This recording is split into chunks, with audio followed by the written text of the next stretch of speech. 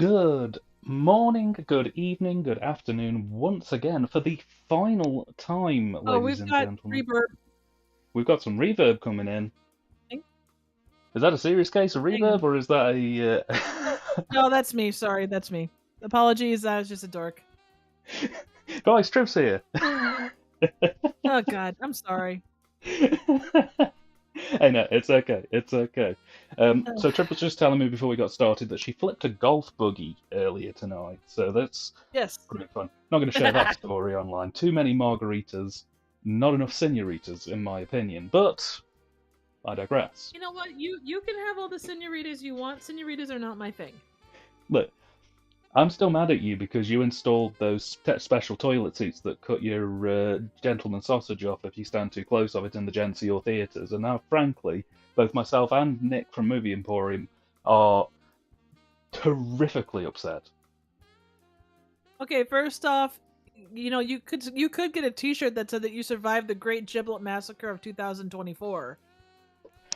I could, but I didn't. Unfortunately, I've got to get it You reattached. It's did. currently in my icebox. Well, isn't that where it should be normally? I mean, depends on who you're asking. I mean, as long as it's not been tossed out a window or Lorena bobbited, out in some ditch someplace. I mean, you know where it is. That's kind of missing the point. I was quite happy with it still attached to me, Trev. Well, now you can, take it now if you want to. You can use it as a boomerang. You can use it all kinds of different stuff. Hey, let me tell you about my best friend. Um, Just as a heads up, Kurt says, "Man, we're getting saucy in here, and we're just getting started." I know, and I'm a bit excited. It's the final part, ladies and gents. We didn't manage to get all of my films done in the last stream that I did with Trev, so we're back again, and we've got 2 boxes of films left to do, and then everything's finished. I'm basically unboxed and set up, and life is going to be good. I'm looking forward to it. It's going to be nice. Well, if your And box is also, open, then there's a chance for your member to have a new home. very true, very true. Although I would probably still like to kind of keep it cold, as I mentioned. I want to try and get it reattached. Ideally, it's not so much that just it has been lost, but the gizzards went with it because I stood a little too close. Um, Oh, yeah, look, yeah. I can't help that, man. I tried to warn you. I know that you repeatedly shouted "Gizzard Crusher" as I went into the gents, but that doesn't really fill me in fully as to exactly what I was going to encounter once I went through the doors of your theatre into the bathroom there. Uh-huh. I think you're Yeah. just trying to put aside the fact that, if you vote for the Jaguar face eating party, chances are your face is going to be eaten by a Jaguar, and this is really no different. I mean, I'm still kind of upset that after me and Kurt took over your theatre, Capitol Hill style, we somehow ended up back to square one. I thought that we were going to set up a brighter future for all, and then you just turned up and said, "Give me the keys back," and Kurt went, "Okay," and then we had to leave. And he didn't even And give he me a did lift the right home thing by either. that. That's why Kurt still has his and you don't. He just left me outside the theatre. I said, "Could you give me a ride?" He said, "Hey, I'd love to, man," and then he just shrugged and drove off. Oh, just as a heads up, we've got Kurt in chat. We also have James. James says, "I have my DVD of The Room unsigned with an advert for Tommy Wiseau underpants for some reason." Kurt says, "Me underwears." James says, "Kurt," and I like to think that that's because he left you outside of my theater. He did. I was the little logo that Santa Claus forgot, or in this case, Santa Kurt. I had to boxcar my way back. Do you know how many hobos I had to give foot baths to? I mean that there are worst case scenarios. Well, true, but I mean, the I biggest didn't. issue you're going to have is the fact that you'd have to find ice to constantly keep your buddy safe. Well, this was it. Me and little buddy, we travelled a long way to get back to Blighty. Do you know how hard it is to get from the fifth dimension to Blighty? Fair point. All the ports got closed So, after Brexit.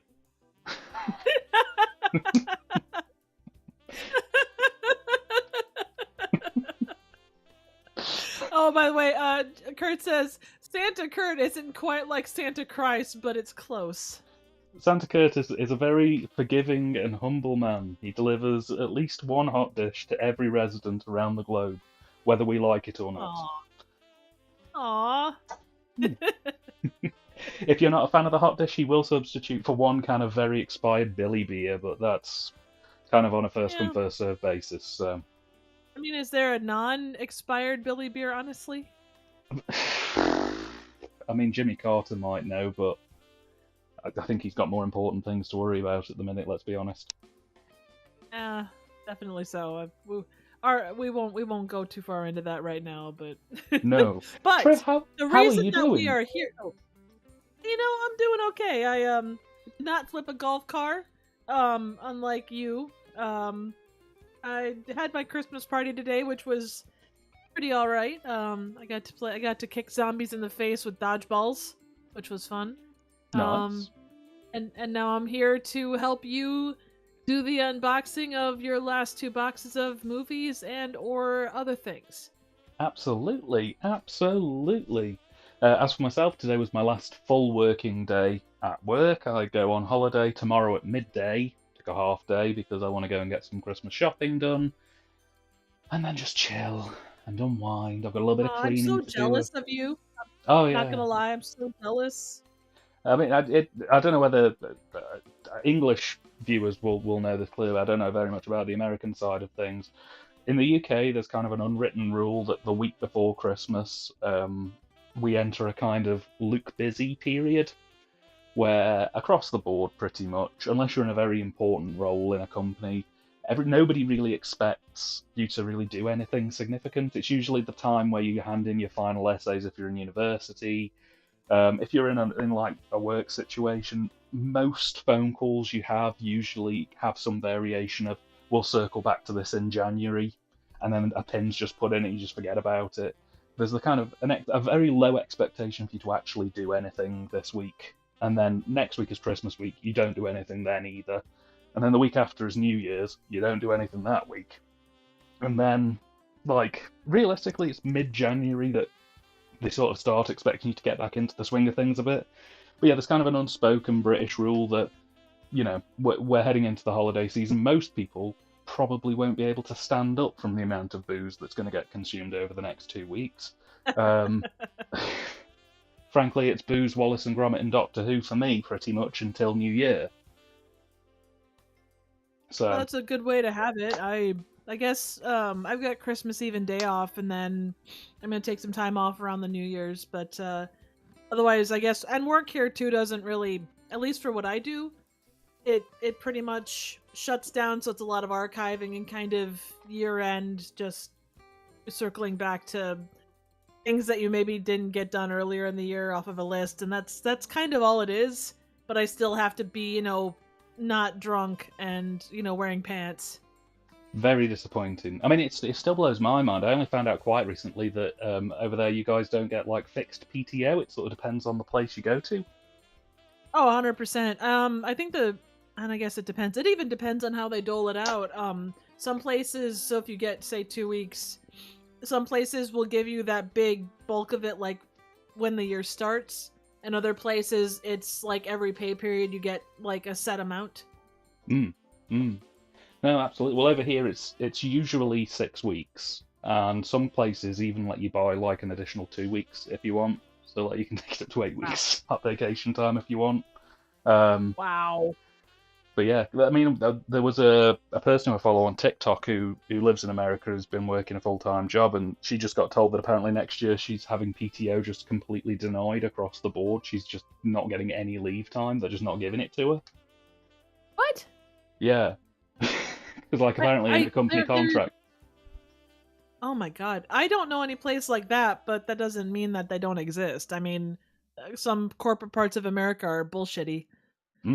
Well, apparently a memo went out where they were saying like because of the economic downturn that is predicted, they're cancelling all PTO. You're just next year they're not giving any holidays, and because it's in the contract that they can decide how much PTO that is given, they've just set it to 0. Wow. There was no minimum threshold. That's the thing too. Like if you have kids or if you get sick, God. I mean, I suppose if you're talking part-time and things like that, it's a little like if you can't show up for work, there's no expectation of like time off. But where you had it in the past and the whole system is, I don't know, it's random, but to have it and then to have them say, "Well, sorry, screw you." So was it holiday? No, straight PTO. It wasn't like getting Christmas off or things like that. No, so she's a full-timer, and she basically, like I say, this memo just came out saying the PTO for next year is 0. Any requests will be declined. It's like, Jesus. I mean, the thing is, you got to bear in mind, like, these are people. I mean, you see how many months that'll last for before you just end up with people either leaving in droves or like mass burnout, ruining the business one way or another. Oh, 100%. Mm. The other thing with that is, you know full well that the people making those policies, it doesn't apply to them in most cases. Oh yeah, yeah. Those CEOs will be enjoying their mega yachts. Oh yeah, Oh 100%. yeah. But shall we switch from PTO to DVD? We certainly shall. And kicking off, I do have a couple of addendums because I did find a couple of box sets whilst rummaging through boxes again. Some are in box one. You found boxes in box sets? I found box sets inside boxes. You're going to have to explain that to me further. Also, Jen just joined the chat. Hello, Jen! Hey, welcome, and welcome again to everybody. I hope you're all enjoying our slightly delirious rant. I haven't had a drink yet, Triv. We don't know, but we'll find out as the night goes on. I'm actually drinking a lovely grape. It's called Grapple cider. It's grape and apple. Ooh, now that sounds good. It's a bit dry. It's a bit dry, but overall, it's pretty decent. Local cidery. Cidery? Is that the right term? Or I don't know. I learned cider. everything I know about cider from hundreds of beavers. So. Actually, it's weird. So one of the people that I worked with, I had made reference to Hundreds of Beavers a few times. And one of them actually went out and saw it, and he said it was a fantastic movie. It's like, yes, win! Woo-hoo! Nice. Score 1 for the beaver. Absolutely. I'm just looking at chat here. James says, I'm unemployed, bar voluntary work on Wednesday morning, so every week is the same. Kurt says, hooray for capitalism, and I'm assuming that's probably sarcastic. Kurt says, Triv is ankle deep in Malort. Kurt, if it was Friday night or Saturday night, yes, I would be knee deep or ankle deep in Malort, but as of tonight, I am not. James says, grifter sounds like an amazing job. All you have to do is sell your soul and throw away your morals, and you can sit on your ass and whinge. Sounds good to me. And that's pretty much caught up. Nice. You may notice as well in the background here, there's a bottle called Krupnik, which is Polish vodka. It is 50% proof. It's a strong vodka, but it tastes like Ferrero Rocher. So it's like my god, that sounds fantastic. Almond vodka. You do 3 shots of it, and you'll see Jesus, which is quite wonderful. Is that really. Are there different flavors of that, or is that the only flavor? There are 4 flavors that I know of, although apparently there's loads of them in Poland itself. I've got 2 bottles of it. I've got the one that tastes like almond chocolate, like Nutella almost, and I've got another one that's cherry Black Forest Gatto. Ooh. They do a normal. They do a normal one that's just the vodka as it is, and they do another one which I think is like a it's like a citrusy one, but it's not heavy citrus. It's like a refreshing citrus rather than like a sharp citrus. Ooh, that sounds awesome. It's like the KFC cleansing napkin of vodkas. And the alcohol content's probably about the same as well, let's be honest. So, but yes, our DVD stream, and kicking things off, I have 1 box set in this box, which is Eurotrash, the complete series. Nice, you told me about this. Yes, a frankly bizarre and ever so slightly cheeky show. Basically, the pitch for it was previously um, the British kind of viewed Europeans as being a bit weird. So what they did was they got two Europeans, these are both French, to produce a show where they take the piss out of the British and the Europeans in the same show by showing weird stuff but talking down to us in quite a sort of dry, charismatic way. There's a reason it ran for 16 series and 2 or 3 specials. It's a very weird show. It goes everywhere. Like one episode is entirely focused on jingle cats, which I'm sure you've probably heard of. Yeah. They did another one which was like a special on Coffin Joe, of all things. They just went to Brazil and started like talking to. Yeah, this was before like Coffin Joe really made it outside of Brazil. They were really, really ahead of the curve. A lot of the stuff they cover. I mean, they do a lot of sort of soft-corey, porny things, which is what most people remember it for. But the surreal stuff was even more interesting. Like one of the ones that always sticks in my mind is an elderly Finnish man who thought he was a penguin, and basically spent most of his life waddling around Finland in a full tuxedo, eating fish and making random squawking noises. He's still alive. That's the bizarre thing. He was in his he was in his 70s and the 90s. He's like in his 90s now. Right. So. Wow.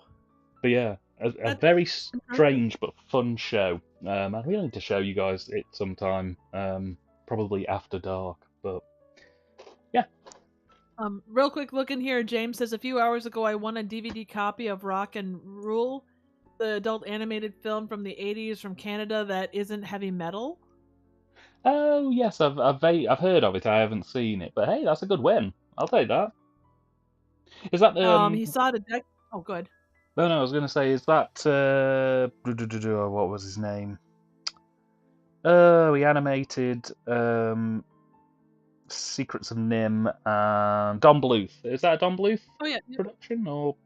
He said, let's see. I think this is. I'm not sure if this is the DVD set is now like 150. Damn you, network. I know Robert Crumb, the underground comic book artist who created Fritz the Cat, was interviewed. No, it wasn't Don Bluth, he says. Sorry, that was unrelated. Nah, fair enough. I always get my adult animators mixed up. I know Bluth did something. I can't remember what it was, though. I think, is it Cool World or something like that? That was Ralph Batchke. Ah, there you go. Speaking of surreal moments in television, Garth Marenghi's Dark Place, the complete series, released not on DVD, on Dean VD. What the hell is Dean VD? Well, Garth's manager was called Dean Lerner, so it's Dean. Yeah, right. Oh, that's so cool. It's such a fantastic series. Oh yeah, really nails the tone of that era of sort of hospital dramas and weird horror. Lots of nice cameos as well. Big fan. Oh, and this one's quite old as well. I think this came out in 2006, and I pretty much picked it up when it actually came out. So yeah, always good fun. Nice. Kurt says we need data, whatever it is. I'll get a mop. Oh. Also, real quick, circling back, James says Joe from Joe Goes Over did a great video on Rock and Rule. I apologize about that, James. I messed that up above, so.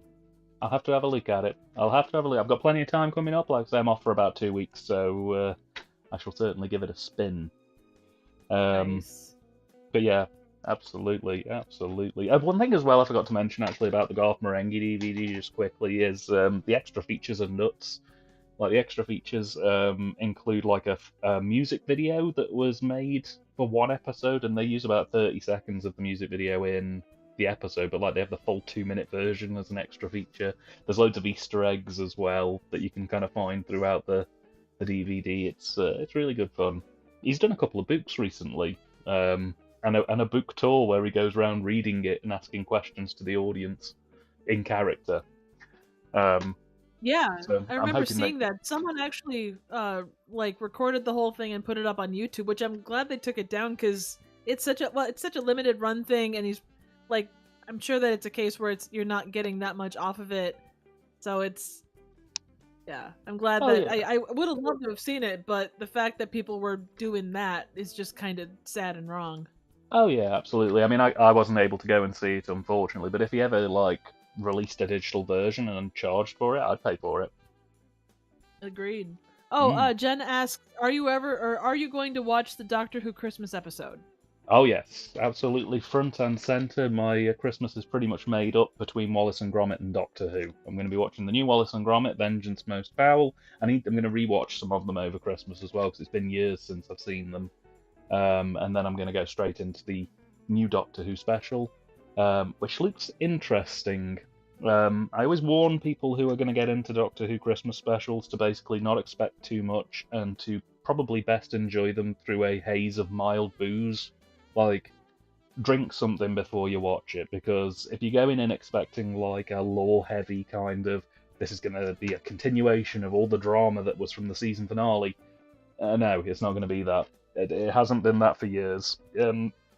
Maybe under Chibnall it was like that a little bit, but no, we haven't had like a proper serious this sets up the next series Christmas special since probably David Tennant's second series or third series. It's Yeah, I think so. That would have been with the Master. yeah. The Christmas specials these days are kind of just goofy runarounds that you put on after you've eaten more turkey than man, and your like blood alcohol could technically be lit on fire. So, I can imagine. speaking of, In chat we've got John just joined us, or John oh, Cleveland welcome, just welcome, joined us. welcome. Let's see. James says I can't wait for the new Wallace and Gromit. I can tell you it is. It looks so cute, and from what I've seen behind the scenes, it looks incredible. So, should be a lot of fun. James also says I rewatched Curse of the Were Rabbit a week ago, and it holds up. So Nice, good stuff, good stuff. Yeah, that's the only one I actually haven't seen.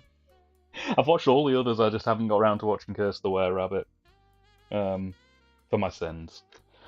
Speaking of Were Rabbits, though, I also have the complete Goosebumps season 1 to 4 in a single set, which is very nice. I cherry pick them. Some of them are a little bit hit and miss, but I used to love the books. So, yeah. Not much to show, really. It's just a black and green box, but yeah. I didn't realize that R.L. Stine was more published than Stephen King. Oh yeah, that guy was like churning out books like I think at one point he was putting a book a month out or something like that. It's just stupid. Wow. Though yeah, I don't know what he's up to recently. I know he's been doing a lot of like comic book work. So yeah. On that note as well, I have another box set of public domain. This one is aimed around sci-fi classics.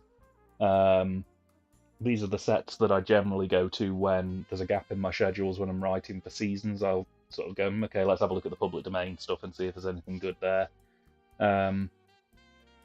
With highlights including The Wasp Woman, Bride of the Gorilla, and Blood Tide. I'm sure that you will not find a better selection of science fiction movies ever. Agreed, 100%. Yeah. And I think that's something for what ails you, regardless of what it is. Oh yes, absolutely, absolutely. Kurt says Galaxy Invaders gotta rep Don Doler. Jen says I actually like the Goosebumps movies with with Jack Black. Yeah, I've heard they're quite good. I haven't actually got around to watching them just yet, but I have heard good things. I think my partner's seen them, so they're on my to-watch list. Hopefully, I'll get to them at some point. So we're into Blu-rays now for a little while. Kicking things off, we do have I Drink Your Blood. This is the deluxe uncensored director's cut. Wow. You very kindly forwarded this over to me because they wouldn't ship it to the UK. One of the main reasons I wanted this set particularly is because the remaster is slightly better than the 88 films version that came out in the UK, but also it includes the double feature film that was married up with this one, I Eat Your Skin. Oh, I've never seen I Eat Your Skin. Incredibly dull. An incredibly dull film. Basically, the reason why the two films got paired up, apart from the fact that one's called I Drink Your Blood and the other's called I Eat Your Skin, is because the distributor who put this film out um, wanted to offload a load of titles that they picked up just based on the titles alone. So they knew I Eat Your Skin was a stink bomb, so they were just like, hey, well, if I pair it up with I Drink Your Blood, which is a much more interesting and cool psychedelic sort of hippie vengeance movie, we might get bums on seats and make a bit of a profit off of this absolute stink bomb, and it kind of worked. But yeah, it's a film from the early '60s. I think it's '62, and this film was That would be '70. about right. Yeah, given how it looks.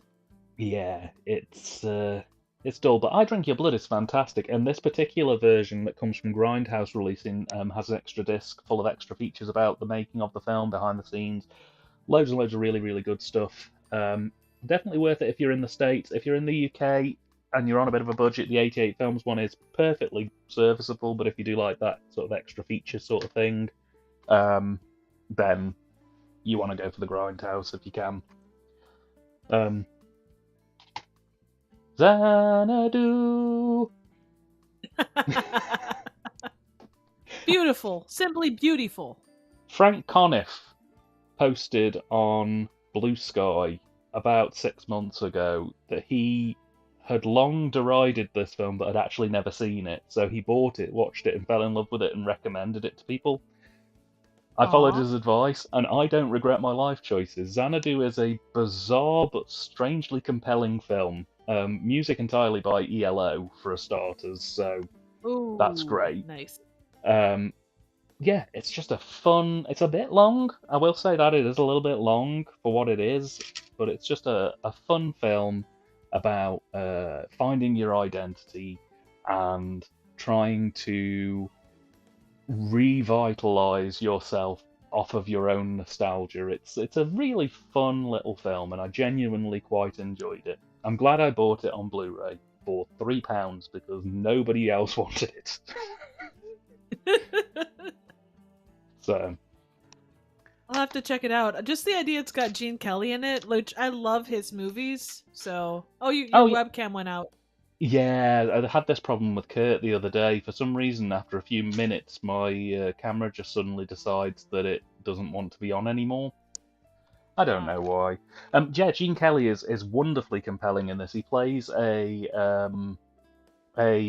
he used to be a musician in an army band, but then he couldn't make money off it, so he went into property and became an architect. And the film is basically about him kind of learning to re-love music and kind of rediscover himself creatively. And he teams up with this 80s artist who's looking for a creative output, and they buy a studio, like a roller disco place, and they call it Xanadu. And I'd explain the whole movie if I went through the basic plot of it. But it's fun. It's definitely worth checking out, I would say. Nice. And on the similar subject to Frank Conniff, of course, he also recommended Manos: The Hands of Fate. So we're giving with one hand and taking away with the other. You mean Manos, the Hand of Fate?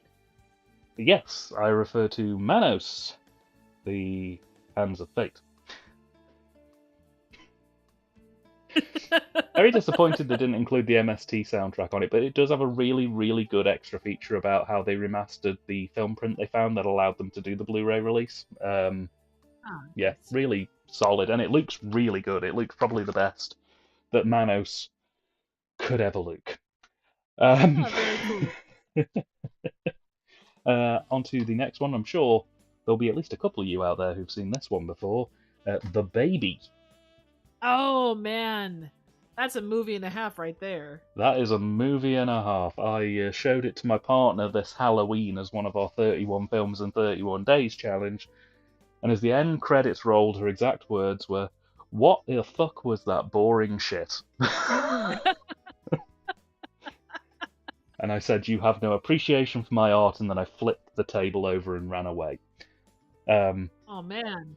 Who doesn't love the film about a trailer trash, slightly redneck family keeping an adult in the mindset of a baby so that they can control him, and a social worker desperately trying to bust him out of that situation. That's not creepy or strange at all. And truly, the way that it ends is so interesting. Not to give anything away, but it is a fascinating ending. Absolutely, absolutely. And again, Arrow Video did a fantastic job on the remaster. The extras on it are really comprehensive. It may even have my old friend Kim Newman on here. Usually these do. No Kim Newman. A little bit disappointed. But, you know what? It's a great film. Do recommend The Baby if you haven't already seen The Baby. Real quick, Kurt says Xana don't, but he does love the score. Jen says your camera is shy. Banner says better background this go round. Class. Thank you very much. Thank you. I finally managed to unpack my booze and my signed photograph of Tommy Wiseau. Those are very important things. Oh yeah. Let's see. James says me, Stefano, and Liam watched Manos a bit ago. It's bizarre. Oh yeah. I would say it's slow burn, but it kind of is and isn't. I mean, the film's only like an hour long, isn't it? So, like... Yeah, thereabout. Yeah, very odd. Banner says the baby is off the RIP, off the rip. John says, yeah, the baby is a weird one. He also says, what's next? The sinful dwarf? Oh, yes.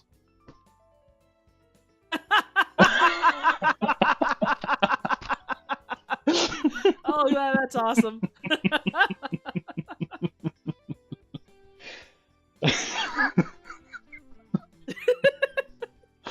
I've got no comment on that. There's no way I could have timed that any better. It was literally on top of the box. John, do you have cameras on Dan by chance? Holy shit. I'm not going to lie, John. There's like 200 films in these two buckets. Hey, John, what's coming next then?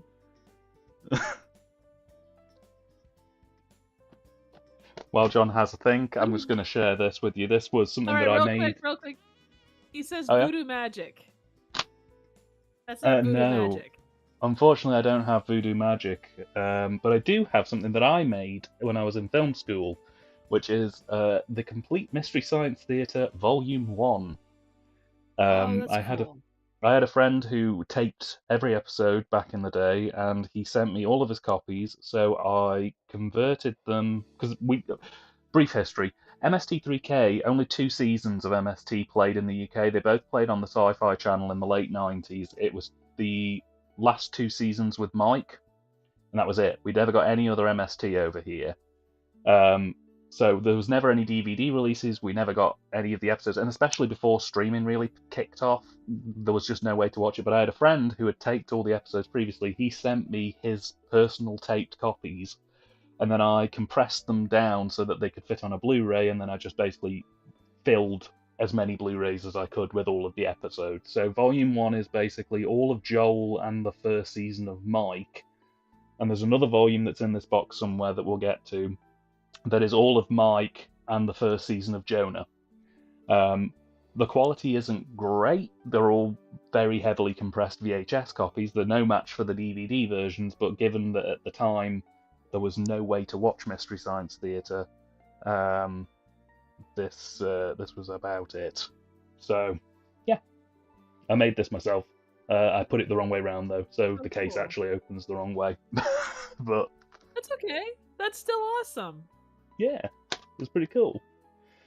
This next one, I can only show the front cover. I don't think I can show the back. It's an adult film called Taboo, and I'm sure that anybody who knows about Taboo knows exactly what it involves. This was from Vinegar Syndrome sale a while ago. I also have Taboo 2, 3, and 4, but I can't show the covers for them because they do contain nudity. So, but yeah. Was this what you did the After Dark stuff on? Was that the Taboo series? It was, yes. Yeah. Nice. So all 4 of them. I mean, I say all 4 of them. There's about 20 of them, but only 4 or 5 of them are actually like done by the same director and writers and have the same cast. After like Taboo 5, I think they all kind of start just going into hardcore porn with vague plots, and that's about it. territory. So, got a little bit of an Ed Wood splurge coming up as well, because I also have a copy of Orgy of the Dead with the amazing Creswell. Nice. Basically, imagine an Ed Wood film, but there's sexy ladies getting their boobies out sometimes, and that's the whole film. And Creswell occasionally pops in like one of the leads from the B-52s to just go, "This is the future I can live with." A bizarre Does this film, look like honestly. it kind of looks like it belongs on like a Hammer film, like the backgrounds and such? Yeah. Well, this is the thing. I think this was quite an early Vinegar Syndrome release. It was number 186, which, given they were doing DVD before this, the best way to describe this film, honestly, is a young couple stumble into a graveyard the night that a ritual is taking place, and then the rest of the film is basically sexy dancing and strip teases, as narrated by the amazing Creswell. I mean, who else would narrate, a series of boob films? Exactly. And that's actually one thing I am looking forward to. Again, Trev very kindly has collected a order from Severin Films, who recently put out a box set of Ed Wood's adult features. Very interested to see what that ends up looking like, because the extra features in and of themselves are more than worth it. I've also got the Russ Mayer films coming my way as well. Hopefully, I'll try and get them reviewed for the channel at some point. But yeah, Orgy of the Dead is. I don't want to say it's a snore fest exactly, but it's a little slow, even by Ed Wood standards. So yeah. On the subject of Ed Wood, I also have The Violent Years. Oh, that's a good one. Which is a great film and highly recommended if you can get a copy. I think Agfa still have some. But yeah, just a very fun little movie about girl gangs. And wolf packs. Oh yeah, they take their thrills unashamed. Kurt says, yeah, but watching MST on tape is a rite of passage for all Misties. Oh yeah. Banner says K Parker, LOL. Yeah, that's the right response to have to K Parker. Jen says boob films with the smiley face. Boob films. Oh yes, only the finest. I will get this one out of the way quick as well. Another boob film called Showdown. I picked this one up in the Vinegar Syndrome sale about 5 years ago because it was down to a handful of copies, and I thought, you know what? Why not? I think it was like $10. Not much to say, really. It's set on a ranch. You can imagine the sort of things that go down in this film because it's set on a ranch. Well, as long as you're back in the saddle. I'm off the horse. I don't know what I'm doing anymore. Oh no. Real quick, Kurt says The Violent Years, the Bobby Knight story. Will not be shown tonight. And then James says the only... Oh, sorry, go ahead. Oh no, I was just going to say, we can bring you these important infomercials. And James says, the only Ed Wood movie I've seen is Plan 9 from Outer Space. It's so charming with just how incompetent it is. I've heard it's the one of his weakest, and I can't wait to see the rest. Oh yeah, I mean, it's got a really good range of genres Ed Wood's work has. My personal favourite is probably Glen or Glenda. If you get a chance to catch Glen or Glenda, that's a good solid one. Night of the Ghouls is pretty good as well, as is Bride of the Monster. Bride of the Monster's fun if you get a chance. I would agree with that one. Is fun. Absolutely. That's probably the big thing with Ed Wood's films. If you go in not expecting too much, like don't go in thinking, oh, this is going to be awful. But also, don't go in thinking this is going to be by any means good. You'll come away pleasantly surprised, I think. They're just charming, goofy films. I think they get even better when you've seen Tim Burton's Ed Wood. I think that really does kind of add an extra dimension to things a bit. So, I would agree. Next up is a bit of a strange one. So it's the Class of Newcomb High Complete Spillology from Troma. It's DVD copies of Class of Newcomb High 1, 2, and 3. I like Nukem High 2. I think it's probably my favourite Nukem High film. 3 is all right. 1 is probably my least favourite out of all of them. Um, Really? yeah, like 1 is a little bit too grounded. With a film like this, I kind of want zany, crazy, radioactive, sexy time, and Nukem High 2 does that for me in a way that Nukem High 1 doesn't. 3, I think, kind of treads water. It doesn't go much further than 2. But 2 is probably my favourite Nukem High movie. Um, because this is a DVD box set and I have Nukem High 1 on Blu-ray, I had a space to fill, so I put Beyond the Seventh Door in there with it. Um, just because just because Appropriate. Canadian Tommy Wiseau does deserve to be slightly radioactive, I feel. So Isn't he already? well, a little bit. I have to be careful actually putting Beyond the Seventh Door next to my picture of Tommy Wiseau, or the two start trying to merge together to form the ultimate Wiseau. Yeah, that is a scary thought. It is indeed. It is indeed. Um, so next up as well is one that I covered this Halloween on the channel. It's Frankie and His Pals. Oh, nice. Yeah, it's a shot on video. I want to say family movie, but it has humping and swear words in it, so it's probably not that family friendly. But it's basically a comedy about all of the Universal monsters being alive after they were supposedly destroyed, and they live in a small backwater town that apparently has a gold mine sitting underneath it. And through incompetency and bad decisions, the entire film is them slowly stumbling on the gold mine without realizing it. And there's a time traveler in it who sort of does some stuff. It's a strange movie. It was made for Japan, and then the Japanese didn't want it because they didn't like swearing culturally, so nobody bought it. And then it just kind of sat on a shelf for 30 years until Severin and Intervision picked it up. I love the story. Like, the stories behind some of these are so much more interesting than the movies themselves.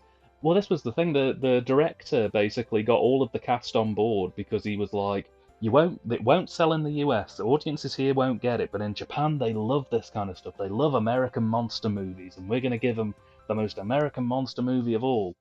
The only problem was he had no connections to anyone in Japan, and he didn't realize that Japanese people don't like extensive swearing, and this thing is full of it. So when he finished the film, he spent the rest of his entire life trying to sell this film to some Japanese distribution company, whilst having absolutely no connections to anyone in Japan.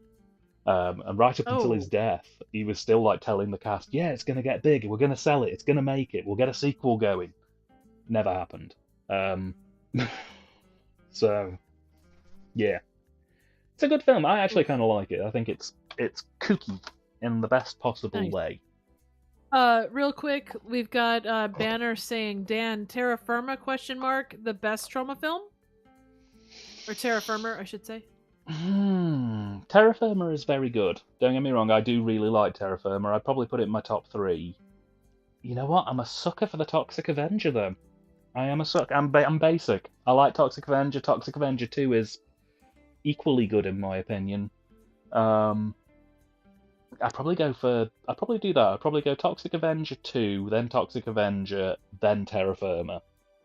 And then probably Troma's War is probably on there as well. Okay, cool. Mm. James says they don't like swearing. Oh, bollocking bugger arse to that. How dare they disapprove of the language of the swears. So the next up is a double pack, and I'm going to be careful with these because there's nudity on the front, so I'm only going to show the back. It's a 2-volume set from Severin Films. One is called Late Night at the Pono House, and the other is called The Bizarre Art Theatre. And these two sets I shall It's move not called quickly. The Bizarre Theatre.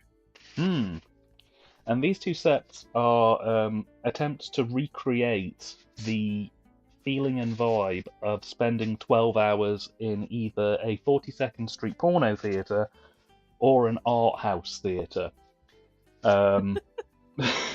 Like literally, you open the case and inside it's got like a full itinerary of like film 1 starts at this time, intermission card, film 2 starts at this time, And you can literally, if you put these two films back to back, you can have an entire day where you're just sat watching surreal art house cinema and grotty, low quality pornography if you're so inclined. Um, might do that on the channel at some point. If I can rip enough of the discs off, I might try and stream them through Discord so that we can really change the atmosphere of the Discord for the worst. Absolutely. If you want an idea of the tone of movie that's on these sets, one of the films that's included is a film called The Geek, which I'm sure connoisseurs of bad cinema will know very well as one of the first Bigfoot porn films. Yeah. Makes Night of the Demon look like bloody Frankie and pals, honestly. Yeah. Jen says she really loves the packaging. Oh, yeah, they're really cool packaging. This is recycled cardboard all the way through. Wow. Again, I wish I could show the front cover because it's got this really nice artwork of a woman being sacrificed by a demon goat. It's a 12-unit show, so there's 12 films back to back to back with interval cards and occasional intermission title things. It's great. I really have a soft spot for those box sets, but I don't watch them nearly as much as I should. I mean, not that it helps here, but for at least some folks, you could probably drop it in Discord. They can sit in front of it. Absolutely. I will put these to one side, and I'll take a picture of them after the stream and post them in, just so that we've got them. Yeah, absolutely. And Kurt says, "God, it's got to be so sticky." Oh yeah. Yeah, well, there's a reason it's recycled card. Well, in a way, that actually makes it worse. If it's recycled card, it's not wipeable. It's not wipeable. And unfortunately, if you live in America and you buy a copy of these sets, a very sticky usher comes round every couple of hours and flashes a torch in your eyes and asks if you paid for this show. If you're lonely, that's maybe the best case scenario. Almost certainly. Almost certainly. The next one is a Shudder original. It is Deadstream, which is probably one of the more entertaining horror films that I've seen in recent years. Non-studio as well, which was quite nice. Well, non-major studio.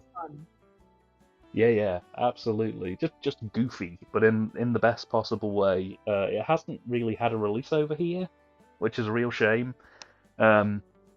I know that Vinegar Syndrome has paired up with Shudder and that they're going to be putting out, I think it's 12 films over the next few years on Blu-ray and 4K, and I really hope that this is one of them.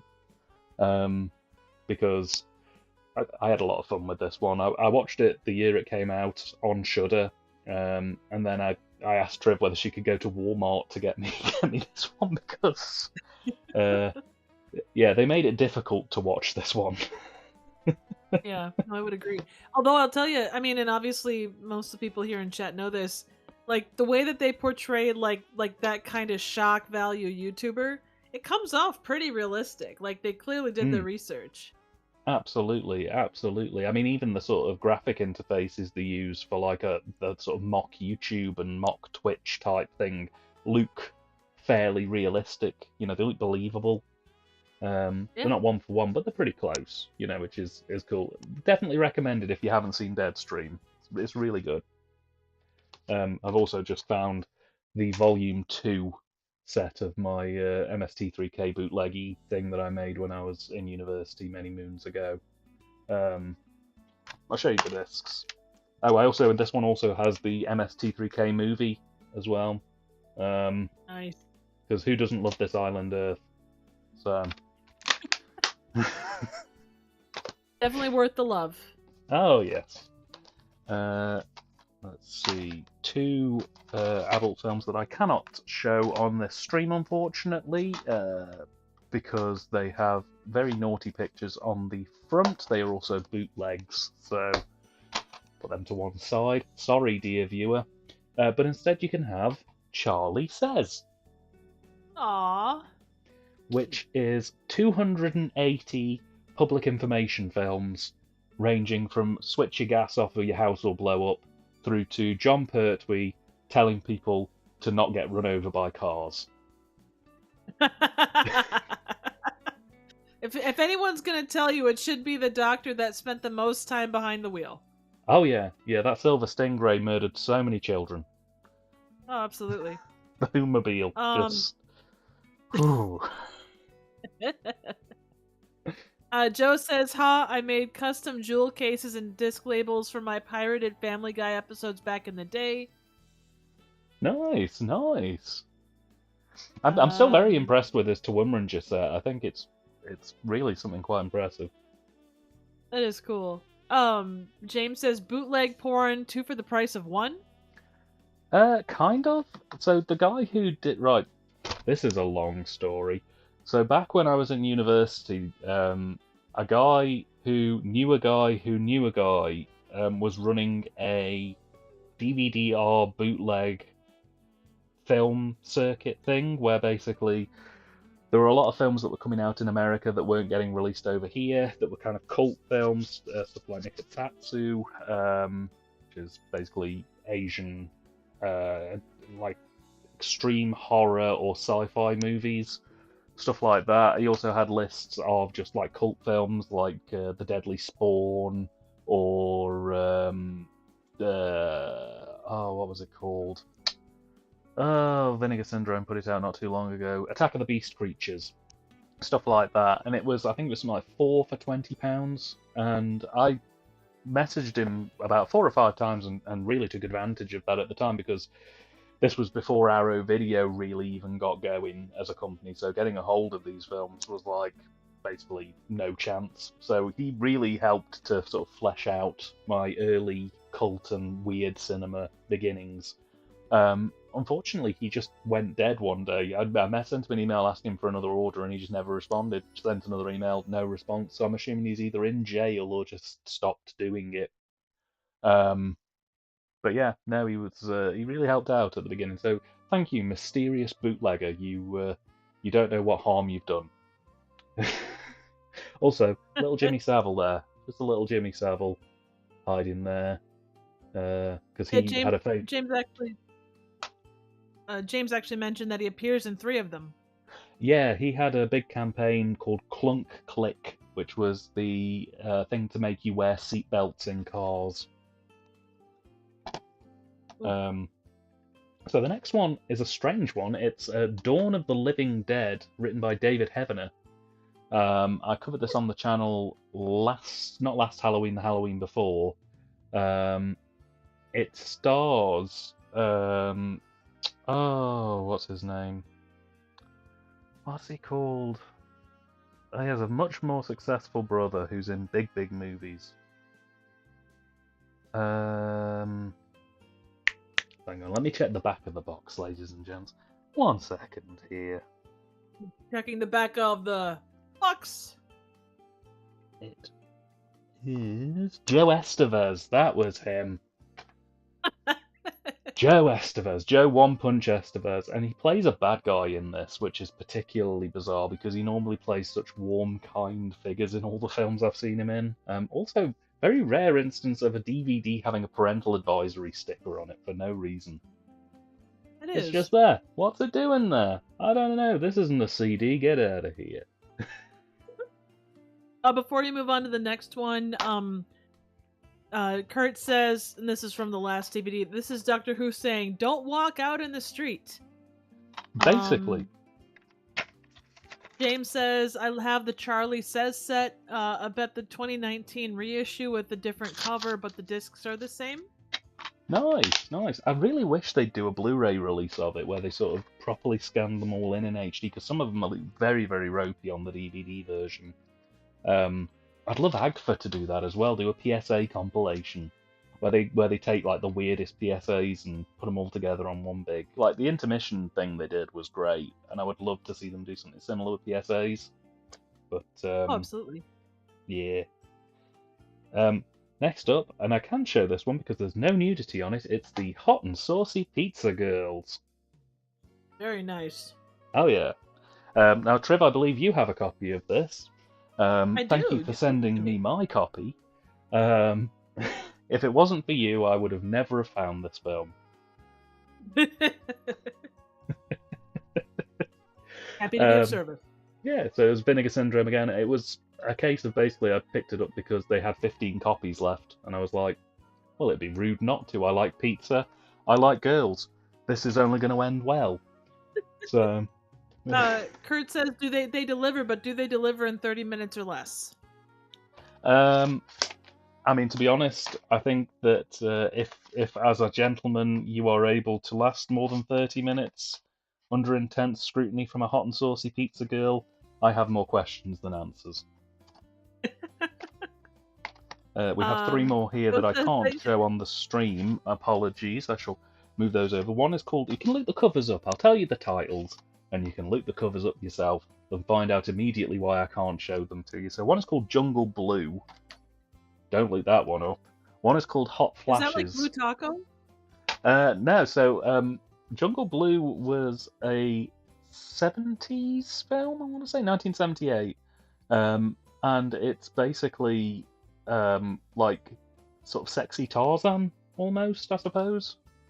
It goes to strange places, though. And then there's a double header of the Naughty Network, which is, hey, imagine if cable TV was porn. That's the whole premise. I mean, depending on the time of day. Yeah.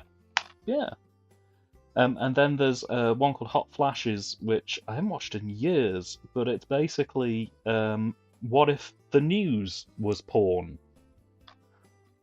That's the whole thing. You know, you got to start with some kind of a premise. I love the premises that start with, what if blank was porn now? What if pizza was porn? What if Mr. Plinkett was porn? Isn't he? I just assumed he always was. Well, you know what? Maybe he is. Maybe he is. Cronenberg's Rabid. Ooh, very nice. It's a good film.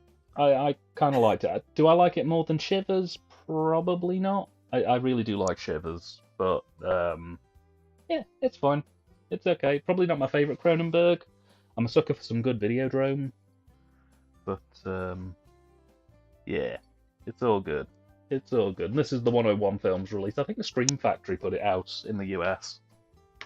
Nice. Going straight into... Real quick, Kurt... Oh, sorry. Kurt says real quick, we're going to need to watch these movies in Discord. If we could survive Bat Pussy, we can survive these. Yeah. Well, the thing is, these films aren't necessarily... I mean, there are a couple of very strange ones. But like Hot Flashes and the Naughty Network aren't that strange. Jungle Blue is. Jungle Blue is very odd. Hot and Saucy Pizza Girls is a bit odd as well. It features a storyline where the girls are slowly being picked off and molested by a giant chicken. Played by John Holmes. But I don't make the rules.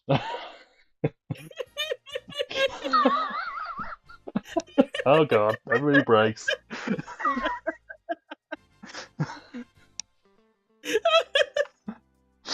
my god, it's so bad to say that's funny, but it's funny.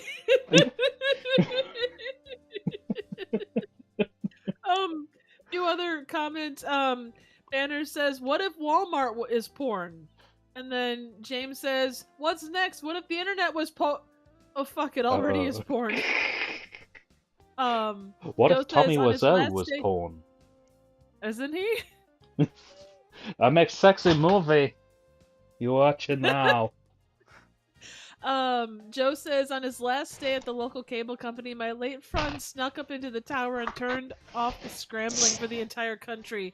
We were getting all the hardcore porn channels for free. Huzzah! I'm only seeing wins here. Absolutely. It took them weeks to figure out what happened. Joe says, what if what was that trauma film about chickens? Poultrygeist? Oh yeah, Poultrygeist, Night of the Chicken Dead. KFC is in real financial trouble to make that kind of promotion? Kentucky Fried Cooking.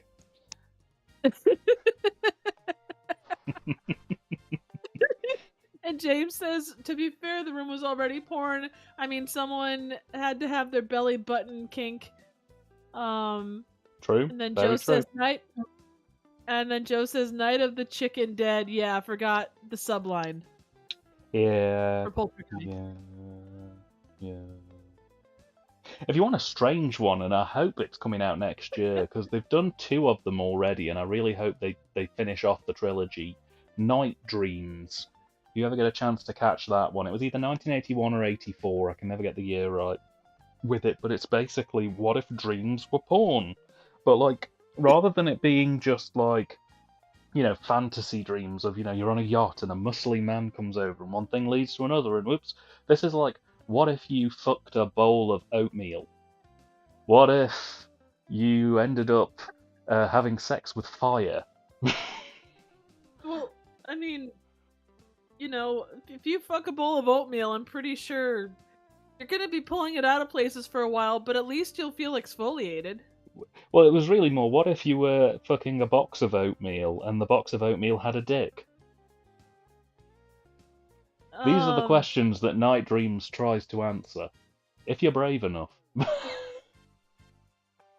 I can't honestly say that those are questions. Oh, Joe says, who wouldn't want to fuck oatmeal? Exactly. That sexy bowl, the way the steam gently rises from the heated oats, the doctor telling me the skin grafts have been successful. It's everything you want, and more. Night Beast. Absolutely. Music by J.J. Abrams. So, yeah, this is the Vinegar Syndrome release licensed by Troma. Troma now retain the license to it. So if you want a copy of Night Beast, you can go for the Troma version, which is not remastered very well. The Vinegar Syndrome one looks a lot nicer, in my opinion. We've been long overdue some Vincent Price, so here's The Last Man on Earth on Blu-ray. Just a great film. Really good fun, solid science fiction. And the Blu-ray version really cleans up.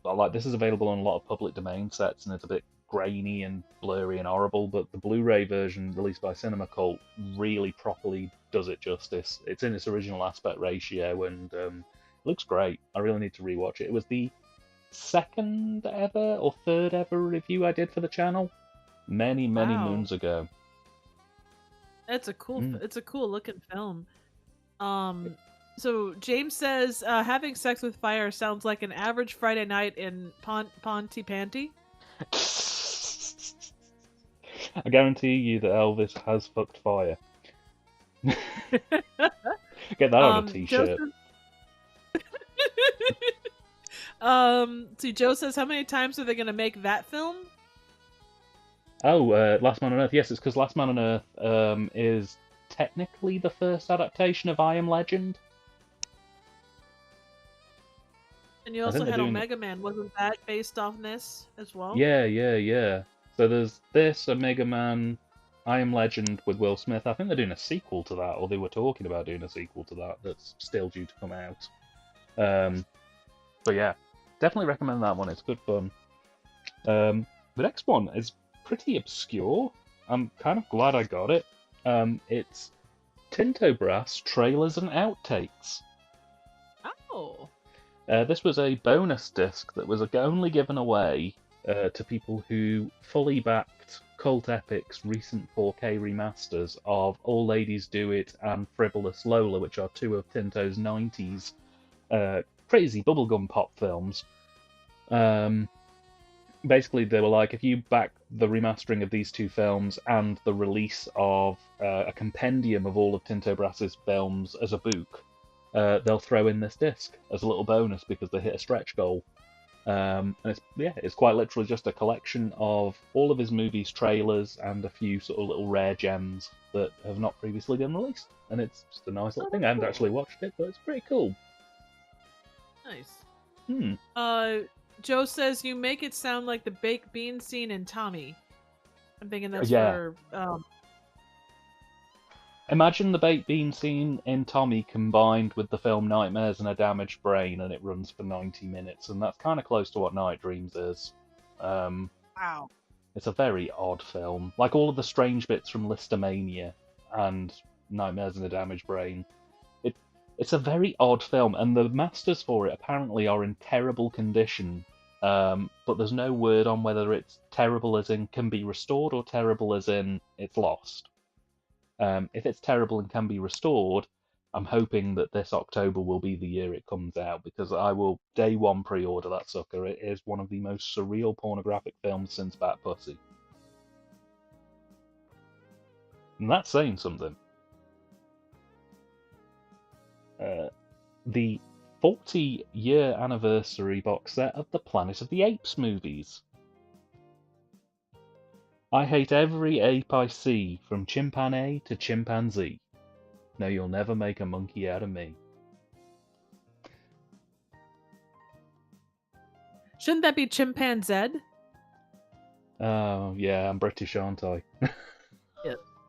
Oh, crikey, oh gosh, I've done a blunder is what I've done. I'm going to retreat back to the comfort of my warm Blu-ray boxes for composure. Oh, yeah. I freebased all. I'd never seen Planet of the Apes until about 3 or 4 years ago, and then I freebased all of them over the space of a week. I did one a day for 5 days. Wow. I love the Planet of the Apes movies, or even the last one, which is particularly tenuous at best, is fun in a goofy, weird way. And I really love the MST3K ape riffs. I think they're really good fun. They're very good. Yeah. Desperately need a rewatch. I've got these on my dock to rewatch as soon as possible because I've also got a box set of the new Planet of the Apes movies, and I haven't watched those yet. So I'm really looking forward to going through the whole thing with a fresh set of eyes because Charlton Heston in the first two ones is just nuttier than nut rock, and I just love this entire series all the way through. It's just big, goofy, monkey fun. And who doesn't love monkey fun? Real quick, Joe says the British clearly have an unhealthy relationship with baked beans. Yeah, I'd agree. This is Joe also says they finally made a monkey. Not a monkey.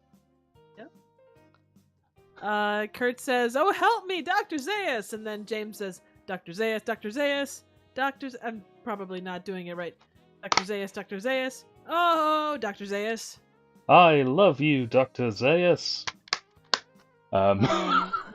Joe says, real quick, you guys conquered 3/4 of the planet, and you still have food like you do. Yeah, well, the thing is, we're built to last. We're not built to taste. Fair enough. That explains a lot of my film collection, actually. No, you didn't let your film collection make a monkey out of you. My film collection's built to last. It's not built for taste. Speaking of taste, J.R. Bookwalter's Ozone, which is probably the best film that J.R. Bookwalter has ever made. I haven't seen Side Effects May Vary yet, but this was the film he did after the SOV 6-pack. And it was basically his make or break. After he did the SOV 6-pack, he was kind of like, I'm going to make one more movie, and I want to do it on my terms, with a budget, exactly how I want it. And if it flops, then I'll quit making films. If it's a success, then we'll carry on. It was a success. It did very well. It's a good film. It's weird. It's kind of a psychological sci-fi film. It's a little bit similar to things like Videodrome. The Substance is probably a good modern comparison as well. It's about a mysterious liquid. Brain Damage is probably another close comparison too. It's a good film. And you can get it on MakeFlix. Go check out MakeFlix if you get the chance. It's an SOV store, but they do really good sales. The only reason I haven't really bought anything from them in recent years is because I bought everything they had. So it's like I can't enjoy the sales because I already have everything. Release more stuff, MakeFlix, and I'll buy it. Absolutely. Ozone does sound good. Let's see. Banner says Dan loves Bookwalter. It says I'm a sucker for The Dead Next Door. Agreed. A really solid entry. The Blu-ray version that you can get from MakeFlix is really nicely remastered versus the DVD version that does the rounds. Um, yeah, it's good. Is it like Romero good? No, but like for a zombie movie with next to no budget that was produced by Sam Raimi and Bruce Campbell, it's surprisingly well made. Um, Especially given that it was really like a first go for Bookwalter, whose previous film experience had included sort of making short films and being an extra in Day of the Dead. So Really?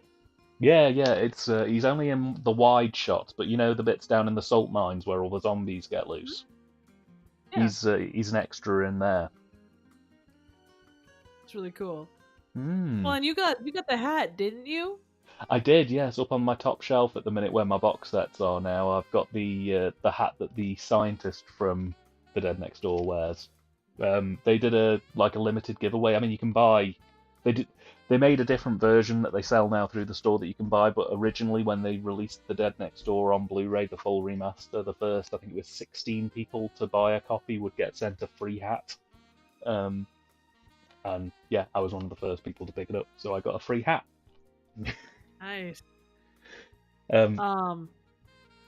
so next up is Village of the Damned. Um, Ooh. really like Village of the Damned. It's a great film, and I really want to try and get the sequel, Children of the Damned, at some point.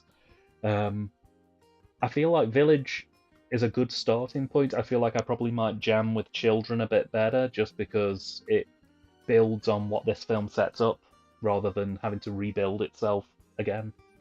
Very true. But it's proper cool 60s sci-fi horror. It's kind of it's got a little bit of a late 50s vibe to it a bit, but yeah, it's cool. I like it. Yeah, they did a very good job with it, and the children were definitively just creepy. Like they Oh yeah, cast very well. very well. And Real quick, James says, "Now you're thinking, I hope that's shepherd's pie in my knickers." oh god, not again. He also says, "More Blu-rays need free hats." They do. I'm a big advocate for throwing in some free stuff with your DVD box sets. Definitely. Speaking of which, this is a box set that started this season of TYTD Reviews. It's the New York Ninja. Ooh, very nice. I got the limited edition box set when it first came out, which comes in this nice hard case. But yeah, good, really just fun film and very interesting production history. It was a thought lost film that was never completed, and Vinegar Syndrome put a bit of extra money into it and got a load of celebrities to basically re-record the entire soundtrack because all the audio tracks were lost for it, and they basically rebuilt the film and finished it from the ground up, and it's pretty cool. Recommend it. I think they still sell copies of it in Vinegar Syndrome, and if you get the chance to check it out, I would highly recommend it. It's got a really, really good soundtrack, like a really good soundtrack. That's awesome. Hmm. Let's see. Jen says, "I used to buy DVDs just for the fun stuff or the free stuff." John says, "Great flick." Kieran has joined and says, "Hello, and how is everyone doing?" Hello, Kieran. Welcome to the stream. Right, let's pull another one up. So this one is from TerraVision, who are a very good company. I just wish their international shipping was a little bit better. They put some really good stuff out, but the sales aren't great if you're an international customer, and the shipping isn't particularly great either. But they do put really good stuff out. They did this box set, which is Video Violence: The Snuff Collection. It's Video Violence 1 and 2. They are shot on video movies. Video Violence 1, the best way to kind of describe it is it's like The Wicker Man if The Wicker Man took place in a video store. Oh, nice. Which is That great. actually sounds pretty cool. Yeah, it's really good. It's about a guy who works in a video store, and he goes home one night, decides to check through the returns bin, and he finds an actual snuff movie has been returned. And he starts investigating, and it goes a bit deeper than expected and goes into weird twists and turns. And then Video Violence 2 turns that on its head and basically goes like full-on eccentric comedy. And it's basically like a pirate hijack broadcast where a group of deviants are torturing people on an illegal television broadcast. it's really neat. It's just a nice idea. And they've done a really good job of cleaning it up. And again, there's tons of extra features on here that really make it worth the price. I don't know if it's still in stock, but if it is, I recommend you check it out. Nice. We're back Real in... quick. Oh, go ahead. What? Sorry. No, you go ahead. You go ahead. James says children are really good at being creepy. The other night I saw The Corpse Can't Play, the only surviving episode of a mostly last BBC horror anthology series, Late Night Horror, and it's a prime example. I watched that over Halloween myself because it was recommended by Diamanda Hagen, who is a very good cult movie YouTuber. Yeah, it is a really interesting piece of television. It's very slow burn, but the end twist, the last couple of minutes of that episode, is borderline haunting, honestly. Really powerful, especially for TV in the sort of mid to late 60s. Genuinely powerful television, and I'm amazed that so many episodes of it are missing. Because like every episode, when you read the synopsis for them, you're like, bloody hell! If they did this with The Corpse Can't Play, what have they done with this episode that doesn't exist anymore? You know. Oh, great. Really good, really, really good. We've got some more adult films here, and I can show them because there's no nudity on the box, which is great. So I'll hit you with the first one, which is the original Emmanuelle. Nice. Had the VHS copy, decided to upgrade to the Blu-ray. The Blu-ray looks incredible. The VHS is very washed out. It's watchable, but it's a little bit fuzzy around the edges. I mean, it is nearly 45 years old. No, it'd be older than that. It's nearly 50 years old. So yeah, this Blu-ray scrapes the mold off it. It's gorgeous, and the location work is fantastic. It really, really sparkles. Yeah, Kino Lorber. Real quick, Kieran asks, "Is the Tommy portrait in the back or signed? Sorry, is the Tommy portrait signed properly?" It is indeed. It says to Daniel, love Tommy Wiseau, and then it's the date, which was June 2020. He also signed my copy of The Room, because that was what gave me that autographed picture. And on the autographed copy of The Room, I think it just says something like, to Daniel, be good, love Tommy. Which is fab. One other real quick thing, James says only 6 episodes were made. One of them was a remake. One of them was remade as an episode of Tales of the Unexpected. Oh, nice. I'll have to go and see what the Tales one was. There was one that I remember reading the synopsis for where it was like a couple end up in a village, and everyone disappears from the village, and there's like a clock that's chiming, and it keeps chiming like out of sync with the time, and they need to figure out what's going on with it. And it's kind of like a trapped psychological horror that looked really interesting. I'd love to see how it came together. Debbie Does Dallas 2. Not a good movie. Not a good movie at all. Oh man. I know. I had such high hopes. The original Debbie Does Dallas isn't bad. As a pornographic movie, it is perfectly serviceable on a technical level. Debbie Does Dallas 2 is a sad film. You watch the entirety of it just being like, oh, because everybody in it is leading miserable lives and is having a horrible time and doesn't want to be there. And I say that both for the characters who were in the movie and the cast. No one really wanted to do this. It was money that made them do this. Right. Yeah, it's just a depressing movie. Then there's this. Tanner says, Dan does Denmark 3. Who told you about my private life? My secrets rumbled. Kieran says, oh, sorry, go ahead. I know, I just said my secrets rumbled. Kieran says, I have the French Blu-ray of Emmanuelle. It's a director's cut, which unfortunately lacks the smoking scene. Oh, yeah. There's, this version's the fully uncut one. The final act of Emmanuelle is a very difficult watch. I'm not going to go into detail with you because it's a bit triggering, but let's just say the 70s were a different time. They were? Let's see. let's see. Kurt says she has sex with Jimmy Johnson and his hair for the whole movie, as in Debbie Does Dallas too. Basically. I mean, the film opens with Debbie having been kicked out of being a cheerleader for the Dallas Cowboys, and basically beaten up by some members of staff. She's got a black eye for most of the movie. Um, Oh, yeah, and you're just like, this is the bulk of the film is just Debbie moving in with her crazy aunt who runs a brothel, and her kind of adapting to brothel life. It's just filled with sexual assault and really sad and depressing characters who are just always like telling their tales of woe. It's a very upsetting film. I don't. It's almost like it's almost Bat Pussy level odd in the sense of you kind of watching it and going, who is this for? Who bought this for a good time? I think they should be on a list if they are. Um, but yeah, the one that is currently on screen is a film called Corruption, as if the title didn't give it away. It's a political espionage porno film. Um, there's not a lot of sex in it.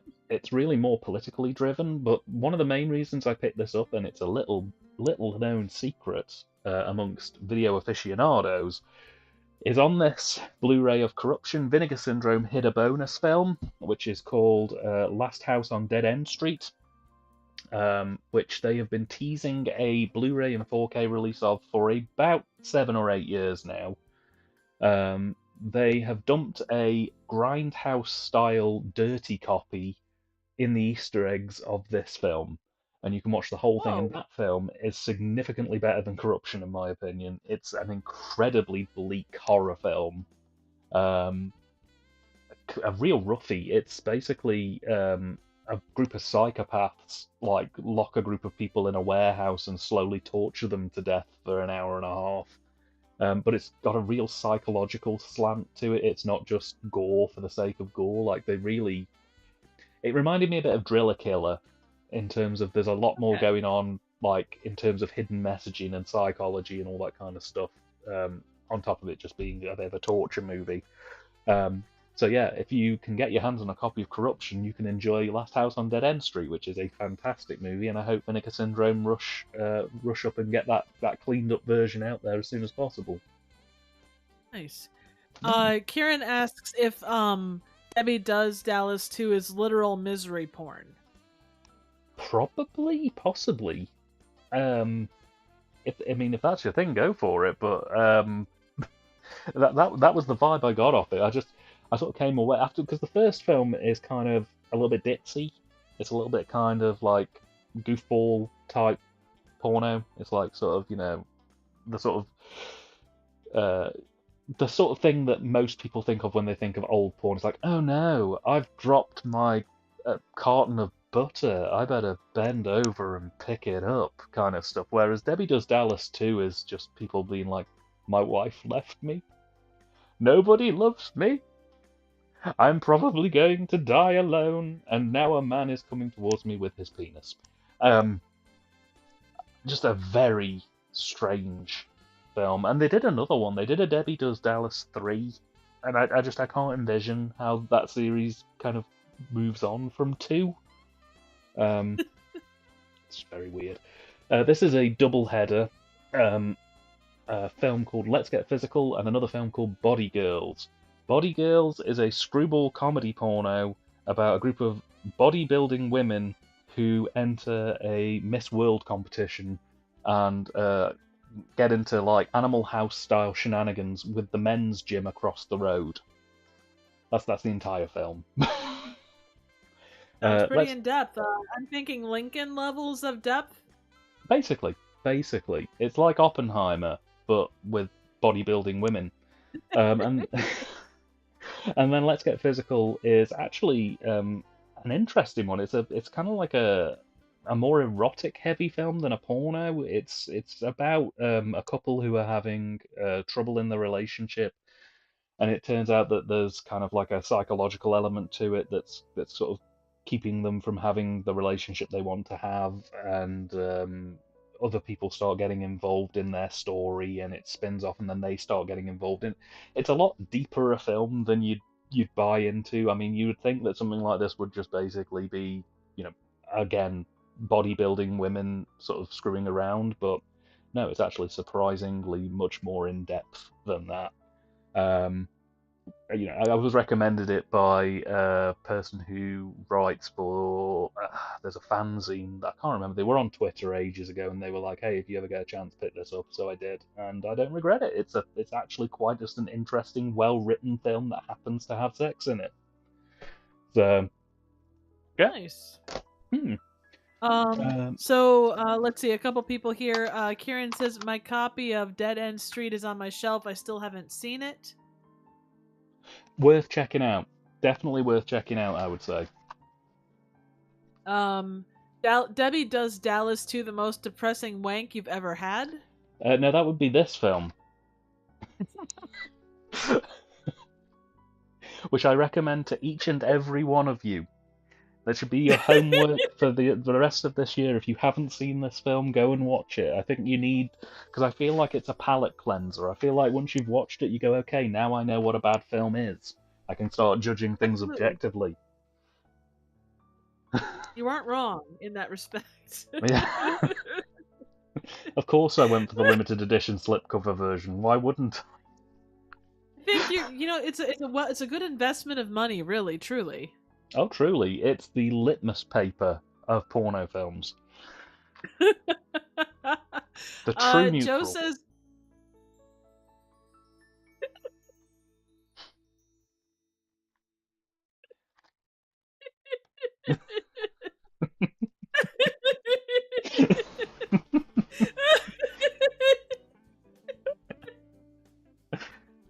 Oh my god. Okay, there's a couple of comments that I missed and you need to hear them. Okay. Debbie Does Dallas 2 sounds like a Red Sovine Christmas album. Well, this is a story about little Debbie. Many of you will probably remember her from her cakes and various adult features. But this is a completely different story. Folk music softly playing in the background. Pa said, "Oh, it's okay, we'll make it all right." I hear Debbie crying sometimes late at night. Joe says, and I apologize, I'm not sure what this is in reference to specifically. The only depth I'm interested in my porn films, ... I'm thinking it was in regards to Let's Get Physical disc. Yeah. Kieran says, I haven't seen these Golden Age XXX movies, but should honestly Behind the Green Door sounds mental, and Marilyn Chambers is smoking? Yeah, Smoking? Agreed. Let's see, Catholic High School Girls in Trouble is the best Golden Age XXX film, Joe says. I still need to check out The Farmer's Daughters. That was one that got sent to me quite recently. I'm not going to go through my to-watch pile, by the way, on these streams. I think I mentioned it last time just because there'd be another 5 or 6 parts of this if we were going to do that. But The Farmer's Daughters was sent to me. That's a Golden Age one that apparently is very controversial. So I look forward to seeing what's up with that one. I can imagine. Let's see. James says, I've seen it already, as in Bat Pussy once was too many. Jen says, no, I'm good. Kieran says, nah, I'll stick with Batman Returns. Thanks very much. I think I've seen this now like 5 times in the last 2 years, and I'm going to keep watching this bad boy, and there's not anything any of you can do to stop me.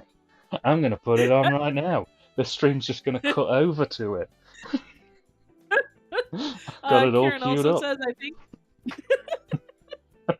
Kieran also says, I think I saw the Snobs review for it and that was enough for me. Well, funnily enough, you mentioned that Brad Jones actually just released his first novel. He's been writing it for a while, and apparently it's an expanded universe adaptation of Bat Pussy that just fully fleshes out the world. It sets up this Gotham City that's protected by a woman who rides a space hopper and her vagina twitches when crime is being committed. It's like a full, in-depth, like, few 100-page novel that sort of, like, adds in, like, the city that she lives in and various villains that she fights and all sorts. So, yeah, if you're looking for a stocking stuffer this year, check out Brad Jones's adaptation of Bat Pussy. You will not be disappointed, I guarantee it. We have one more here I need to share with you. I was the opposite of erect while watching Bat Pussy. In fact, my knob fell off. I was just about to say mine fell off too. I think it was a mutual experience amongst men that it just falls right off. There's 1% of men who it has the exact opposite reaction to, and we exile those people promptly. I can't show you. I can't show you the next one. It's Alex Dorenzi's Babyface. If you want to Google that one, I think that this is probably on a technical level the best made porn of the 70s. The camera work on it is phenomenal. He is shooting things in a way that wouldn't be shot like that until the early 2000s. It's a wonderful technical work. Script-wise, a bit iffy, but the actual camera work on it is very impressive. And this one will probably make... A bad script on a porn is unacceptable. Agreed. Oh, my camera seems to have gone to sleep again, but it's okay. We will fix that now. The next one, Kieran probably knows more about than me. I have seen it twice, but I haven't watched it much more than that. And it's The Beast, also known as Le Bête. It's a strange film. It's psychological erotica. It's about a woman whose partner is either physically turning into a beast or is psychologically turning into a beast, and she starts fantasizing about what this beast will, quote, do to her. Now, I can't say that it's a full-on adult film because it's released by Arrow Video, or their Academy branch, but there is certainly some very interesting erotic scenes in this film. I don't know if I can necessarily recommend it. It's a weird film. It's probably worth watching at least once, but yeah, it's something that exists. Kieran says, I have indeed seen La Bête, but only once. I also have the Arrow edition. That'd be the one I've got over here. Yeah, it's an experience. That's for sure. It's more of a satire on the bestial urges of the bourgeoisie culture, or in bourgeoisie culture. Thank you. I'll keep that in mind next time I give it a spin. Real quick, also, Kieran says, does the titular appear in the novelization of Bat Pussy? I hope so. I hope that they bring back the two people in the actual film. I want to see their lives, how they got to that warehouse. Whether the word she is said in the novel at least 55 times.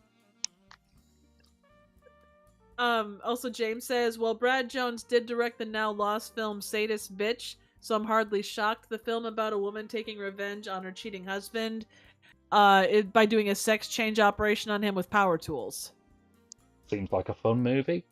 Movie. Apparently was lost after someone he was staying with's landlord stole Brad's DVD collection and pawned it. I wonder what person bought Sadist Bitch from the pawn shop, though. Speaking of which, Sadist Bitch. No, it's TerraVision's Santa Claus. I got the limited edition slipcover again for it. It's a shot-on-video movie about a weird stalker who is fantasizing over a pin-up model and slowly devolves into wanting to murder people. And it's fine. It's fine. Christmas Evil is the high watermark of Christmas horror films for me. That and Black Christmas. This is fine. It's kind of, I put it on the same par as Jack Frost, the horror version, not the Michael Keaton version. But yeah. Okay, Fritz the Cat is next as well. I've only seen it a couple of times. It's a little dated. It's well made.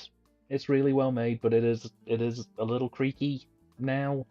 There's some perfectly relevant points still to it, but yeah, it's very much a film of its time, I would say. James, I think, has mentioned Fritz the Cat a few times in chat. So funny you mentioned that. He says I have the Arrow DVD with the shit transfer. Oh, nice. Kino Lobar is mine. I picked it up recently. It actually looks pretty decent. If you can get your hands on it, I would recommend it. Kurt says, I prefer the Itchy and Scratchy meets Fritz the cat. Yeah, seems fair. Seems fair. Yeah. Then we have Forbidden Zone, obviously.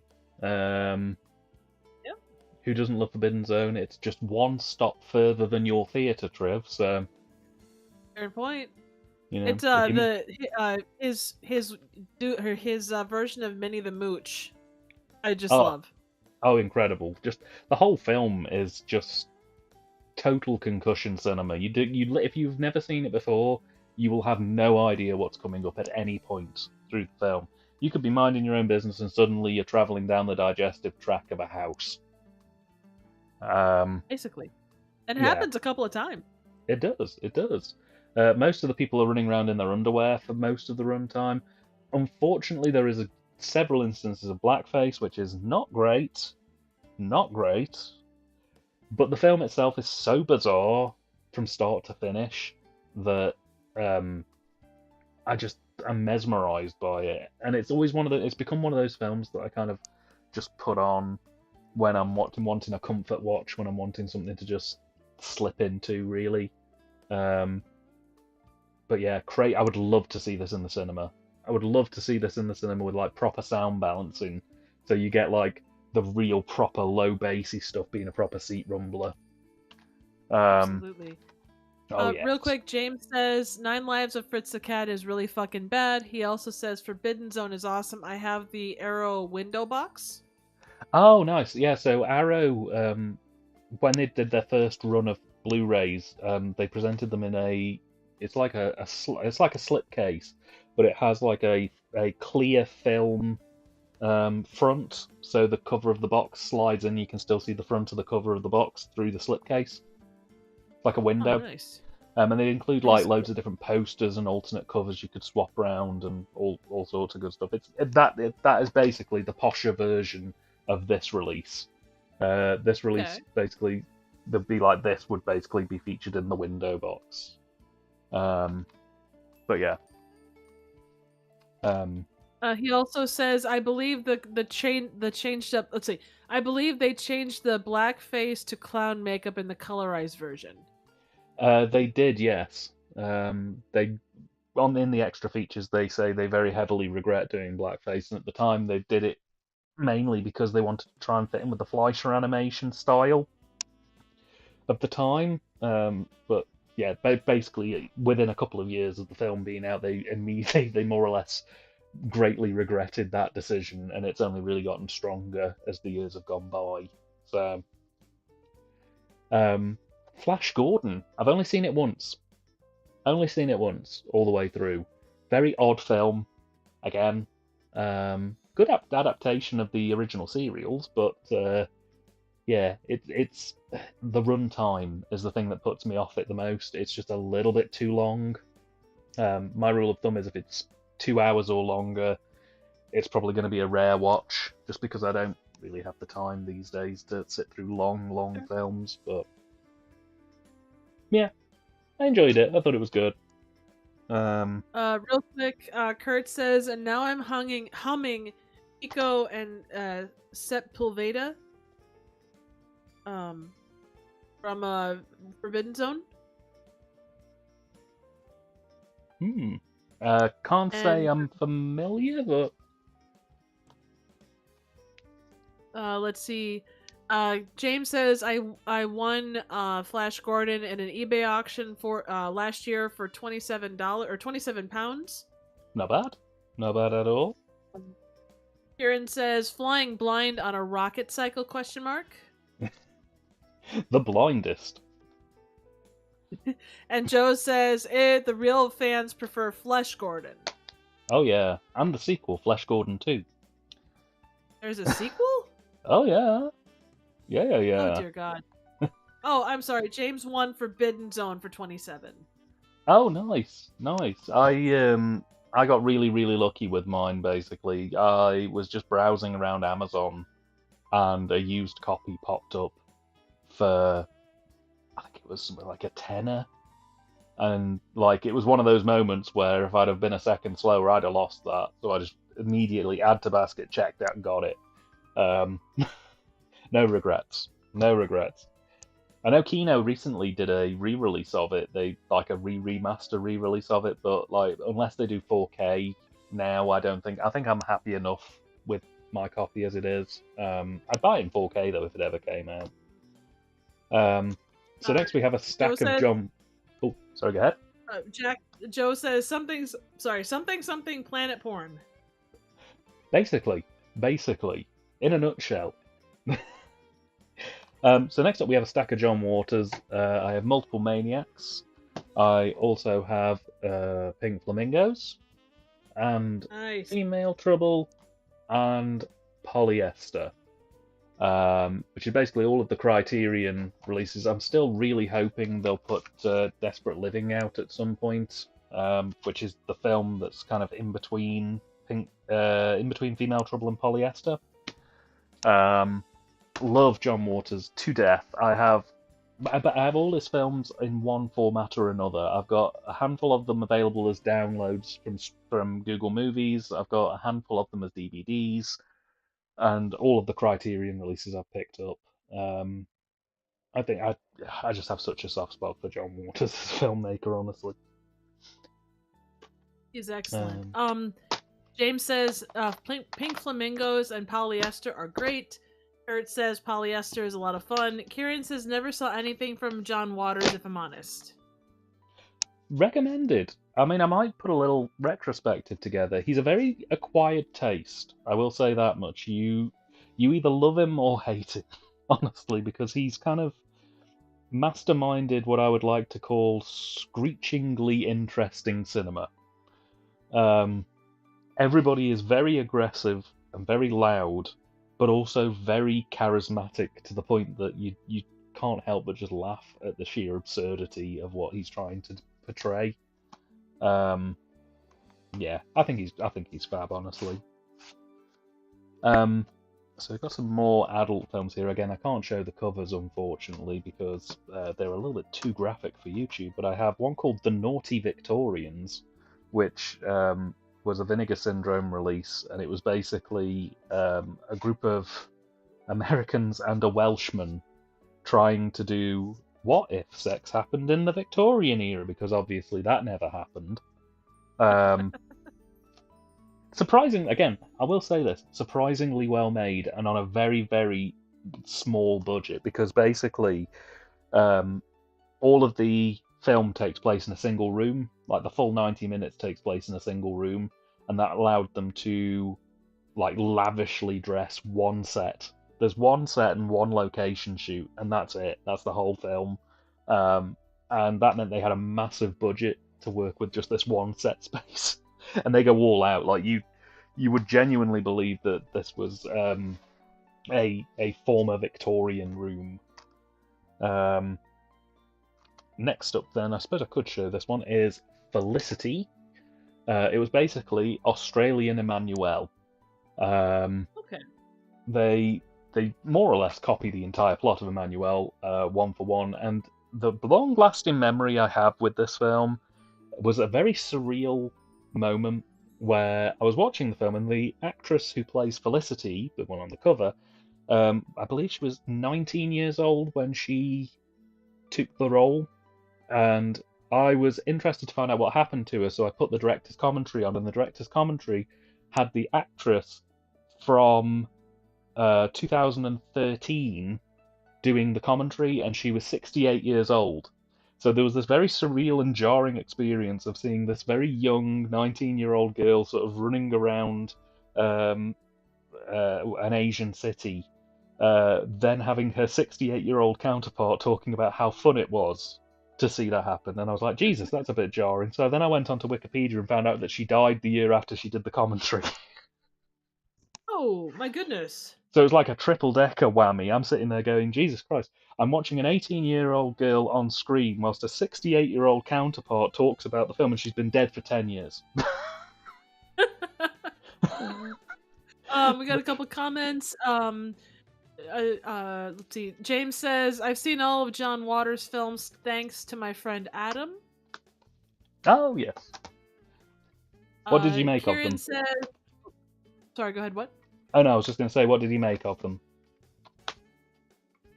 Oh, let's see. Kieran says, don't mention waters and taste in the same sentence, especially knowing he filmed the dog scene. Oh yes. I showed that to somebody who it really is not John Waters' audience once. I made them watch Pink Flamingos from start to finish, and they sat in stony silence right up until the dog scene at the end. Um, and his exact words were, "Oh God, he's not going to."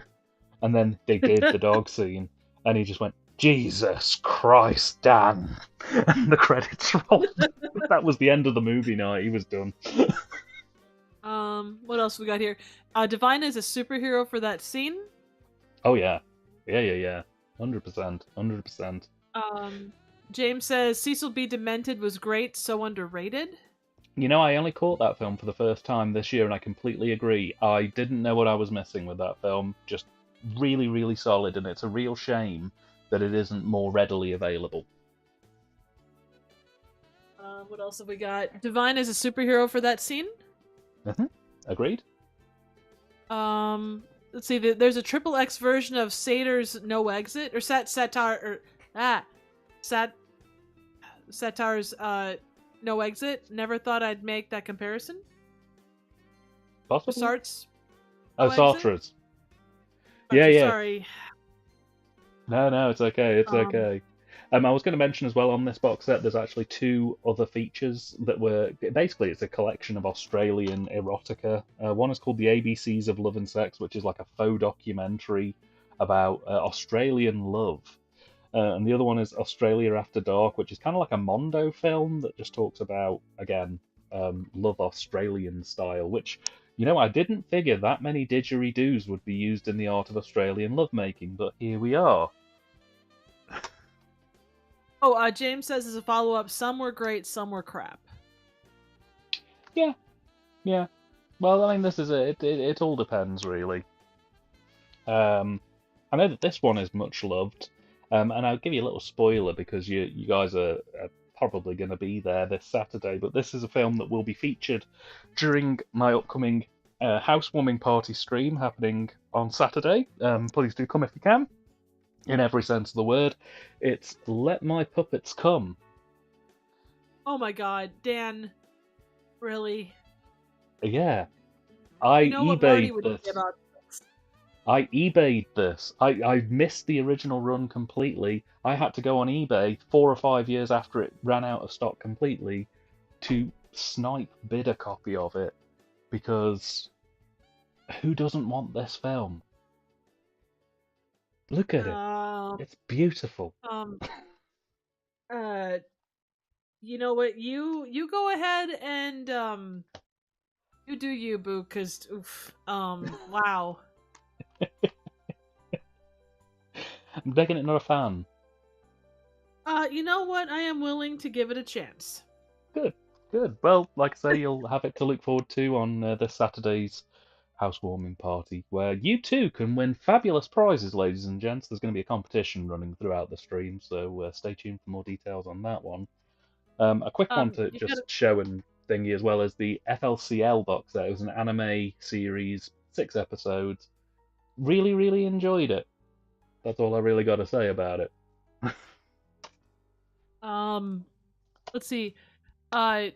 Jen says, LOL, I'm okay. I don't want to see the puppets have sex. Disappointed. James says, I showed that to Liam and Stefano last year, and fuck me, I did a double bill with Fireman Sam in Action, which is a porno without the sex. Oh god. Jeez. And Joe Brave says, men and women here. Fooly cooly. Oh yeah, love me some Fooly Cooly. Love it. I haven't caught the new seasons that they put out recently, but that original '99 show, that hit me hard. That was one of those sort of right place, right time kind of shows for me. This documentary is one I can highly recommend. I think it's called I Think We're Alone Now. It's about two obsessive stalkers of the artist Tiffany, stalking Tiffany. in real time. Um, Oh. yeah, and it's a fantastic documentary because it really puts you into the mind of sort of fandom and extreme fandom and kind of stalking culture and all that good stuff.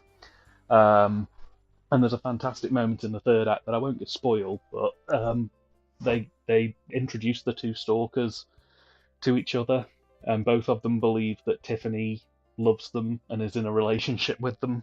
So both of them are just very confused when they meet each other. But I'll save that. It's definitely worth picking up. There are a very limited number of copies on Vinegar Syndrome's website right now. I watched it probably about 2 decades ago when it aired on Channel 4 in the UK. But yeah, it's fantastic. It's a really interesting documentary. Trev, care to comment?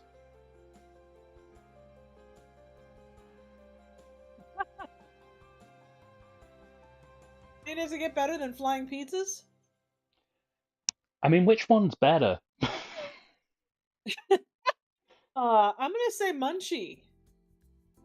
Okay, you got that Dom DeLuise thing going on. I do very much. Plus, I just really enjoy flying pizza. Who doesn't love flying pizza? And honestly, if you're gonna have a conversation, like an awkward sexual conversation, why wouldn't you want it between people in a school setting? I mean, I personally love that this came out under Scream Factory's label, like the horror boutique. Oh yeah, I mean it is kind of horror-ific. Okay. Well, I'll leave it down to our people in the comments to decide as to which one is the worst one. But I think any film with Dom DeLuise is probably on the right side of history. Oh, real quick, I forgot a comment on Let My Puppets Come. Kurt says, Jim Henson's Let My Puppets Come, babies. Oh. Oh no. Oh, do you reckon it's liquid or do you reckon it's just stray felt? You know what? I'm gonna say that it breaks all the rules and goes liquid. Ooh. I don't want to be the handler responsible for cleaning that liquid off of felt. I'm sorry. Oh, James has the answer. It's silly string. Perfect. And with that clarification on puppet ejaculate, we move on to My Neighbor Totoro.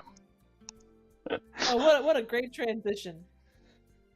I love My Neighbor Totoro. It's such a wholesome film, and the fact that it sits in my collection warms my heart a little bit. I really need to get more Ghibli. I really do. I enjoy Ghibli films tremendously, but it's the same problem I have with Disney on Blu-ray. They're so goddamn expensive, and they never drop in price almost. Like, it's one of the few instances where I would probably lean more towards streaming just purely because the cost of trying to physically buy all of the Ghibli films, you'd be running $1,000 easy.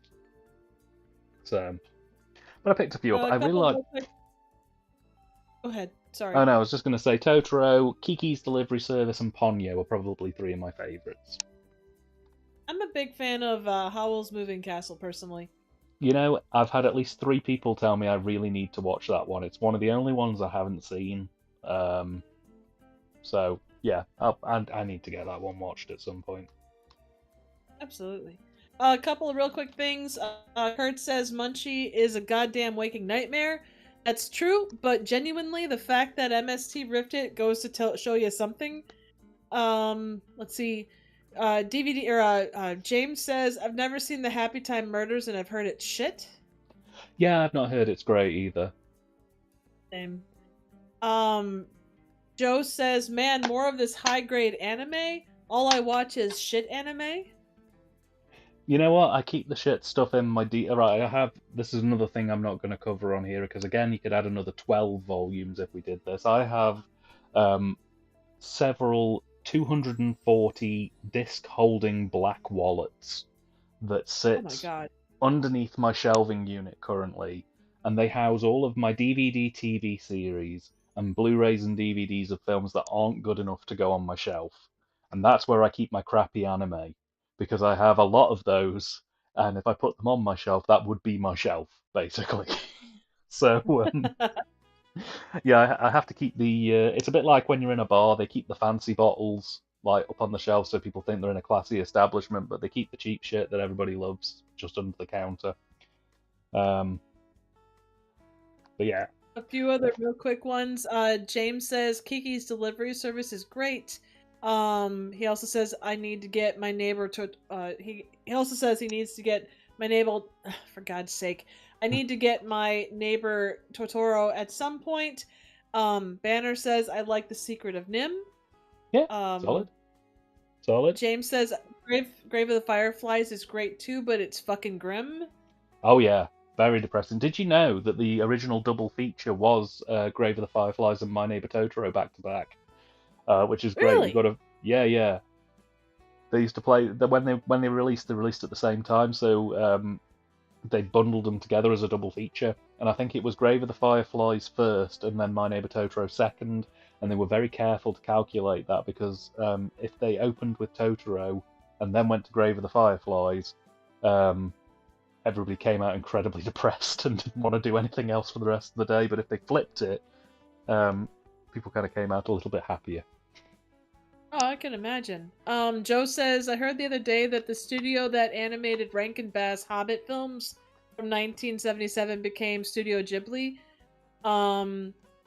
Jen says they're stopping making Blu-ray players now, which I'm sad you don't own anything anymore. But which James says is only Samsung and LG that are getting that at the moment. Joe says, I feel better now, Dan, knowing that you have crap anime. He tells me to stop drinking Malort. Let's see. James says, funnily enough, Stefano showed me both Grave of the Fireflies and Totoro as a double feature years back. Nice. Let's see. Jen says, Battle Royale. OMG, I love that. Oh yeah, this is they've got 3 cuts, I believe, of the film. I have a soft spot for Battle Royale. I had such a long gap, about 10 years, where I didn't watch it, and then I finally respun it again, and it still holds up. It's still a really solid film. I don't know how good Battle Royale 2 is. I haven't seen that one, but the original, can't fault it. It's fantastic. One of the only other 4Ks that I have, I don't have a lot of 4K films, but this is one of them, and it was the hit of last year, and a very personal soft spot of my own, Barbie. Nice. Love Barbie. Barbie was just a cool idea, and it was one of those films where I didn't even debate whether to go for the Blu-ray because it's such a colourful and vibrant movie. 4K really lends itself to it. The blues and pinks just really pop. It's just such a fun little film, and I love the fact that it didn't just go for the easy option. They actually really kind of went for something a bit deeper and more interesting. Yeah, I have a real soft spot for Barbie. If you haven't seen Barbie, go watch Barbie. It's great. I'm sure everybody's seen Barbie at this point, but go watch Barbie if you haven't. And then swinging the pendulum right back again.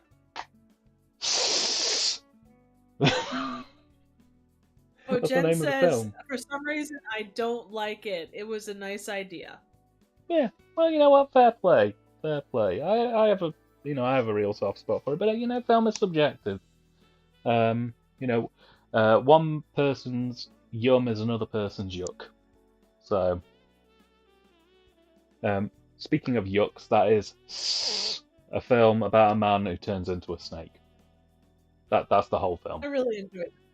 It's an incredibly interesting film. I liked.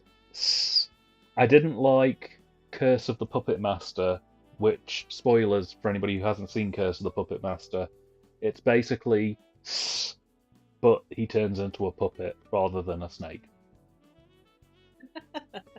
It's awful. It's a horror. This film is all right. I didn't love it. I didn't hate it, but it was all right. Curse of the Puppet Master is terrible. It's an awful movie. Don't even get me started. And then another 4K. Didn't intend for this to be 4K. It was just cheaper somehow to buy the 4K than the Blu-ray. It's a double feature of Slumber Party Massacre 1 and 2. They're fine.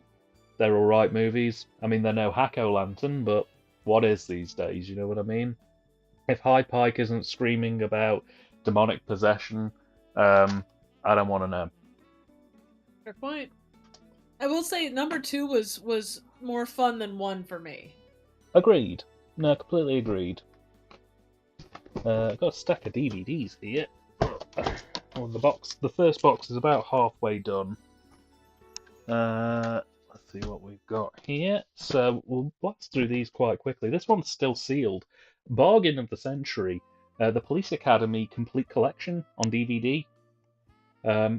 It was 7 films, and it was £15 for ages and ages and ages. And then after I think about 7 years of coveting it in the local supermarket DVD section, they put it on clearance for £5. Wow. Which is, yeah, it's like less than 50p a movie. So Joe says gargle with some sulfuric acid and do a Hyde Pike impression. Damn it! It's great. It's just great. What's not to like about Hyde Pike? But yeah, you get all 7 films. I've not seen any of them. I've heard they're very good fun. I'm looking forward to that one personally. Kurt says you don't need to watch Police Academy 5 through 7. Now, is that because they're bad, or is that because you're trying to hide the best films from me so that you can lord it over me as king of films? James says 1 through 4 are the only ones worth watching. Kurt says they're bad, real bad. Okay, I'll give him a little swerve then, I reckon. Nice Blu-ray box set, by the way, of this. It's Thriller: A Cruel Picture, which was a film that very heavily influenced Quentin Tarantino. Really good film. Really good film. I believe it was made in Holland, possibly? Don't quote me on that. But it's a revenge flick. And it's solid. It's got fantastic cine. The plot is very rich and complex. The characters are all very interesting. The payoff is incredible. There's some really solid action sequences in it. It's grimy and gritty and dirty, and I love it very much. It's a really good film. And Vinegar Syndrome released this lovely box set, 2 Blu-rays, well, Blu-ray and a 4K, that contains like 3 or 4 different cuts of the film, because it had different cuts for different distributions. Some are more violent and more explicit, others are a bit tamer. Yeah, if you haven't seen Thriller and you are strong of stomach, I would say absolutely go for it. It's a fantastic film, really good thriller. The next 3, I'm going to just put up all at the same time. They were all gifts from Triv from last Christmas. 2 volumes of the Three Stooges. The other 2 I've watched, they're up on my shelf, but I haven't got around to these 2 just yet. I'm really looking forward to them. Nice. Love me some Stoogery, just big on the Stooges. And this one, which I'm really looking forward to watching tomorrow, which is the Peanuts Holiday Collection. It comes with It's the Great Pumpkin Charlie Brown, It's Christmas Charlie Brown, It's Thanksgiving Charlie Brown, and It's Christmas Again Charlie Brown. Nice. Really just nice hug in a mug type cinema, and I'm very grateful that you gave me these, Triv, because they've genuinely been very influential. I've very much enjoyed them. Absolutely.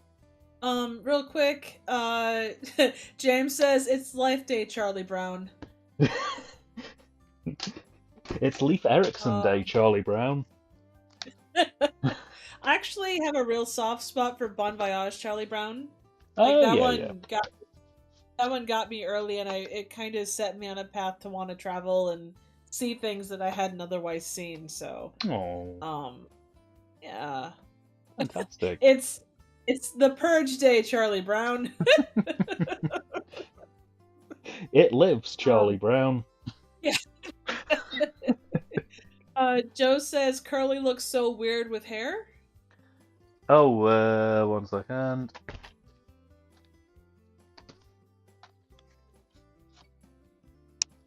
Is that one? I don't know what else it would. Yeah, I think that's This a was wig the other though. one. He was wearing a hat. Oh, I think it's probably the wig. No, the cover. There, you're I covered. or no, it said no the cover, as in the front. I don't know. I don't- There's a few other ones. Jen says I love Police Academy, but I don't appreciate it aging with me since it came out in '84. All I hear is "Oh, happy anniversary, Ghostbusters!" Ghostbusters. I'm like, no, please. Oh god, and then they had the toy range. I love a good Police Academy toy range. Monsters Crash the Pajama Party Spook Show Spectacular. If you can get this version specifically, get this version specifically. It is starting to get rare to find. I picked this up. In fact, I can tell you the exact year I picked this up. Well, I can't tell you the exact year. I can point you to the exact year. It was the year that James Rolfe mentioned this on Monster Madness. Importing stuff from the US at that time was notoriously difficult, at least for me. But I managed to swing it at a little bit more expense than I would have liked, and I have not regretted that decision ever since it turned up. It's a fantastic DVD filled with Easter eggs, extra features. There's about 4 full-length movies on this thing. Um, it's just a great release, really, really good fun. You did this one on you reviewed it this year, yeah? I did, yes. It was another one that came up, and that was one of those films where every year since the first year I'd started the channel, I've wanted to talk about it. So it's been such a relief to actually be able to sit down and finally, actually go with it. We have another pairing here, which is Jack Frost 1 and 2. They came from MVD. They're fun little Christmas movies. I don't care if they're not particularly well made. They're fun. I like that they're Oh, they're fun. great. Yeah. And a little bit raunchy. Yeah, a little bit. And I'll tell you, like, whoever the production company is behind them is very, very protective of them. Oh From yeah, personal experience. very. In fact, I think I've had at least one. The thing is, the guy who directed him, I think his name's Michael Cooney. Um, he claimed my review of Jack Frost, but he didn't do anything with it. Like, he's not taking income from it or anything. He was just like, I claim it, do what you want with it. Right, okay. It's weird, but okay. No I doubt. can't show the slipcover for this because it's boobies, but don't open till Christmas. A British slasher Christmas movie. Who doesn't want that? I picked up the version with a slipcover, which doubles as a Christmas card, which is quite nice. But yeah, it's fun. It's an all right movie. It gets a bit gritty and bleak. I probably need to rewatch it this year. It's due a rewatch. But yeah, another Joe double. says right before he died, he did a cameo in one of the Shemp films after his stroke, and Shemp replaced him. He became the snoring guy on a plane train. He had hair so unrecognizable. Oh yes, I remember that. Yeah, that was a shame. If you ever get a chance, check out the Simpsons Three Stooges sketch. There's a bit that they did where they do the Three Stooges if they were old people. Oh, that's cool. I just I'll pop it in the Discord probably after this stream, but I can't help but just giggle like a schoolgirl whenever I watch it. Another double header here. I'm just going to show these two. Zombie Flesh Eaters 2 and 3. They're about as good as you can imagine them being. I think it's probably the best way to describe them. Technically, Zombie Flesh Eaters 2 is Zombie 3, Zombie Flesh Eaters 3 is Zombie 4, and then Zombie 5 is currently in my to watch pile, and it's basically Alfred Hitchcock's The Birds if the birds were zombies. Another one, Sleepaway Camp 2. Inside the case is Sleepaway Camp 3, because I couldn't be asked to keep 2 and 3 in their own boxes on the shelf, because I only really ever watch 2 and then very rarely will stick 3 on for a laugh. But yeah, I like Sleepaway Camp. I enjoy it.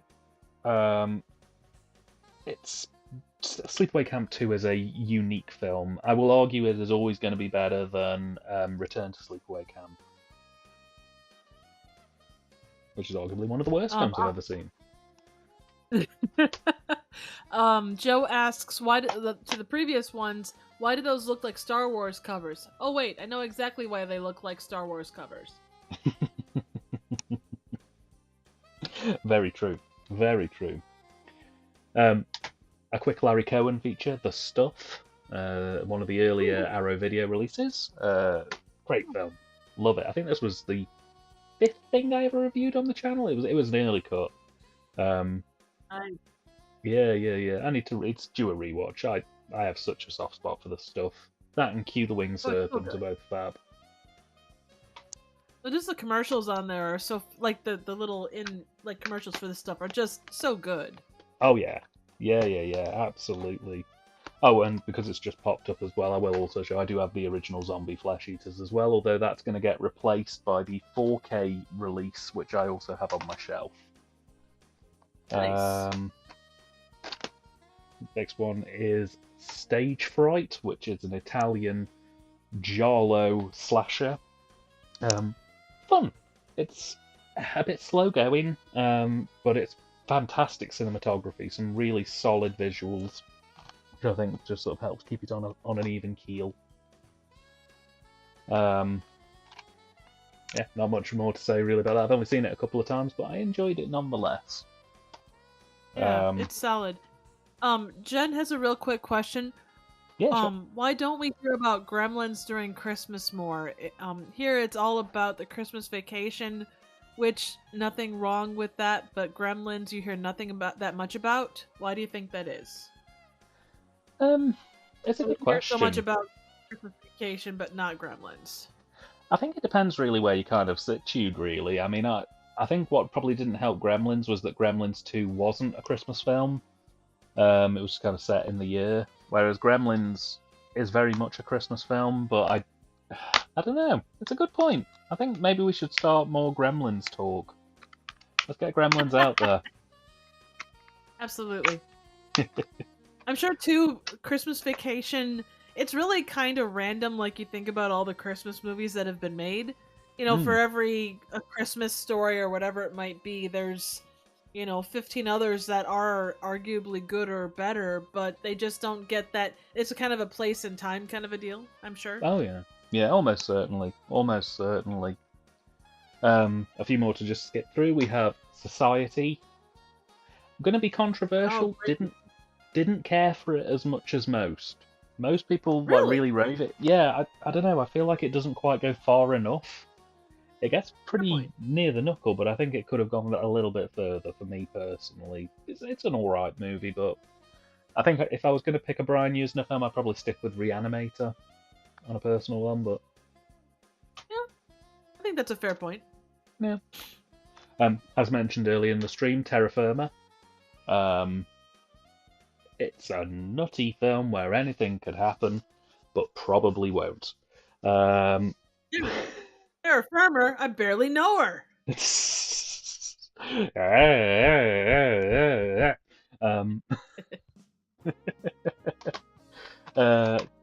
As mentioned on the VHS stream, Tenebrae, I own the Blu-ray and the VHS copy of it. I would like to upgrade to 4K because it's a film that kind of does warrant it, but just waiting for the price to come down on that one a little bit before I make the plunge on it.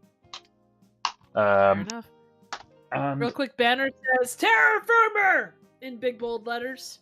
Oh yes, the Terra Firma, and Troma did a craptacular job of remastering it. It's pixelated as shit. Yeah, it's not great. But I'll tell you what is great: The Fall of the House of Usher, and The Pit and the Pendulum, which is a double feature on this disc from Arrow Video. Ooh. Two of Vincent's finest.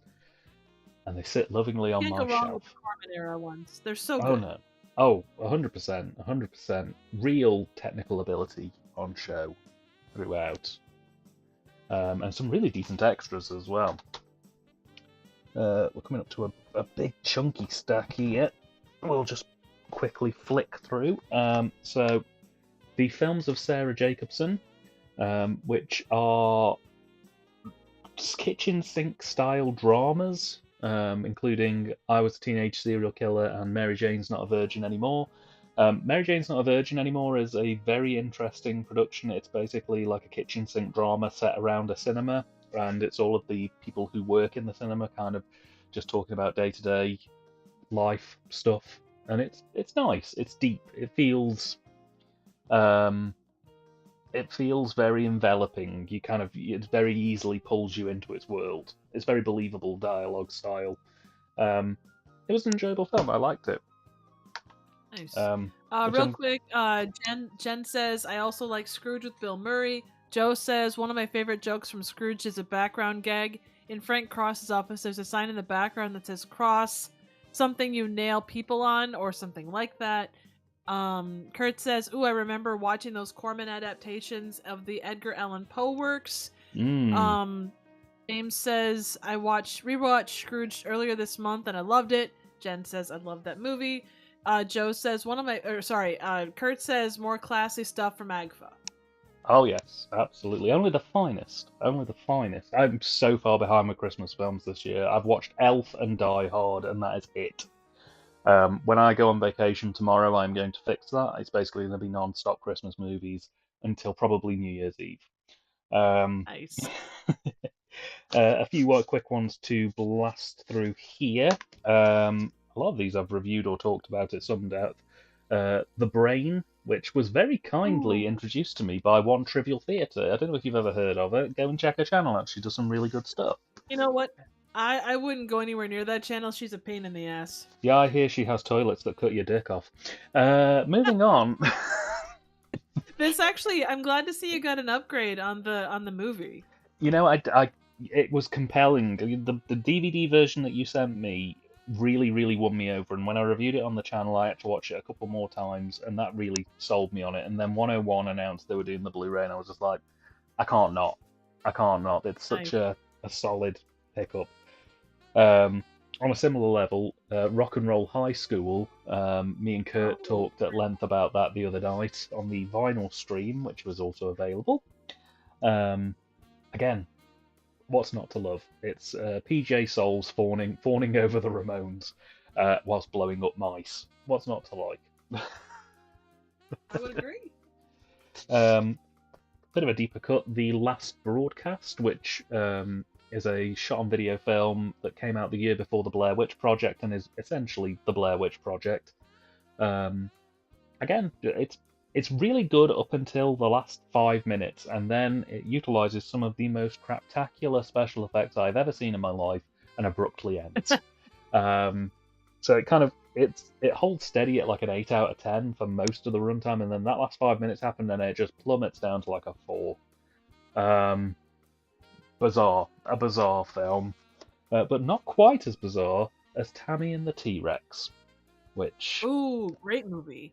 Yeah, really good film. I regret not picking the 4K up when I had the chance from Vinegar Syndrome, but 101 did a really, really nice hardbox Blu-ray version that has all the extras the Vinegar Syndrome set had, so I can't complain too much. I've also got Angela and the Alien turning up soon, which is another one that Agfa has put out recently. It's got similar themes. Which then leads me into Scum, which, if you haven't seen, is a fantastic British drama about prison life in the 70s and the sort of conditions of prisons in the 70s. Very harrowing watch, very bleak watch, not one that you would watch very often, but a very rewarding one nonetheless. Came up with 2 of my favourite quotes that I still use to this day, which is, "Where's your tool?" Which then promptly leads to a severe bludgeoning. And the follow-up line, "I'm the daddy round here now," which is great. Pairs really well with the recent Cray Twins movie that Tom Hardy was in, and can highly recommend. James says, Scum is great. I got the limited edition for £7.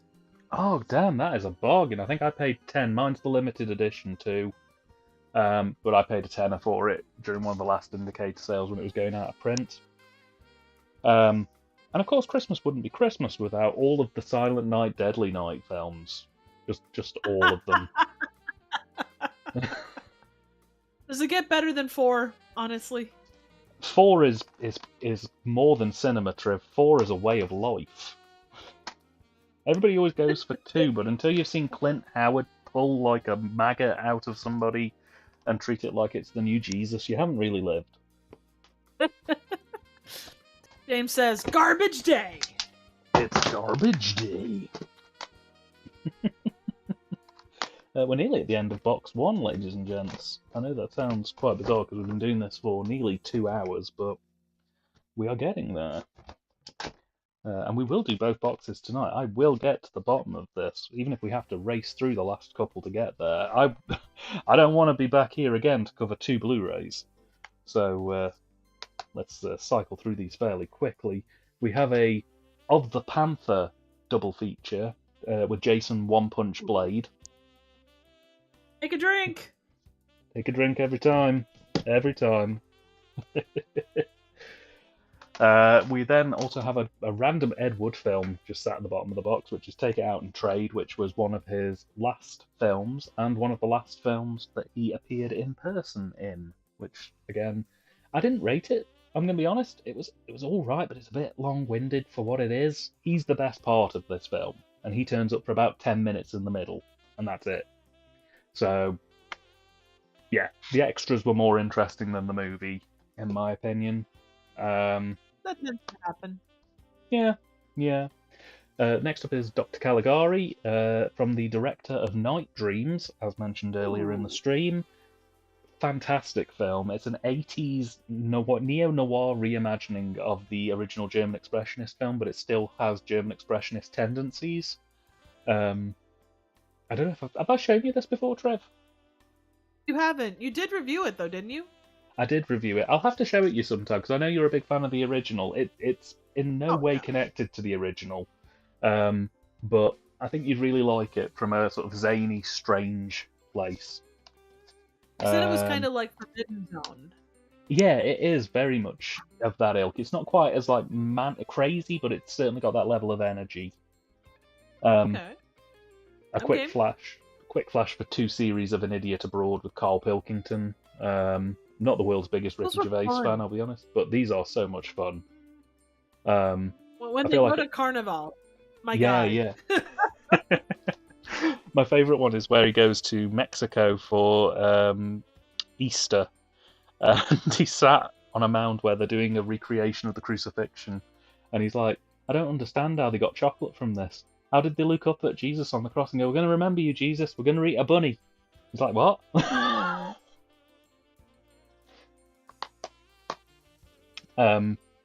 Next one I didn't rate, but it's got a cool cover. It's Shredder Orpheus, and the pitch is so much better than the movie. The pitch is, imagine a rock opera on skateboards. It doesn't quite match the pitch, unfortunately. I may rewatch it again in future, and hopefully it'll get a little bit better, but I just kind of came away a bit cold from it when I watched it the first time. The cover is most definitely better than the movie, in my opinion. Understandable. We got some Schwarzenegger with Total Recall. Enough said. Everybody loves a bit of Total Recall. Hey, Dan, get your ass to Mars! You got to get your ass to Mars. What the fuck did I do wrong? James says, Carl Pinklington is awesome. I need to get An Idiot Abroad on Blu-ray. He says, I love Ricky Gervais, the cartoon, although Ricky Gervais is a hack. Agreed. The Ricky Gervais show is really, really good fun, but in the last 5 to 10 years, Ricky Gervais, the person, has kind of really dropped off. He's kind of gone the same way as John Cleese, and just become contrarian for the sake of being a contrarian, and a little bit anti-trans as well, which I'm not particularly keen on. So, yeah. Another one that was a bit disappointing, Unmasking the Idol, which is like a James Bond film, only he has a monkey sidekick. It's the sequel to another monkey James Bond film, and that other one is better because the monkey drives a tank in it. The monkey doesn't drive a tank in this film, so it is inherently not as good. Okay, so question for you then. Monkey stealing a cop car or monkey driving a tank? Oh, don't make me choose. This is like the Sophie's Choice of monkey-based adventure films. You're gonna have to. Let's see. James says, unironically, my favorite Arnie movie is Total Recall. Ironically, it's Commando. And Joe says, fuck, I can't remember the name of the first film. I'm not sure if he's talking about the monkey tank one or what. I think it might be the Monkey Tank one. I can't remember the name of the first film either, but I think I'm going to have to go with Monkey Car Chase. I think Carnival Magic is just something else on an entirely different level. This film is okay. The Monkey Tank scene is the best that film has to offer and nothing else. Fair. One for you 80s kids out there, The Wizard. Ooh. It is what it is, what it is, what it is. I didn't really grow up with it. I picked it up a very long time ago from Shout Factory when they had a sale on, because I'd heard so many people reference it over the years. It's good. It's a good little kids film. It's clearly a Nintendo toy commercial, but it's good. I can't complain. So next up we have a stack of Kino Lobo Something Weird video compilations. I'm going to cycle through these very quickly. So you've got Mum and Dad, which was one of the first films to ever feature a live birth. Enjoy that. Yeah. And John Waters cites this because he said that perverts used to go and ignore the baby and focus on the vagina. Oh my god. Yeah. It's basically a film about unintended pregnancy, and I believe they also briefly touch on like hygiene, like syphilis and stuff like that. We've got the double header of Reefer Madness and Sex Madness, although they don't include the colorized version of Reefer Madness, which really annoys me. I wanted the color version as well. 0 stars. Fair point. A nudist colony doubleheader called Nudist Life and Shangri-La. That one was actually kind of dull. Shangri-La features Sammy Petrillo, who many will recognise as the guy from Massacre Mafia Style and Gone with the Pope. Also with Bela Lugosi and a Brooklyn Gorilla. So, enjoy Shangri-La. And probably the most problematic film in my entire film collection, and bearing in mind, this is a film collection that features hot and saucy pizza girls, puppet porn, and bat pussy. We have a double feature of Tomorrow's Children and Child Bride. Oh man, yeah, that's a really interesting quote unquote one. Oh my god. Yeah, won't be watching Child Bride again for a while. Won't be watching that one again for a while. Oof. Don't watch Child Bride. Save yourself an hour and a half. Just imagine the worst possible thing you can imagine from the title Child Bride, and it's probably worse. Yeah. Real quick comments, and this is going back to more Wizard than anything. James says, so not me, as I was born in 2000s and I'm not American. As in regards to seeing it in the 80s with Wizard. Oh, yeah. Joe says, Order of the Black Eagle! In all capitals. Yes. Nice. Kurt says, and what it was a commercial for the NES? Yep. Pretty spot on. James says, I believe it was straight to VHS in this country and only on rental VHS. Could well have been. I wasn't as au fait with rental tapes back then, unfortunately. James says, from what I understand, the Wizard is basically Rain Man, but with video games instead of card counting. Pretty much. The Joe says, what about the Wizard TV series starring Randall from Time Bandits? I didn't even know there was a TV series to be. How do you make a TV series out of the wizard? What, does he get good at other games? Who the hell knows? Could have been the Wizard of like pancakes or something.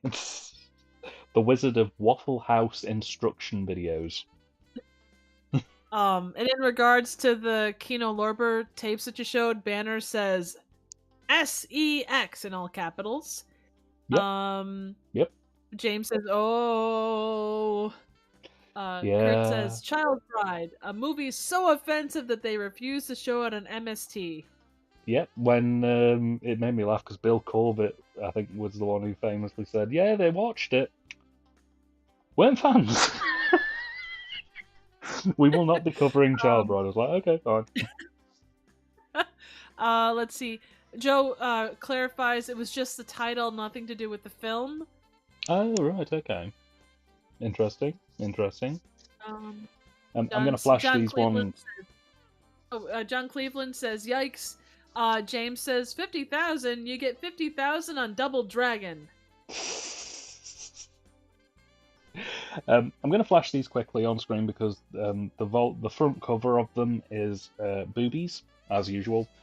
This is the spines of the 3 volumes of the the near enough complete works of Doris Wishman, Okay. who was a sweet old lady who made naughty movies.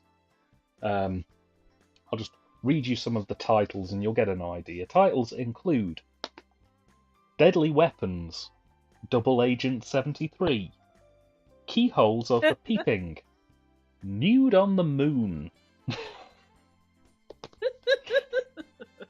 My Brother's Wife, The Sex Perils of Paulette, Too Much, Too Often, and many, many more.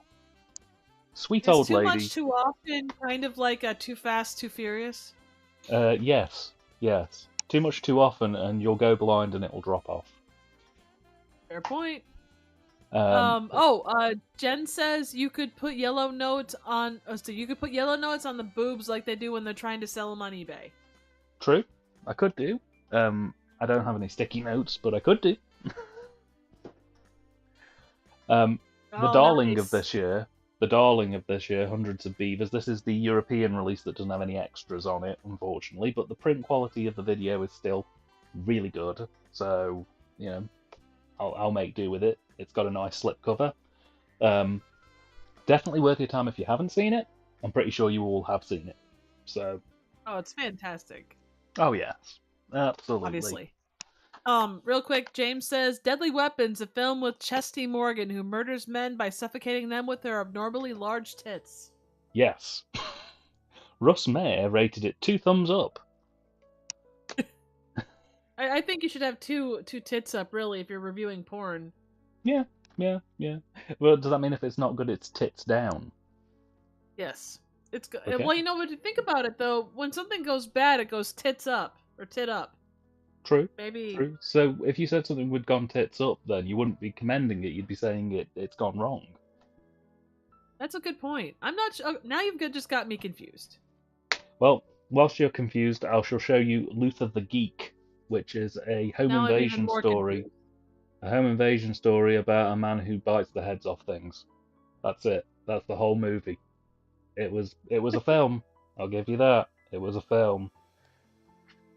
And was not as good as Life Force by Tobe Hooper, which was in fact a very good film. And I'm not just saying that because a lady has her boobies out for the entire runtime. I think that you're quite biased here. Well, I may well be, which is why I'm giving it a 5 out of 5. But, would you say that it's gone tits up? No, it's gone tits down. There is something. I think they hang dong in the movie, if that's any good to you. I could take that, yeah. I'm good with that. Everybody's happy with Life Force. We all agree Life Force is okay? Let us know in the chat. Absolutely. I'm a fan. Let's see. Kurt says, "Oh, I fucking love Life Force." Joe says, "Oh God, Matilda May."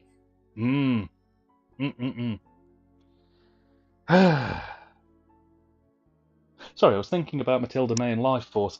The Lair of the White Worm. Oh, excellent one. Now here's a real quick question. What angle is your desk at? Thinking of Uh, Matilda May.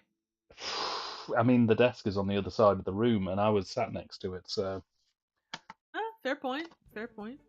But anyway, we've got Just Hugh doing a Grant vibe and Peter check. Capaldi here. Ooh, Peter Capaldi in a kilt. Mmm. Very nice. Very nice. Some terribly trippy VHS effects courtesy of Ken Russell. What's not to like? Absolutely. Mm. First Ken Russell movie I ever saw. A good introduction, I would say. It only gets stranger from here. Speaking Absolutely. of strange movies, Killdozer Ooh, very nice. is a film about a sentient bulldozer that runs people over. I mean, what else would you make a movie about? It's basically Christine, but for people who like trucks. Kurt says, Clint Walker, no! Ba-dum-bow, ba-dum-bow. Shake hands with Dozer. I can't show the front cover of this because there is some boobies, but it is the double feature of both Killer Nerd movies, and I have it signed by the Killer Nerd himself. Ah, very nice. Killer Nerd is not a great movie. Bride of the Killer Nerd is a great movie. It's really good fun. Recommend Bride of the Killer Nerd. You have to watch Killer Nerd to understand Bride of the Killer Nerd, but Bride of the Killer Nerd is a fun movie. Good to know. Joe says, thought Killdozer was about the angry guy who destroyed the town with his custom-made tank. It is indeed. He sealed himself into a bulldozer that he covered in 16-inch armor plating and then just ran everything over. Destroyed the town completely near enough. Absolutely. Jen says, must be porn for those that love their trucks. Pretty much.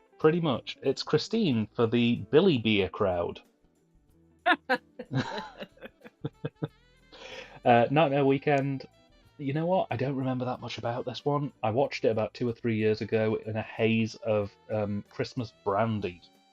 So I seem to remember it was a woman who had a computer that could control things, and it killed some people. So it's a little bit like Demon Seed, but without the robot killer baby at the end. Okay. Fine enough. James says, hey, a man is being fucked over by his local government in Lego City.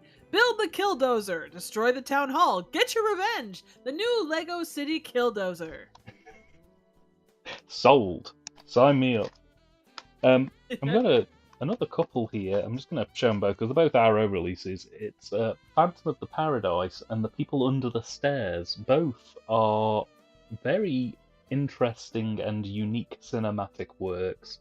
I think you would agree, Triv. You've mentioned both of them on Sean Patrick Urshan's Horror Hangout, I believe, at least on one occasion. You should also check out the Horror Hangout, by the way, guys. There's some really good stuff on there. It kind of moves between channels, so I can't really give you a place to check it out, but yeah, I try to keep up to date posting about it, so. You've been on there as well. I have indeed. I was there to talk about Frankenstein. Yes. We watched all of the Frankenstein movies over a very wet weekend, and we had a really good time. It was fun. Kurt says, I have the Scream Factory version of Phantom. It looks amazing. I've just found inside my copy of Scanners is an eye test card that I was given in April that says I have good eyes. Hooray! Gonna hang that on your fridge? Yeah, I'm gonna put it right on my fridge. Right, we're coming up to the end of this box. We've got one stack left, so we're gonna quickly run through these, and then we'll jump into box 2, and hopefully, the end of the stream will be a merry and jolly one for all. So we have the McPherson tape, which is a shot on video found footage film that's kind of, it's a bit like the Blair Witch Project, but with aliens rather than mysterious spiritual entities. It's a really fun film. It's really good up until the last 2 minutes, and then one physical effect that they try and pull off doesn't land, and it completely undoes the vibe of the movie. Just completely deflates the whole thing. Really good, really good. One physical effect lets down the end of the film. Oh, that's too bad. Mm. Inferno by Dario Argento, the sequel to Suspiria. Really good. Again, really solid. Can't complain. Most of these films that are from my shelf are ones that I've watched and really enjoyed, or just found so weird that I can't just put them away. Nice. So yeah, Inferno's great. It's a much more aggressive film than Suspiria. It's not as colourful or iconic, but it certainly packs a punch. That's for sure. Is Inferno the one with the flooded, flooded chambers? Yes, yeah, it is. And the one where they put a cat in a bag and throw it around a bit. Oh, that's what you do on a Saturday, you know. Well, yeah, as Elton John once famously sang. Saturday night's alright for putting a cat in a bag and swinging it around a bit. Jungle Trap and Run Coyote Run, it's a AGFA 101 Films release. Totally neutral on these films. I kind of got to the end of them and went, well, that was an hour apiece. Fantastic. Better than an hour and a half. Well, yeah, basically. The Complete Young Ones on DVD. Obviously, Triv, I showed you Nasty last year, and I think I played Nasty on the Discord server as well a while ago. This is the full set of all of the episodes. They've done a really good job in making them look really nice. And this is packed with extra features as well. The Blu-ray copy of Demolition Man, obviously we talked at length about this on the VHS stream, but I also have the Blu-ray copy, because who doesn't love a bit of Stallone Pizza Hut shenanigans? Absolutely. And you know, when you can see the three seashells in clearer resolution, you're more likely to know what they're for. Oh yeah, exactly. It looks like There goes your camera. It looks like my battery has just completely died, so I'm going to need a minute to swap to a sexy new battery so that you guys can see the next chat movie amongst we have. ourselves. Please do. Trev, tell them that interesting story. You know the interesting story, the one that you always tell. Over Thanksgiving, I had family over, and because I live alone, I didn't realize that my toilet did this, but, my brother-in-law went to use the toilet, and I flipped up the seat, and the seat came down and damn near got his giblets. So, comes out, and he calls my toilet a man-hater. And so, after that, I decided to make him a t-shirt that said, I survived the Great Giblet Massacre of 2024. And a good time was had by all. Absolutely. Looking at chat, Kurt says Inferno was amazing. He also says, we're watching Video Nasties. James says Taco Bell as compared to Pizza Hut. And Jen asks, Dan and Triv, what are your plans for Christmas? And to that same question to anybody in the chat. What's your plans for Christmas? So my plan for Christmas is as follows, and let me just do a quick bit of rearranging and kill some time by talking whilst moving some boxes around so that I'm set up for the next box full of delights and goodies. Just see if we're back online. Jen, for myself, I'm going to see family. Nice. Damn it, I think my computer just died. Shit. Are you still there, Trev, or? Trev's potato strikes again. Unfortunately, I can't see the chat either because I'm currently sat at the other side of the room, a little bit away from everything. So, while Trev brings a potato back online, please also spam F in the chat to hopefully refresh Trev's potato. I'll tell you about what I'm going to do for Christmas. So I've got it kind of planned out. I go on my Christmas vacation from tomorrow at midday. Me and my partner are going out. We're going to go and get all of our Christmas food, various bits and pieces. We've left it a little bit late, but it's the first time we've had time, honestly. So we're going to go and get sort of stocked up with various nice Christmassy treats and booze and bits and pieces to get us through the festive season. 20th to the 22nd, we're going to sort of really have a push to unpack everything and get set up, and do a bit of a clean so that we're all ready to go for Christmas. I'm going to spend a couple of days with my mum's side of the family on Christmas Eve, Christmas Day, and a bit of Boxing Day, and then I'm coming back to my house where I am just going to chill. I'm going to sit and eat things that are bad for me and drink things that are bad for me and watch TV that is very bad for me. And I'm going to do that until January the 5th or 6th, and then I'm back into work again. And I also have the housewarming party, like I say, happening on the Discord on the 21st from 10 o'clock in the evening. It's going to be 24 hours long. We'll put plenty of notice up on the Discord page before it goes live. And if you are, if you're not on the Discord page, we did a trailer that was uploaded recently earlier this week. Do jump on the link for that and get joined on the Discord. There's some really cool guys. Most of the people who are in the chat currently hang out on the Discord page regularly. Great bunch of guys and gals. Yeah, we have a real good time. And can you hear me? I can hear you again, Triv. How you doing? My computer potatoed. It's okay. We spammed F in the chat to hopefully resurrect you. I say that, I can't see chat. I hope people spammed F. Only Banner spammed F. Good. Okay. Thank you, Ben. Oh shit! Sorry about that. I didn't mean to cut out on you. No trouble at all. Speaking of potatoes, oh, that's rude. Extraterrestrial visitors, aka pod people. Trev's computer can do stupid things. Piss off.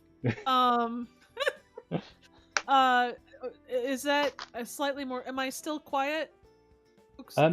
Obviously, damn, this is your stream.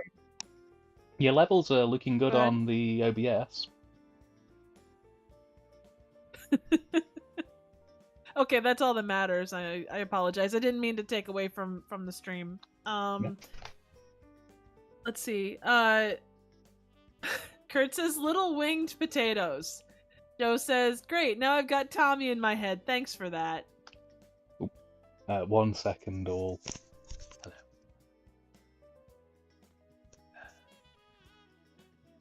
Hello. Joe says, I can hear Triv sounds slightly lower than before she potatoed. I'm not sure what's happening there. The controls are all kind of preset within OBS, so it's okay. I can talk louder. Joe says it could be his ears potatoing. For what it's worth, I'm hoping to. I'm in the process of trying to build a computer after Christmas, so we'll see how that goes. Yeah, absolutely. Right, we'll blast through these last stack and then we'll be home in time for tea. So, I have the 4K of From Beyond, Vinegar Syndrome. I watched it this year, I think, for the first time, and I had a real good time. It's a good counterpart for Reanimator. Nice.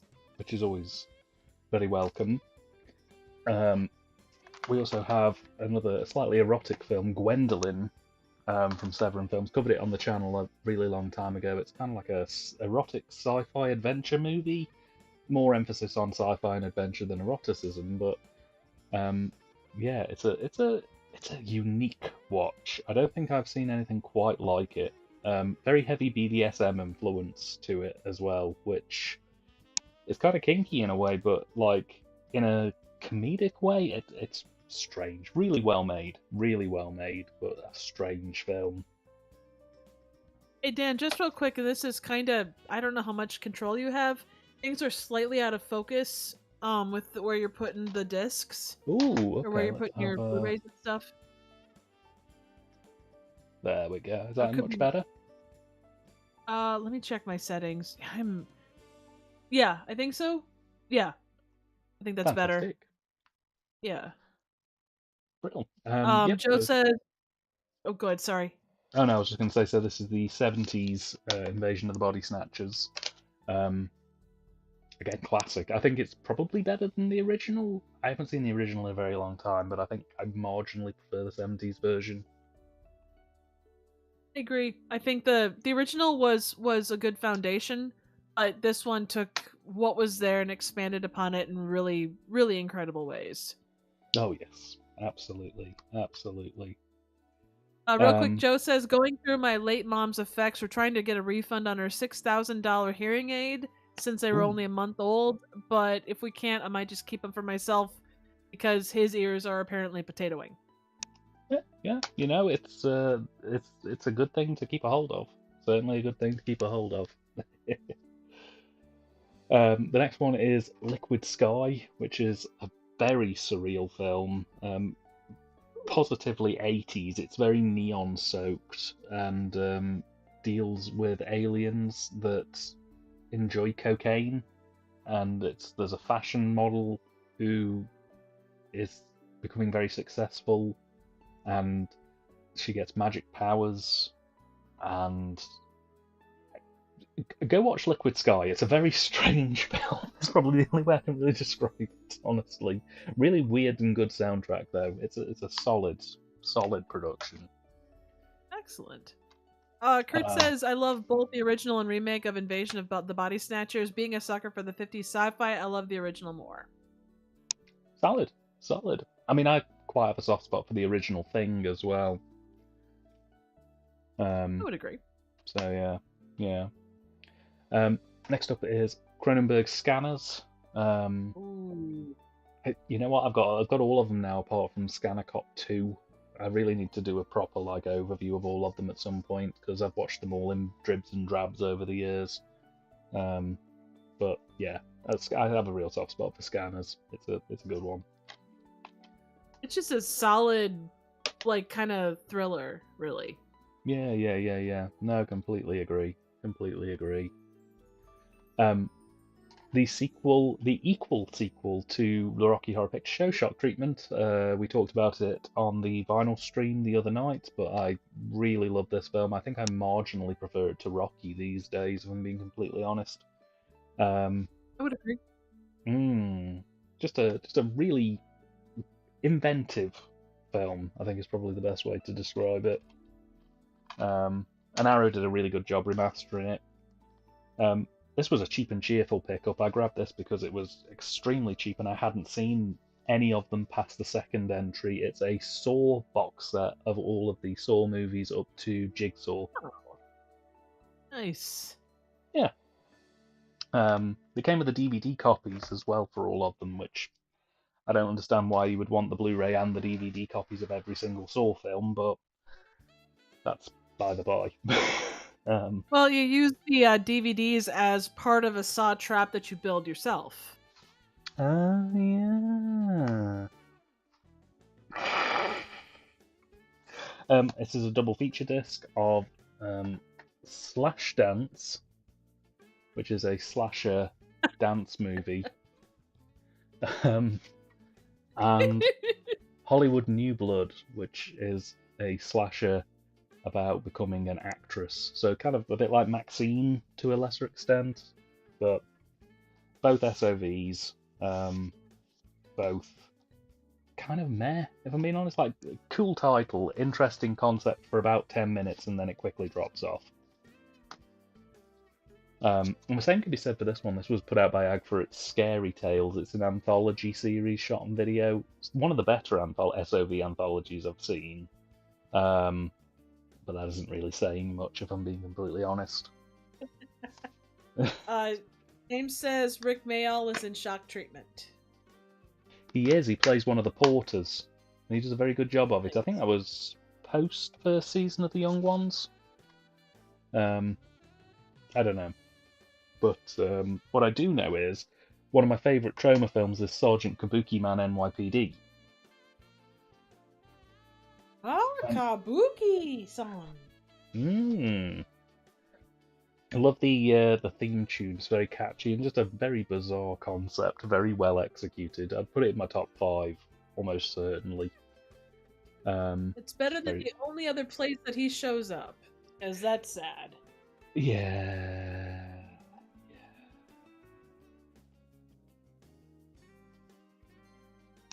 James says Shock Treatment was before The Young Ones. Ah, fair enough then.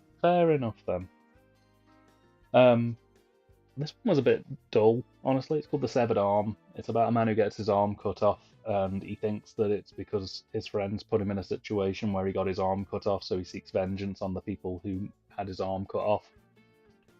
And it was really heavily recommended by one of the guys who runs TerraVision. So I picked it up, and I was just kind of like mad about it. I just kind of was like, okay. Is that it? Okay. But this one, there's a psycho loose with an axe. How can that not be awesome? His trademark is the fact that he doesn't have an arm. I don't know, maybe it'd pair up really well with the amazing Mr. No Legs. Fair point. A George Romero deep cut, Season of the Witch, which is a really interesting film. It pairs quite well with Martin. It's about a woman who is having a bit of a midlife crisis and is in an unhappy marriage and slowly begins to believe that she may be a witch, like an actual witch. And it does that wonderful thing that Martin does where it kind of leaves it a little open-ended as to whether she actually is or not. Which I think is really, really well handled. It's a great little psychological horror feature. I enjoyed it. I need to rewatch it again. It's been way too long, honestly. Yeah, fair. Kurt says, "Oh, geez, I haven't seen this one for a couple of years. I'll have to give it a rewatch." Absolutely. A BFI classic. It's Psychomania, a film about a biker gang who find out a way to kill themselves and become immortal. So they do. And it has Sergeant Benton from Doctor Who in it in a brief cameo. Oh, that's... Yeah.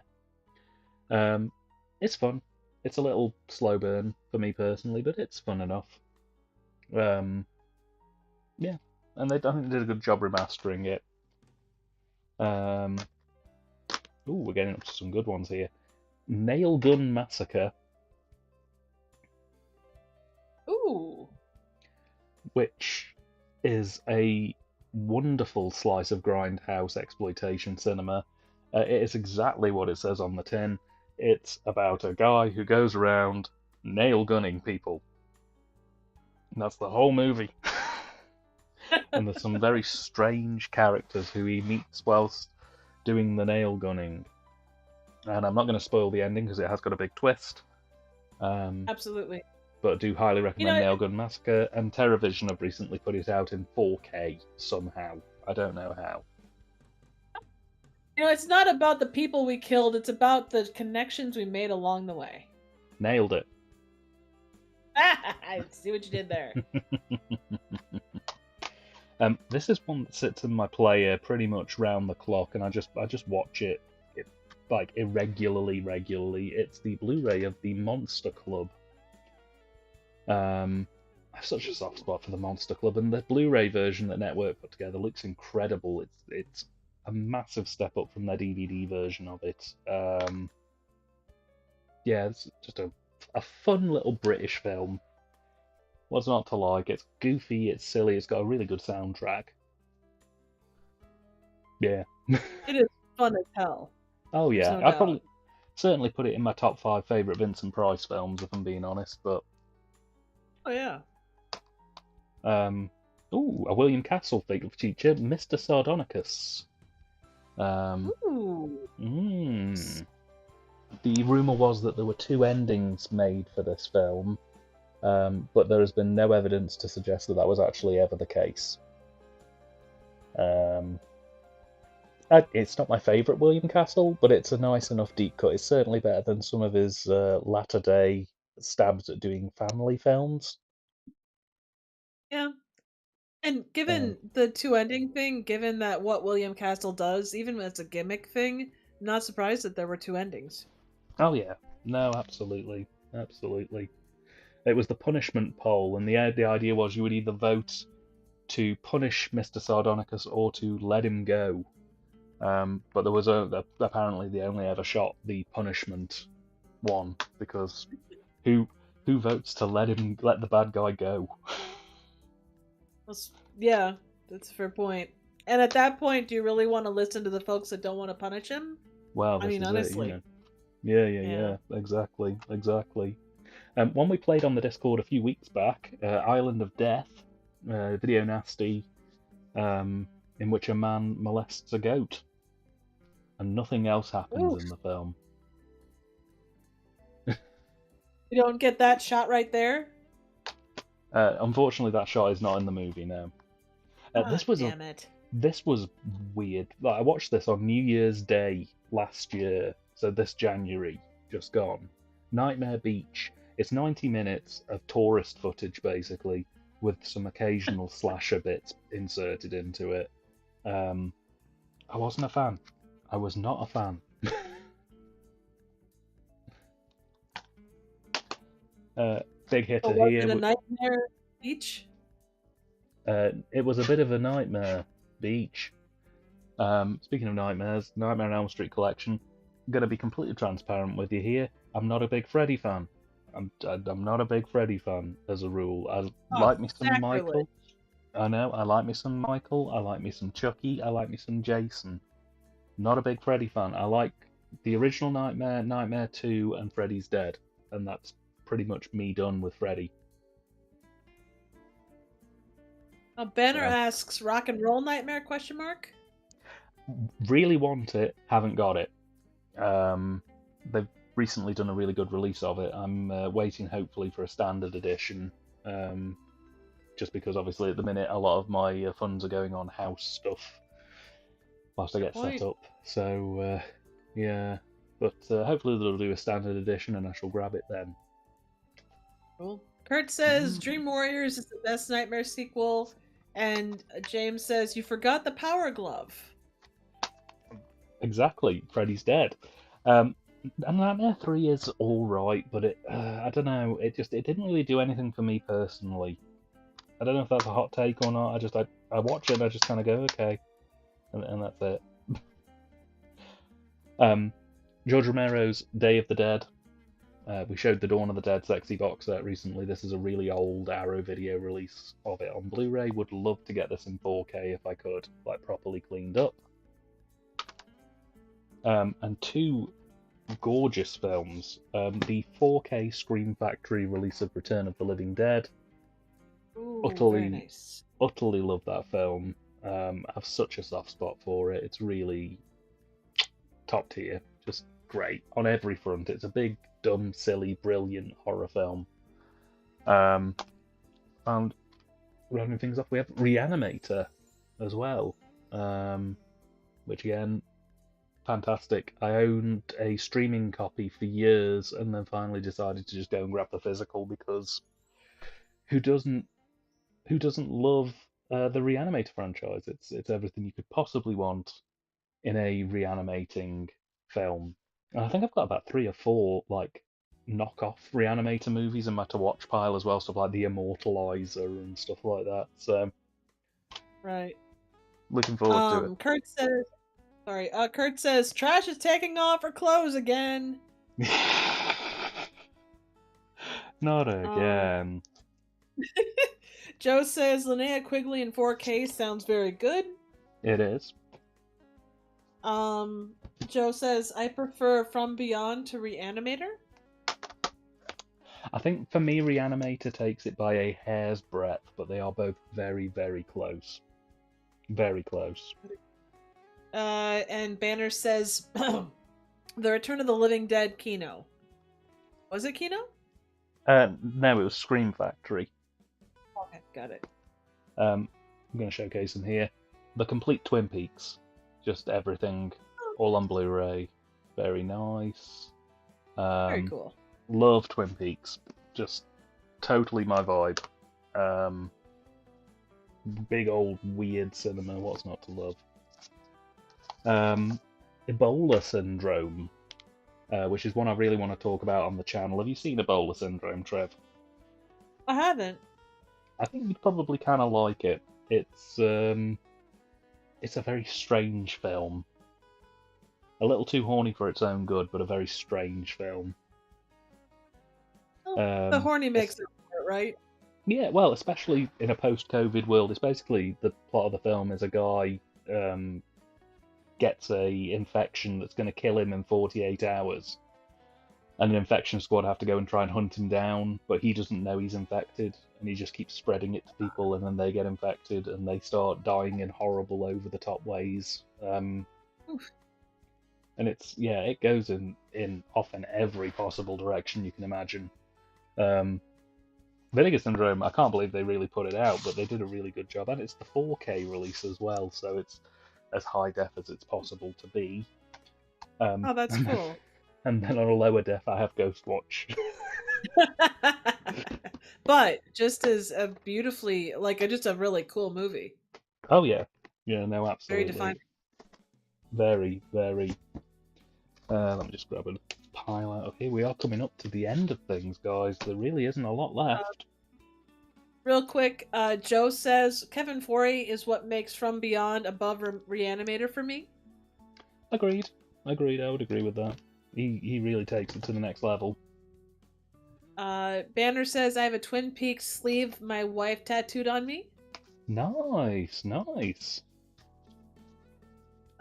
James says hot take: Twin Peaks: The Return is kind of crap.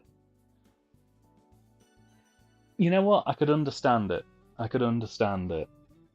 I personally really enjoyed it for what it was, but I could easily see why people wouldn't like it. James says Ghostwatch is great, and James says Ghostwatch is great, and Joe says Craig Charles ? Yes, agreed. I like Craig Charles in this. I think he's probably one of the better sort of complementary characters in Ghostwatch. Like, everybody's very serious, and then you've just got Craig Charles, goofing around on set, causing trouble, which is fantastic. The Blu-ray of Fade to Black, we'll just say as well. That's another one. I don't know if you've seen that one, Triv, but if you haven't, you probably really should. I think you'd really like it. I'll add it to my list. It's there was a film that came out recently that it really reminded me of. It'll come to me. But yeah, Fade to Black's really good. It references a lot of older cinema, which I think, obviously, I know you're a big fan of sort of silent era stuff. It kind of charts a lot of silent and early talkie work, so I think you'd probably kind of like it. Oh, absolutely. Joe asks, Craig Charles is essentially playing Craig Charles then? Yes, Craig Charles stars as Craig Charles in the Craig Charles adaptation of Ghostwatch.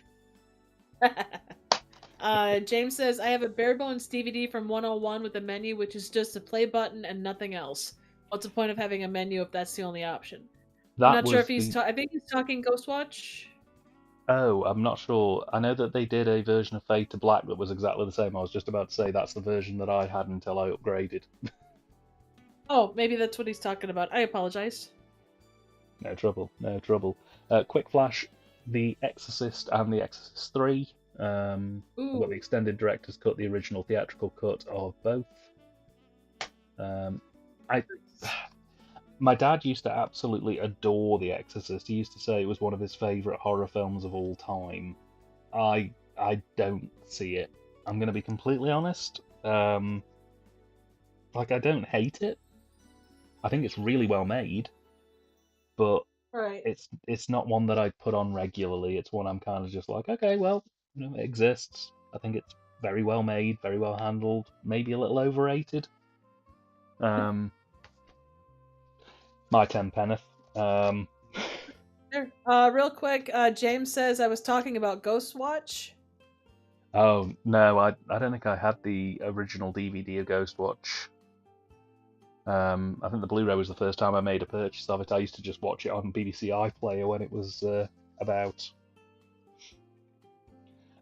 A little Evil Dead stack. It's the Evil Dead trilogy, 1, 2, An Army of Darkness, and Evil Dead Rise. I should also say that my copies of Evil Dead and Evil Dead 2 are the 4K releases, not the Blu-ray ones. I've just put them in the Blu-ray case because it was easier.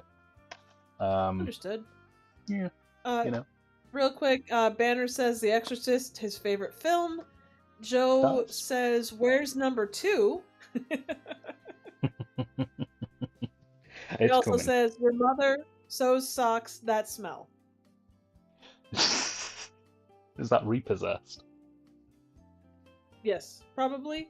I don't 100% remember. It's been a hot minute since I've seen Repossessed. Got another double header here. It's the two Elvira movies. Elvira, Mistress of the Dark, and Elvira's Haunted Hills. Again, I'm going to be controversial. I think Haunted Hills is probably better than Mistress of the Dark. I know Mistress of the Dark is a better respected film, but I think Haunted Hills has the better jokes and the more atmospheric tone. It's much more in line with its brief, which is sort of Ape Corman films. But does it have better Haunted Hills? Oh, yes. James says, your mother stocks shelves at Morrison's. Not again. More Rick Sloan, we have Hobgoblins. Can I get a whoop whoop from the Misty crowd? Whoop whoop. Thank you. Vinegar Syndrome did a good job on that one. I think you've got the Blu-ray of Hobgoblins as well, haven't you, Trev? I do, and I have the riff tracks. Nice, nice. Yeah, they do a good job with it. They do a good job. They do. 4K Planes, Trains, and Automobiles. I mainly picked this up because this is the first release to include any deleted scenes. They have an hour of deleted footage from the film included, and it was like a big deal that they'd recovered this hour of missing footage a few years back. So awesome. I absolutely had to pick that up. And the 4K release of this does look really nice as well, to boot. Die Nacht Kanon 1-3, aka the Naked Gun 1-3. They haven't put the Naked Gun out in a box set format on Blu-ray in the UK, so I just had to import the German version. Still plays in English, but yeah. I like the Naked Gun films. I think that and Airplane are kind of the high water mark for that type of comedy. Agreed. Oh, John Cleveland says whoop whoop. Thank you, thank you. Thank you, thank you. And Kurt says those darn hobgoblins are everywhere. They'll give you a case of hockey hair if you're not careful. Ugh, no. I know. Oh, Joe says R.I.P. Jim Abrams. And Kurt says, now Dan, have you seen all the episodes of the show Police Squad? I have, yes. A very long time ago, but I have, yes. Good man. This one's getting watched. This one gets watched every year without fail. It's probably my favourite Christmas movie of all time. It's the one that I repeatedly fall back on. Just consistent. And the 4K version of it is really, really good. They've really worked with the colour. The UK had a terrible transfer on Blu-ray for years that came out in like 2006, and this came out, I think, last year, and completely blew it out of the water. So. But why is the carpet wet, Dan? I don't know, Triv.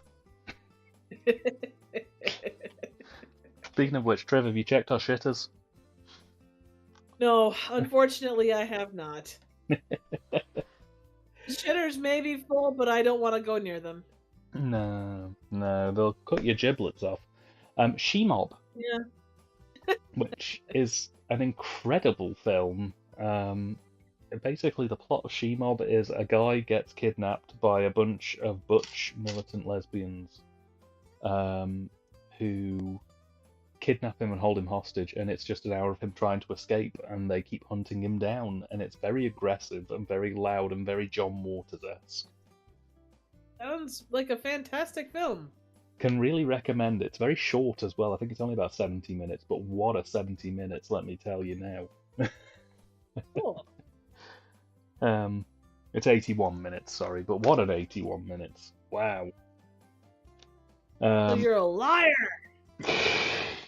I'm going to have to show the back of this box because I can't show the front.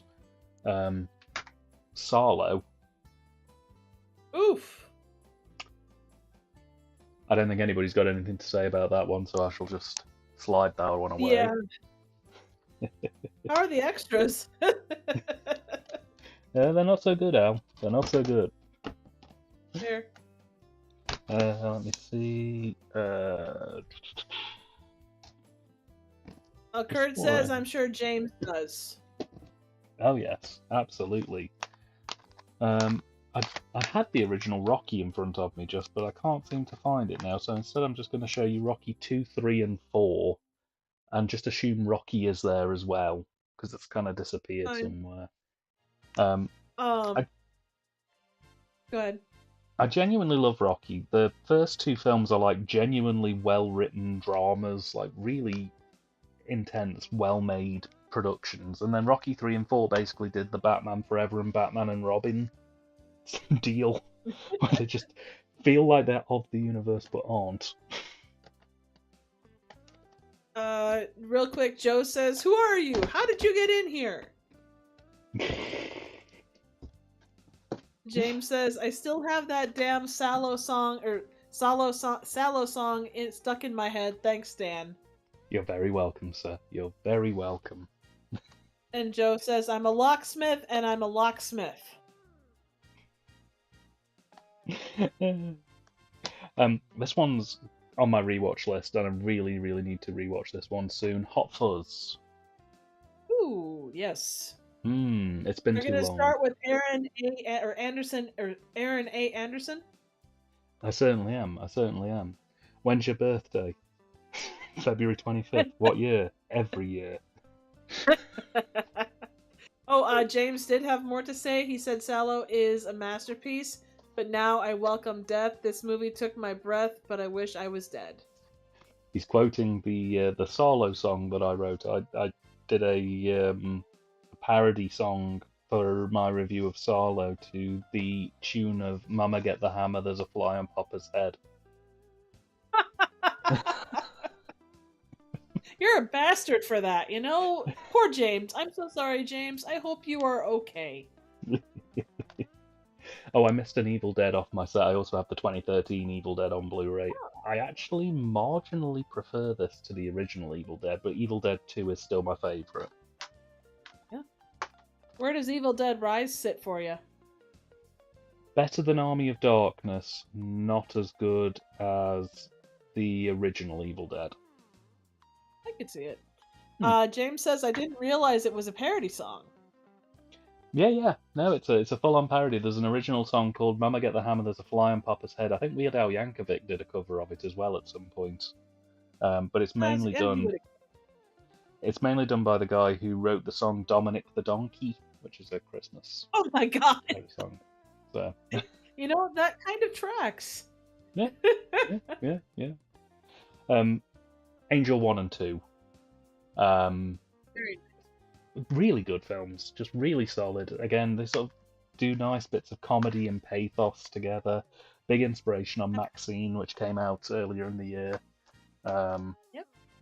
Yeah, I just really like them. And another inspiration on Maxine was Alley Cat, which is basically Angel, but with a fully grown-up woman rather than a schoolgirl. Okay. So, John says Hot Fuzz was great. Joe says Hot Fuzz is the best in the Cornetto trilogy, in my opinion. He also says the greater good. greater good. Kurt says, "Oh, I love Angel." Oh yeah, absolutely. I still need to watch Angel 3. I've got that in my to-watch pile, but yeah, I have a real soft spot for Angel. Oh yeah.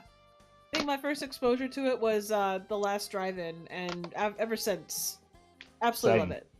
Same. Mine was The Last Drive-In too. MST3K fans rejoice, we have The Beastmaster. Ooh. One of my favourite films because it has ferrets that actively participate in the film. They are fun. They are. I remember watching that as a kid and thinking, like, every time I saw a trench coat, I thought of the weird, like, big guys with the kind of things. Yeah. Things. Joe says, "Jesus, weird seeing that on home video and not on Showtime." Oh yeah. 4K as well. For my sorrows. Kurt says, "If you had TNT in the 80s, Beastmaster was in heavy rotation." You are absolutely correct. Rambo First Blood. I really like First Blood. A lot of people kind of lump it in with the other big dumb action movies, but it's like one of the very few ones that actually has like a real message and heart behind it. Yeah, I really like it, and it was one of my dad's favourite movies, so I always play a copy every so often. Um, John Carpenter's The Thing, presented without explanation. Oh It's good. yeah. It's good. I think this is a limited edition slipcover as well. I think they only sold it in one particular brand of supermarket. Oh. Real quick, couple things. James says, also I have the Salo song on my GTA playlist. The best to run over NPCs to. Oh, nice, nice. I've made Uh, it. Joe says, R.I.P. Tanya Roberts. Mm, James says, Rambo 2 and 3 completely missed the point of the first one. yep, completely agree. Um, Completely agree. Joe says, hard to believe he died in the original ending. Yeah, there was an alternate ending where I can't remember. Does he either shoots himself or the cops shoot him whilst he's trying to escape? But the studio talked Sly out of doing it because they wanted to try and use it for sequel fodder. Let's see here. Let's see. John says, I've got John, James, and Joe. I apologize, guys. Let's see. John says Beastmaster wasn't covered by MST. Ator was. I can't remember where I've seen it then, because the Beastmaster, I remember seeing Rift, and that was what sold it. Has Rift Tracks done it? Maybe. I am honestly not sure. It wouldn't have been done in season 13, was it? Maybe. Maybe. I'm not honestly sure. I haven't kept up very well with the Gizmoplex seasons. No. Let's see. Beastmaster I watched a lot as a kid. James says the 3 J's. Speaking of J's, the Giant Claw. Ooh, very nice. Part of the box sets that was covered earlier, but it's kind of split off onto its own release because it's the one that I've really rewatched the most. And also, I'm just going to throw it out there, this piece of shit. Oh God! You can get taken off YouTube for that one. Yep. Part 6 coming soon, guys. Brace for impact. Two extreme ends of the wedges here. I've got Shivers, David Cronenberg. I've mentioned that when we talked about Rabid, but I prefer it. I think it's one of my more favourite Cronenberg productions. But then, at the other end of the spectrum, Zardos. Sean Connery in his posing pouch for 2.5 hours. What's not to like? Oh, absolutely. Let's see. Kurt says, Rift Tracks did the prequel to Cave Dwellers. Kurt says, as big as a battleship. It is as big as a battleship. John says, yeah, the original ending of Rambo would have made it darn near perfect. Completely agree. Completely agree. Also, Joe says what could be a very good slogan on a t-shirt: the gun is good, the penis is bad. Can we attribute that quote to Triv or Joe, actually? I think it's funny no matter who you pick in that scenario. We covered it on the Discord not too long ago, Skip Tracer. It also was reviewed on my channel recently. Again, real nice, obscure production, very interesting film. Goes very bleak very, very quickly. And released by Gold Ninja Video, who did a really good job. So do check that out if you can do. Although I don't think you can order from them at the minute because I think the Canadian Postal Service is still on strike. But that's a different big trouble in Little Chinatown. Absolutely. I need to rewatch that again. It's been about 15 years at this point. I mean, who doesn't love who doesn't love Kurt Russell just like basically chewing through concrete in terms of scenery chewing? I would be up for a rewatch with you if you ever game. Yeah, absolutely, absolutely. Um, One that's only on my shelf because I need to cover it on the channel as part of the Video Nasty series, Contamination. It's an Italian Alien knockoff, basically. That's all Oh, there is to it. Kurt says, you know what old Jack Burton says in a time like this?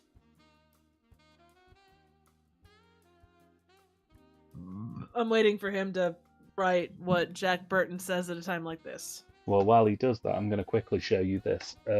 Grindhouse copy of White Zombie, Ooh, scanned from Bela an original Lugosi. 16mm print. This was also done by Golden Ninja Video. They actually pulled the Canadian Library copy of White Zombie, scanned it in HD, but didn't clean it. So you get kind of like a really weird contrast of high definition footage that's a little rough around the edges. It's kind of a nice complement to the cleaned up Criterion-esque release White Zombie that is also available. It looks really good. I really liked it, and the commentary track is fantastic as well. A I was personal gonna say, favourite. Joe says John Carpenter wrote a killer theme song, which Oh yeah, yes. John Carpenter's compositional work is amazing. I really need to get his themes on vinyl at some point, but yeah. Personal favourite of mine coming in now. We have the WNUF Halloween special. Oh, I got so the good. Oh, yeah, absolutely, absolutely. Try to watch it every Halloween. I think this is the first Halloween in about 4 years that I haven't actually sat down and watched it. I think I Well, did you're Out There otherwise instead. occupied. Well, yeah,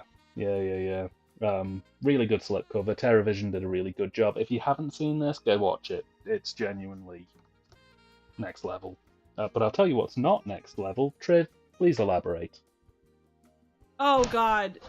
Barry J. Gillis. Very, very dark view of the world where it doesn't do nutbag, but it kind of just guy wanders around killing people. It took several years to film. Oh dear God. He also left. We discussed it on my channel, and he left an incredibly long message in my comment section aimed mainly at Dan. So, yeah, it was such a strange like voiceover thing that just oh my god, like I enjoy things, but this I just if I watched this I'd probably and didn't have context I'd be like, yeah, I'm gonna off myself now, I'll be back later, kind of a You gotta deal, be good. because oof. But otherwise, it was It's worth great. a watch, but not much beyond that. No, It's crazy. no. Peak Cronenberg, we have Videodrome. Ooh, very nice. I can't quite get into it. I like it. I think it's really good. Somewhere around the second act, it kind of loses me a little, and I don't know whether it's a me problem or a film problem, but I can't quite find my way back in time for the credits with that one. Joe says, I had a writer for newer Scooby-Doo comment on one of my videos, but yours sounds much more fascinating. Yeah, Joe, it's crazy. Like, we did a kind of discussion of Weird or Wicked World, as part of kind of a 2-part video series on Wicked World, and yeah, he just and you know it's his baby. It's obviously something that he holds very dear, but yeah, it was a novel of a comment. So Oh yeah, man did not pull any punches. Just saying. and there wasn't anything addressed towards me. It was all towards Dan and such. So which Dan was leading conversation, but that was a thing. It was So particularly odd because it was on your channel. yeah, I know, but you know, whatever. I mean, what do you do? Yeah, yeah. A double header, The Blob and the Blob remake. Criterion for the Ooh. Blob, Scream Factory for the Blob remake. If push comes to shove, I think I'm leaning towards the remake. Just gonna say it. I mean, I love the theme I tune think to the original Blob, but I think that like the original, it's kind of like The Thing or Invasion of the Body Snatchers. The original is so foundational and it gives so much. Without that, you wouldn't have what the Blob or The Thing or Invasion became. but in terms of story and such, they just the remakes are just richer in so many ways. Oh, agreed. Absolutely agreed. It was nice to see a different take on it that made it a little bit more straight-laced. Yeah, and it certainly is of its era. James says, I prefer the remake, although the original has its charm. Kurt says, who doesn't love a 30-year-old Steve McQueen playing an 18-year-old? On He that, went, I would add the fact that they never refer to him as you or hey, or they have to say his name in every single time they see him. So yeah, yeah. He clearly went to the Grease school of elderly people playing teenagers. yeah, although you look at a lot of stuff from that era, like the 50s, 60s. I mean, Twilight Zone. Any of a name any movie from that era, and Joe says it best. To be fair, the 18-year-olds looked like they were 30 back then. They were played Agreed. by 30-year-olds. So Kurt Asbestos also and said cigarettes will do that to you. 100%. And Kurt says I did have a blast streaming the remake in the Discord in October. Oh, nice, nice. One that's been mentioned a few times on tonight's show, the Dead Next Door Blu-ray came with a couple of nice posters and a hat. Yay! Big win, big win. Good film, recommend it. It's available on Makeflix, and this one is also signed by J.R. Bookwalter as well. Oh, that's awesome. Yeah. Cherry 2000, interesting kind of sci-fi with a little bit of light humour going on. Again, I really quite like it. It's a very human sci-fi film about robotics. I have a bit of a soft spot for this one. Can recommend if you haven't seen it. Can recommend.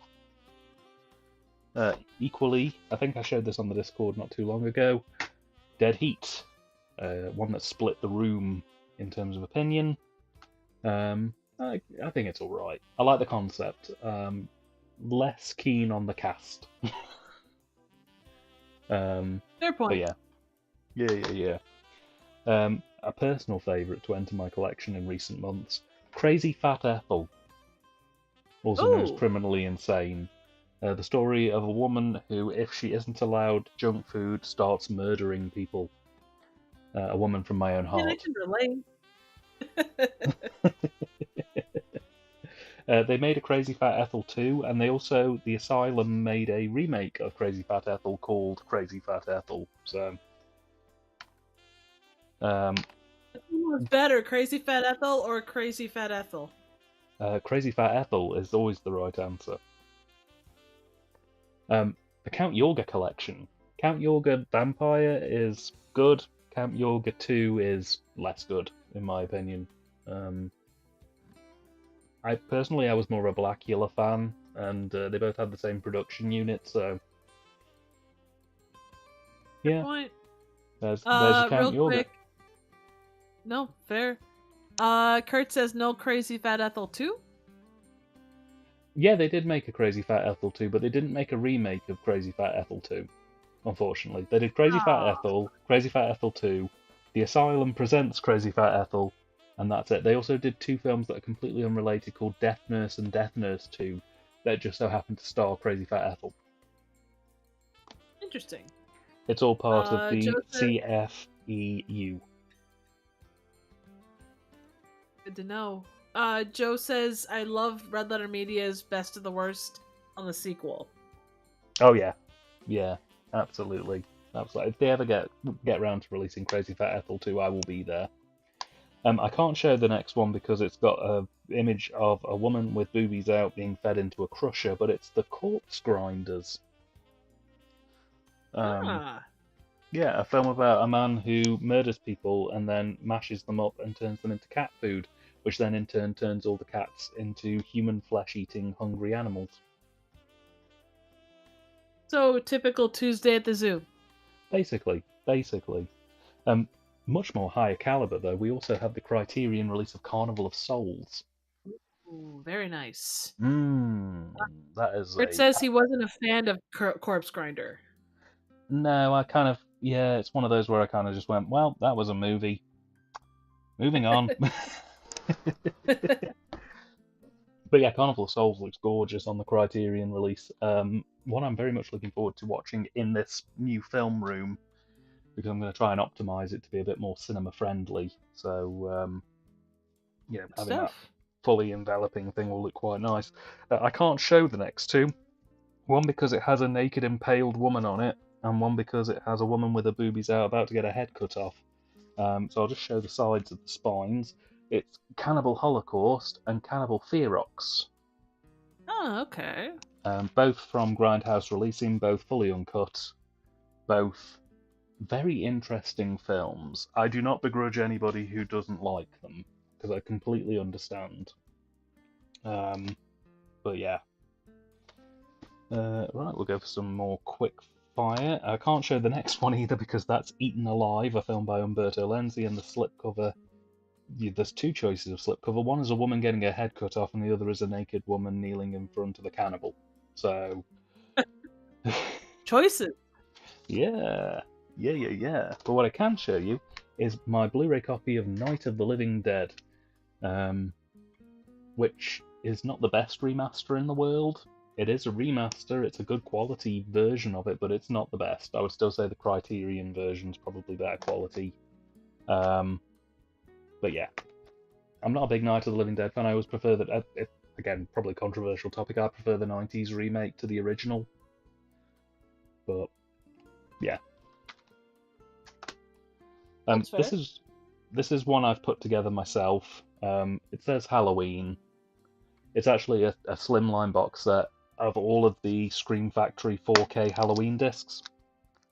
So this is everything from Halloween up to Halloween 5 in 4K with all the extra features. It's just, again, a space-saving thing because my shelves are a little bit narrower.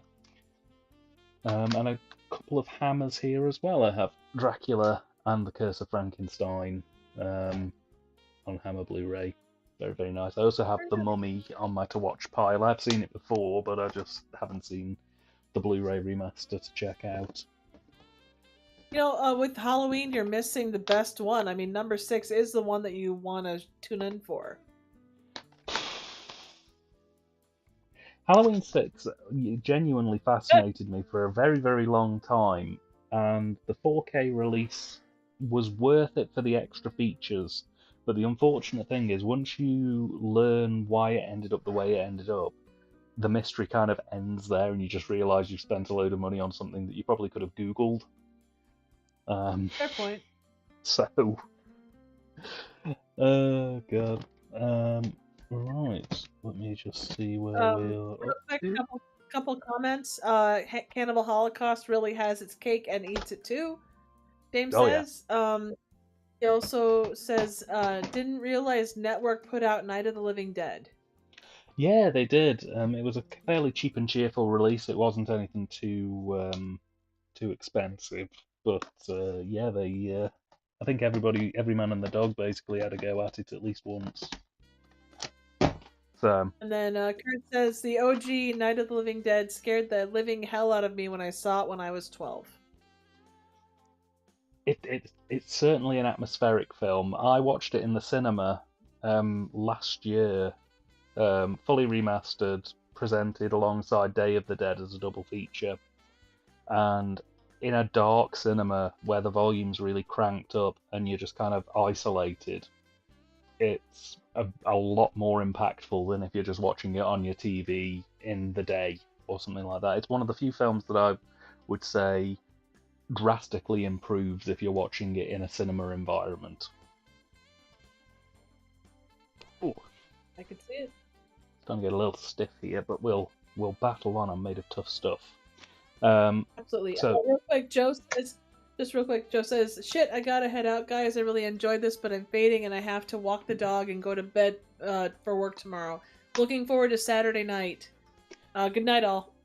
Look forward to it, man. I'll see you again, and thank you so much for dropping by. It's much appreciated. Take care, Joe. So we have a double feature of nasty films here, Anthropophagus and Absurd.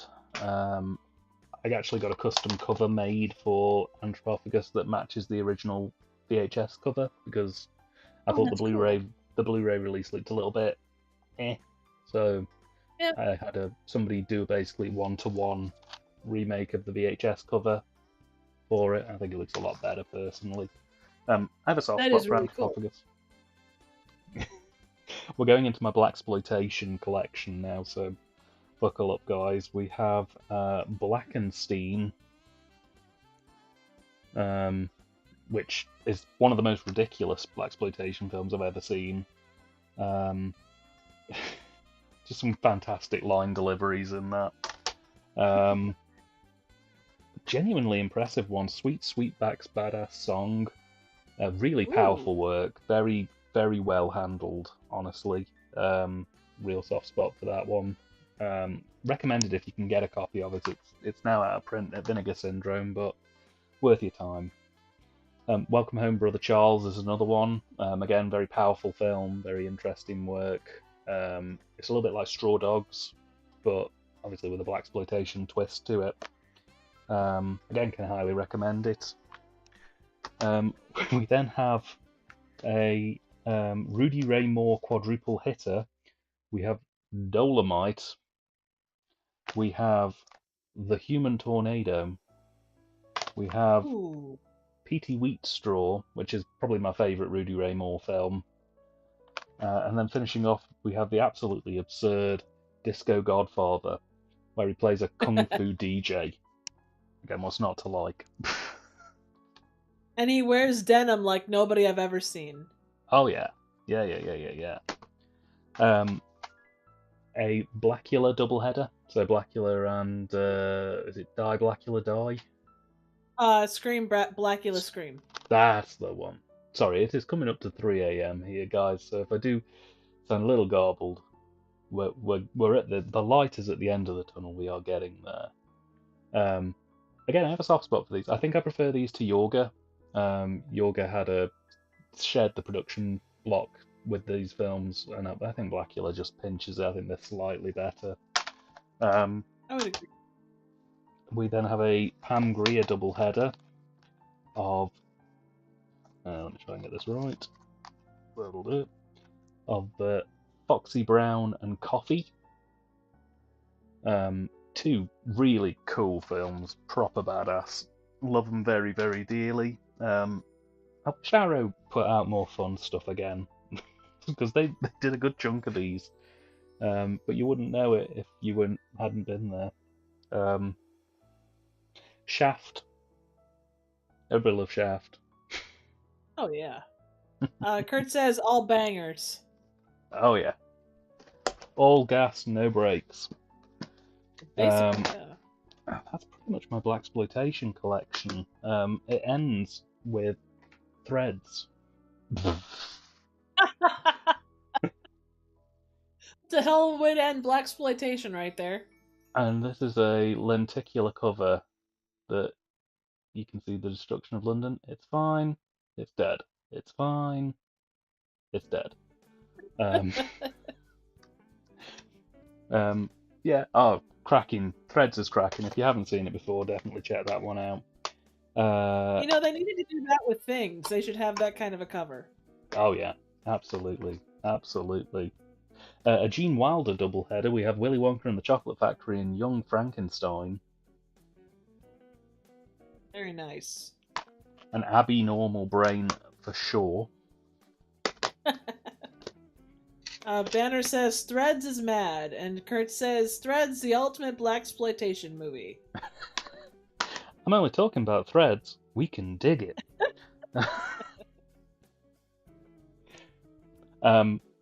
This is an old release, but it came from Gold Ninja Video. So Severin Films recently released The Dragon Lives Again on their Game of Clones Bruceploitation box set, which I highly, highly recommend you pick up. It is very much fun. But before they put that out, Gold Ninja Video did a release of The Dragon Lives Again on Blu-ray, which was basically an upscale, and it did a really, really good job of it. I really enjoy this film. I think it's one of my sort of guilty pleasure favourites. If you ever want to see Popeye fight mummies, you've come to the right place. And I think one of my favourite moments of, I think it was last year, it was either tail end of last year or start of this year, was watching yourself, Triv, and Angela do a deep dive on this film. And We just were in so real time. confused. Oh Yeah, my just in real god. time watching you both just go, what is this? What? No, it was an experience, and the fact that it was, like you said, like cut off on the sides and stuff. Just trying to understand that part of it, much less the rest of the movie. In chat, James says, "Cool selection. I saw Threads and Young Frankenstein last Halloween, which is, I gotta say, a hell of a double feature." Oh yeah. It's okay, here's a question then. So best double feature nickname for that pairing wins the stream. We'll give them that one. Well, you got 7 people watching, or well, yeah, 7 people watching right now. So let's see your best Barbenheimer mix-up or mashup of Threads and Young Frankenstein. Fantastique. We're back on the William Um, Castle with 13 Ghosts. Ooh, love 13 Ghosts, and you have the reader too. I know, Trev, you very kindly gifted me a genuine reproduction of the original Ghost Viewer, which does make the film a lot more palatable. So yeah, it's really good, really good. So James says, so real quick, John says, Rudy Ray Moore rocks. James says Abby Normal Nuke as a mashup. Yeah, Abby Normal Nuke. Okay, I can see it. Kurt says Threads and the Day After. Double the depression, double the fun. I'm gonna go for putting on the Blitz, like Blitzkrieg. You win the stream, although James is a close second and Kurt comes in third. Deal. Right, the next one is a bit of a deep cut. It's the Asphyx, which I always recommend to people.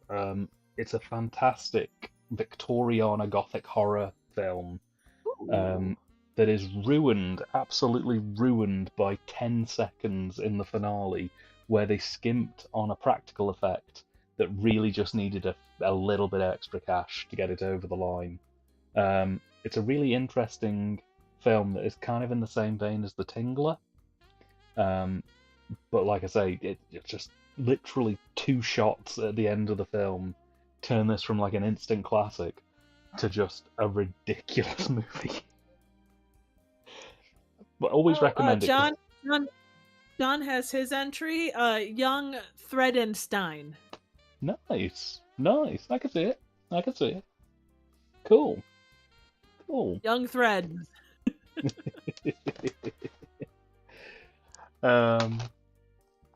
Obvious one for me, Barbarella. Oh yeah. Who doesn't love Barbarella? Barbarella and Flash Gordon, perfect pairing. This one will not come as a surprise to many people, especially if you were around when it was a big thing. So in 2015, Back to the Future celebrated a bit of a milestone, because obviously it was the 30th or the 40th anniversary? I think it was the 30th anniversary. And for the entirety of 2015, we went a bit mad and just went all in on Back to the Future. So I picked up the 30th anniversary trilogy Blu-ray set back in 2015, and then the bastards talked about it so much that I just haven't been asked to ever watch it since. It's completely oversaturated it to the point that I could probably quote the first film verbatim. I don't need to open it. I can close my eyes and watch all 3 Back to the Future movies. They did it too much. At least you only spent £10 on it. True. Very true. I got it in the sales that year, so that was a good one. Equally good bargain was the Alien Anthology Blu-ray. Ooh. Covers everything up to Alien Resurrection, which is really all you solidly need. I really need to do an Alien rewatch at some point. It's got to have been about 15 odd years since I last watched them. Have you seen Romulus yet? No, I haven't. Like I say, I haven't watched anything past Resurrection, other than Alien versus Predator. Fair point. So, James says next year, 2015, will be 10 years ago. Where's my fucking hoverboard? it's going to be made by Musk, and he's going to call it the X board or the Musky Oh board, God. and you'll have to pay a subscription to actually hover. And it'll be like 10% of the actual power. Yeah, and it'll rust for some reason. It's made of plastic, but it'll rust. And it'll explode every other step. Yes, and unlike other hoverboards, which are built to snap if they hit another person, this will full on like cut them in half. And for some reason that's unknown to everybody, it smells like ass. Yes, But not good ass. badass. Yes. Not badass in the good ass term. Just bad space ass. Nobody wants bad space ass. No. This one was recommended by yourself, Trip, because you covered TerraVision on one of your reviews and said it was really good, and then I bought it and really enjoyed it as well. Oh, it's fun. It's so fun. It's like all of the fun, just great shit of the 80s and early 90s just rolled into a movie. Oh yeah, absolutely, absolutely. A solid winner if ever there was one. Best orgy starring 5 heads and only 1 body. And considering society exists, that is an accolade. Fair point. I wouldn't have made that connection, but you're absolutely right. Mm. Video Dead is fun too in its own way. Oh yeah, yeah. I missed a blaxploitation film. I also own Truck Turner, which is probably my favourite blaxploitation film. Isaac Hayes plays a very out of shape bounty hunter who is put on a case and has to go and take out a client. But he's a proper I'm done with this shit style bounty hunter. Fantastic soundtrack, really well shot. Nichelle Nichols is in it briefly as well, which is great. Go watch Truck Turner. If you haven't seen Truck Turner, it's probably as solid a blaxploitation flick as you'll get. What else have I got here? I've got Attack of the Killer Tomatoes, or Tomatoes if you're from jolly old Blighty. Very nice. Yeah, you know what? It's fine. I was expecting a bit more from it, if I'm being completely honest, but it's fine. It does the job. Well, I don't know what I was expecting from a film called Attack of the Killer Tomatoes, but I got it, I guess. Yeah. The Elephant Man. Enough said. Yeah. I do wonder, just offhandedly, and it doesn't quite do the same thing, but I wonder if the substance took any cues from Elephant Man with some of the ways that they do some of the practical makeup. I could see it. I could certainly see it. It's creating that sort of unsettlingness, I think, that that really nails it. Next up is probably one of my favourite nasties, Night of the Demon. It's another sexy Bigfoot movie. As if the world do we need needed to have more a than one. discussion about your sexy Bigfoot movies? I mean, I've got Suburban Sasquatch as well, so Fair point. we're building a small shrine of sexy Bigfoot movies, unfortunately. Wacko, which I got last Halloween, and I really enjoyed it. It's got Joe Don Baker in it playing basically his Mitchell character, but it's a bit like The Naked Gun. He's kind of self-aware.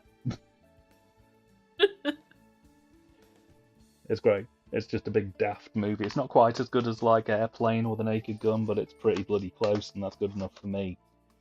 New Real Year's quick, Eve. Kurt says, my God, no!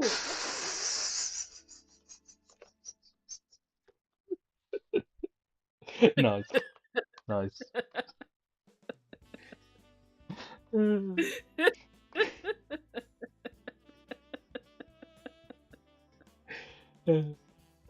New Year's Evil. I watched it for the first time this New Year's Day, just gone.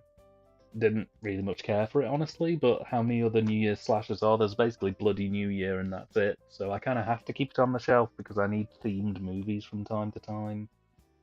But I'm going to be honest, I preferred Bloody New Year. I mean, you could go unconventional, horror and go Happy New Year. which is supposed to be romantic and isn't. True. I mean, there's also Terror Train, which is set in New Year's and is a better slasher movie, honestly. Oh yeah. Plus, it's got Jamie Lee Curtis. Yeah, absolutely. But yeah, I think for me personally, Bloody New Year is probably my go-to on that front. Robot Ninja, which was the film that J.R. Bookwalter did after he did The Dead Next Door. Again, surprisingly really well made, visually very nice, really good script, really solid soundscape, and decent acting throughout. It's a little surreal in places. It's got Burt Ward in it as well. So, Ooh. Burt Ward and Linnea Quigley. A combination, I'd say. Yeah, and again, Make Flicks. Go grab your Make Flicks stuff. Those guys do some really good stuff. Another Scream Factory here, Night of the Demons. I like Night of the Demons. Night of the Demons 3 is rubbish, but Night of the Demons 1 and 2 are fun. They're just fun, weird films. It is very fun. Oh, yes. It's weird as hell. Fun. And Escape from New York as well. For those of you who enjoy even more Kurt Russell. Kurt Russell is kind of life. Oh, yes. My absolute pride and joy. Halloween 3 4K. Luke's incredible. Nothing short of incredible. Genuinely miraculous restoration. If you watch it on a 4K screen, it looks like it was shot yesterday. Which is nuts. It's really good. Really good. On a similar note, Tim Burton's Ed Wood. Just a wonderful film. Really, really well made. Probably my favourite Tim Burton movie, if I'm being completely honest with you. But yeah. So, big win on that one.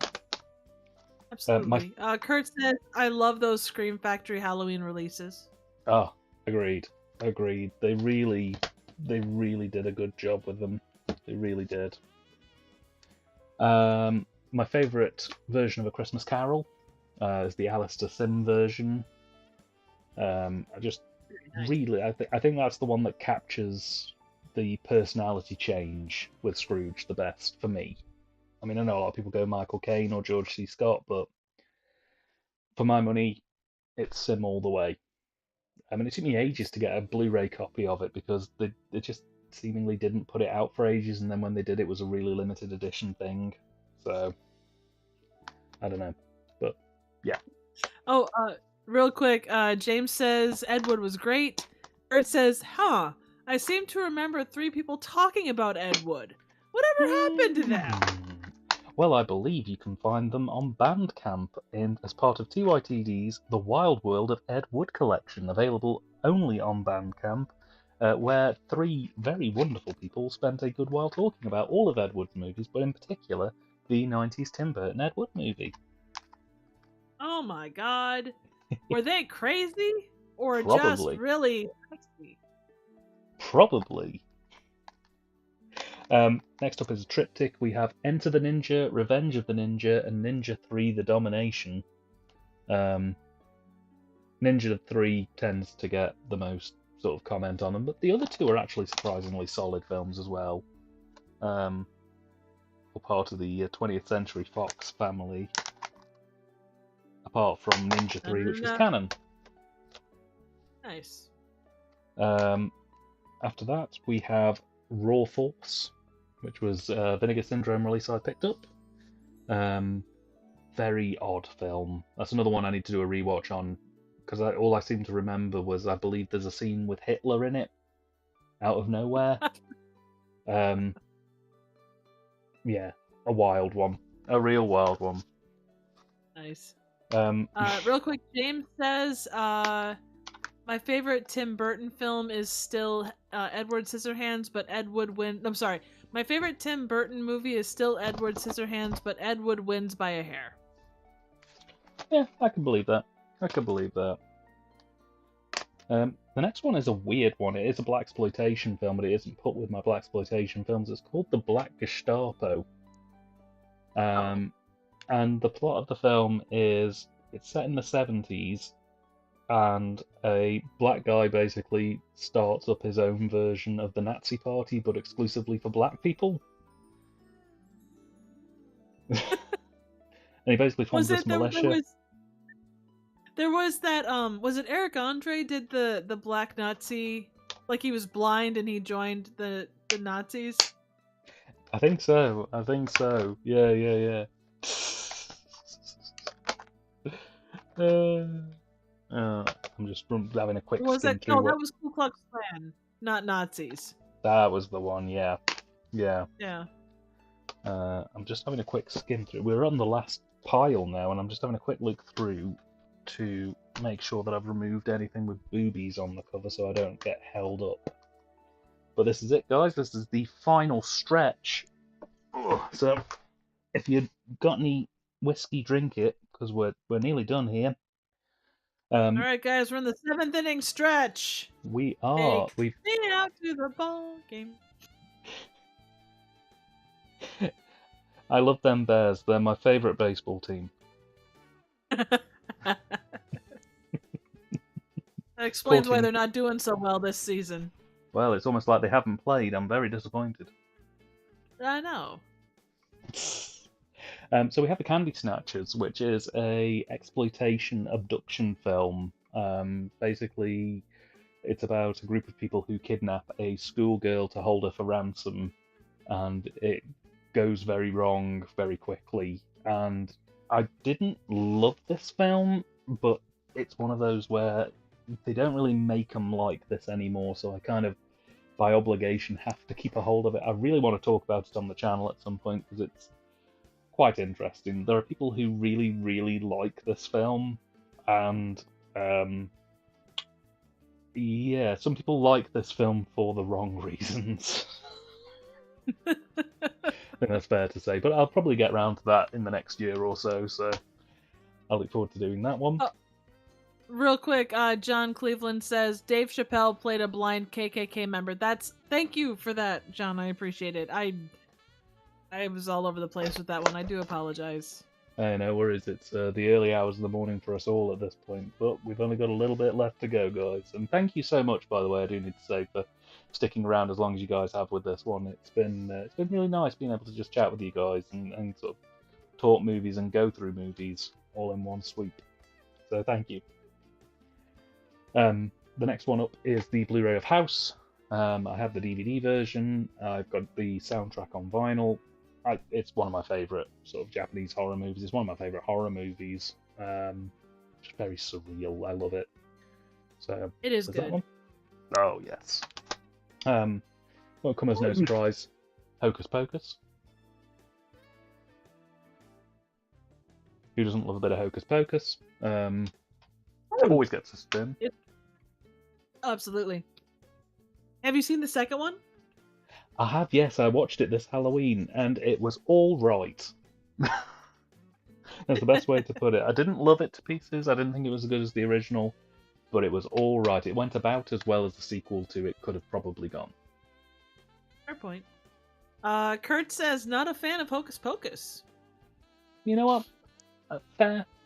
That's understandable. Any particular reason why, or just not a fan? Happy Death Day. I've got Happy Death Day and Happy Death Day to You. They're both great, but I think Happy Death Day is the more consistent product of the two of them.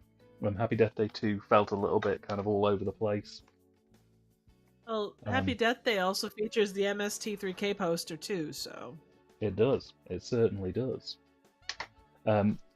It was called Halloween Night in Germany, but in the Americas it's called Hack-O-Lantern. It's High Pike coming at you with Tammy. Love it. I'm just such a soft spot for that. Real quick, James says, I saw Hocus Pocus in full for the first time this Halloween and I really enjoyed it. Jen says, I loved it since it came out in '93. Kurt says, it seemed overrated to me as a millennial. I saw it too many times as a kid and just couldn't jive with it. you know what? Fair play. Fair play. Sometimes overplaying can do it. That's the main reason why I haven't rewatched Back to the Future in a very long time. Fair point. An interesting double header here. So it's Caligula on Blu-ray and Caligula: The Untold Story, which is the Italian exploitation version of the Italian exploitation film Caligula. Okay, the Untold Story, the one on the right, looks Yeah. like he's seen some shit. He has. The weird part is the Untold Story is tamer than the original Caligula that it's trying to parody off of. I should also point out this Really? version of Caligula is the Arrow version, but Triv has very kindly held a copy of the 4K release that came out this year and is going to be sending me that in the new year. So I'm looking forward to seeing Helen Mirren in the Altogether in 4K and Mark McDowell in the Altogether in 4K. Very nice. That was a Jen hell of an says, order, fun fact actually. about- I forgot to mention that was a hell of an order because I put it through. It was Caligula in 4K and Pee-wee's Playhouse and Blu-ray together in one order. The guy who picked those out to ship must have been, what the f is this guy getting up to this weekend? It's a hell of a double feature. I'm not sure if it's the biggest, weirdest double feature, but it's right up there. Jen says, fun fact about Hocus Pocus, it came out in June. It was considered a flop, but because it became a cult classic now, it was also filmed at Universal Studios Hollywood. The more you know. Every day's a school day. It is. Very much. We're down to the last 4, ladies and gents. Oh my god. I know, right? So there's the Halloween trilogy, which is Halloween, Halloween Kills, and Halloween Ends. I think Halloween 2018 is really good. I like it. I know a lot of people don't, but I personally really like it. I absolutely hated Halloween Kills. Halloween Ends, I feel I need to rewatch a couple more times to really get a feel for it. But I didn't. My immediate gut reaction was that I liked it, but I think I need to watch it again to kind of digest it a little bit more. So. And does Evil die tonight? You know, there was a wonderful year where all through Halloween, we were just saying in the group chat, you, me, and Nick were just repeatedly going, "Hey, how's it going? Evil dies tonight." "Yep, well, you take care. Evil dies tonight." Kurt says Halloween Ends is the most hilarious opening I've ever seen, and it was unintentional. Agreed. Completely agreed. A really nice box set that was exclusive to HMV in the UK. It's House of Wax 3D, the Vincent Price version. It includes House of Wax in 3D. If you have a 3D Blu-ray player, it will play the film in stereoscopic 3D, but it also has the 2D version of House of Wax. And it also includes the 1933 Mystery at the Wax Museum, and I think there was an earlier version that was a silent version of this that is also included. Yep. Tons of extras. Wow. Really good set. A really good set. The Mystery of the Wax Museum was fantastic movie. Absolutely awesome. No, completely agreed. And it's weird, really, that the same year or the year after this came out, they did a film called The Mad Magician, which is basically the film again, but in black and white this time. I don't know. There was a lot of that, I think. Yeah. I mean, another hot take, probably controversial one. I don't necessarily dislike the 2000s House of Wax. I think it's fine. I don't mind it. Is it as good as the Vincent Price? Oh, I think it was something that, in retro, like it grew better with time, I think. And I went back and watched it here recently, and I was never a fan. And I will say that it's one I can go back and rewatch now and not hate. So yeah, no, agreed. The first time I watched it, given how much hate it was given at the time, I watched it and just kind of went, okay. And a subsequent rewatch made me go, you know what? I don't agree with people who say this is awful. It's not bad. It's not going to win any awards, but it's not bad. My key memory. Jen says, sorry. Just one last quick thing. One fun fact that I remember about this set in particular is the day that I bought it, I have no idea why he told me this, but the person who rang my copy through said, whilst he was ringing my copy through, "I'm really sorry about this, but I may have to run away during your purchase. I have diarrhea." And I was like, okay, thanks for oversharing. This is now an unsafe purchase for me. Thank you. Oh my god. Wow. I mean, I better out than in, I guess. As far as that knowledge, not the actual diarrhea. I held my contactless card at a very high angle as I touched the card scanner. I'm not going near that guy. I don't at all blame you for that. Jen says, I appreciate Halloween Michael Myers. I also appreciate he looked both ways before he drove in the first movie. Yeah, decent. Absolutely decent gent.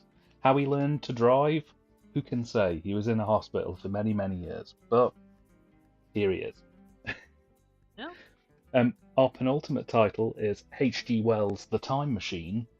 Ooh, excellent movie. And the Blu-ray makes it look so clean. Just, it's immaculate. A really solid work. Really solid film. Just watch out for Morlocks. Yeah, no doubt. It is, like, initially, it is such a pretty movie. And I'm sure that the Blu-ray, like you say, it just brings out all of that awesomeness. Oh yeah, absolutely. Absolutely. It really does. They did a really good job with this one, honestly.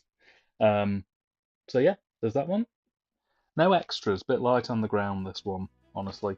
But our final release, the piece de resistance, and I couldn't think of a better way to really finish this off because it's kind of an all-rounder, was the Arrow Blu-ray release of RoboCop.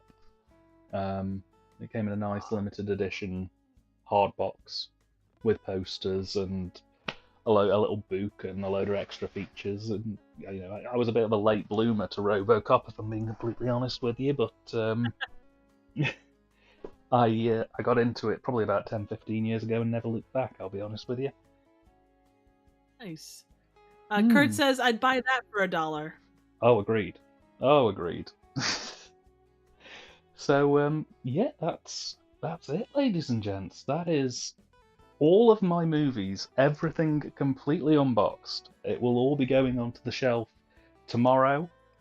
And then the real work begins, because then I can actually start watching things again and, hopefully starting to work on the channel again, because I haven't really written anything since September. So wow, it'd be nice to get back into the swing of things with that as well. Absolutely. Yeah, so anybody, before we end things, has anybody got any questions, anything they'd love to ask me or Trev before we roll things down? I'd say keep the questions towards you tonight. This is your stream. But it may be my stream, but it wouldn't have been made without you, no. Well, it's you're the one that had to talk and be on point. I was just here reading comments, so no questions per se. James says, good night, it was fun. I'm off to bed as I'm fucking knackered. Okay. Jen says, if you would calculate it all, how much was spent? That is a good question. I'd put it probably somewhere in the region of, it'd be touching 10 grand at least, I reckon. All in terms of cost. But you've got to imagine this is a collection that's been built over probably about 20 years. I mean, some of the box sets alone are like 200 quid in and of themselves, so. Fair point. Wow. Let's see. James says, Arrow, when they release the thing in Carrie, Arrow starts making mainstream stuff. RoboCop comes to Arrow. Nope. Nothing said. So. Yeah, no, fair enough. To be honest, it was they were some of the last purchases I ever really made with Arrow. Was Elvira, Carrie, and RoboCop, and after that point, I was kind of like, you know what, I don't think these guys are for me anymore that much. I'd still check in with them occasionally. They did a Critters box set recently that looks quite good, but it's like, they're probably putting about 2, maybe 3 things I'm interested in a year out now, whereas before it was like, everything they announced I would just add to basket without question. If you could So, get rid of anything, what would it be? um, Jen.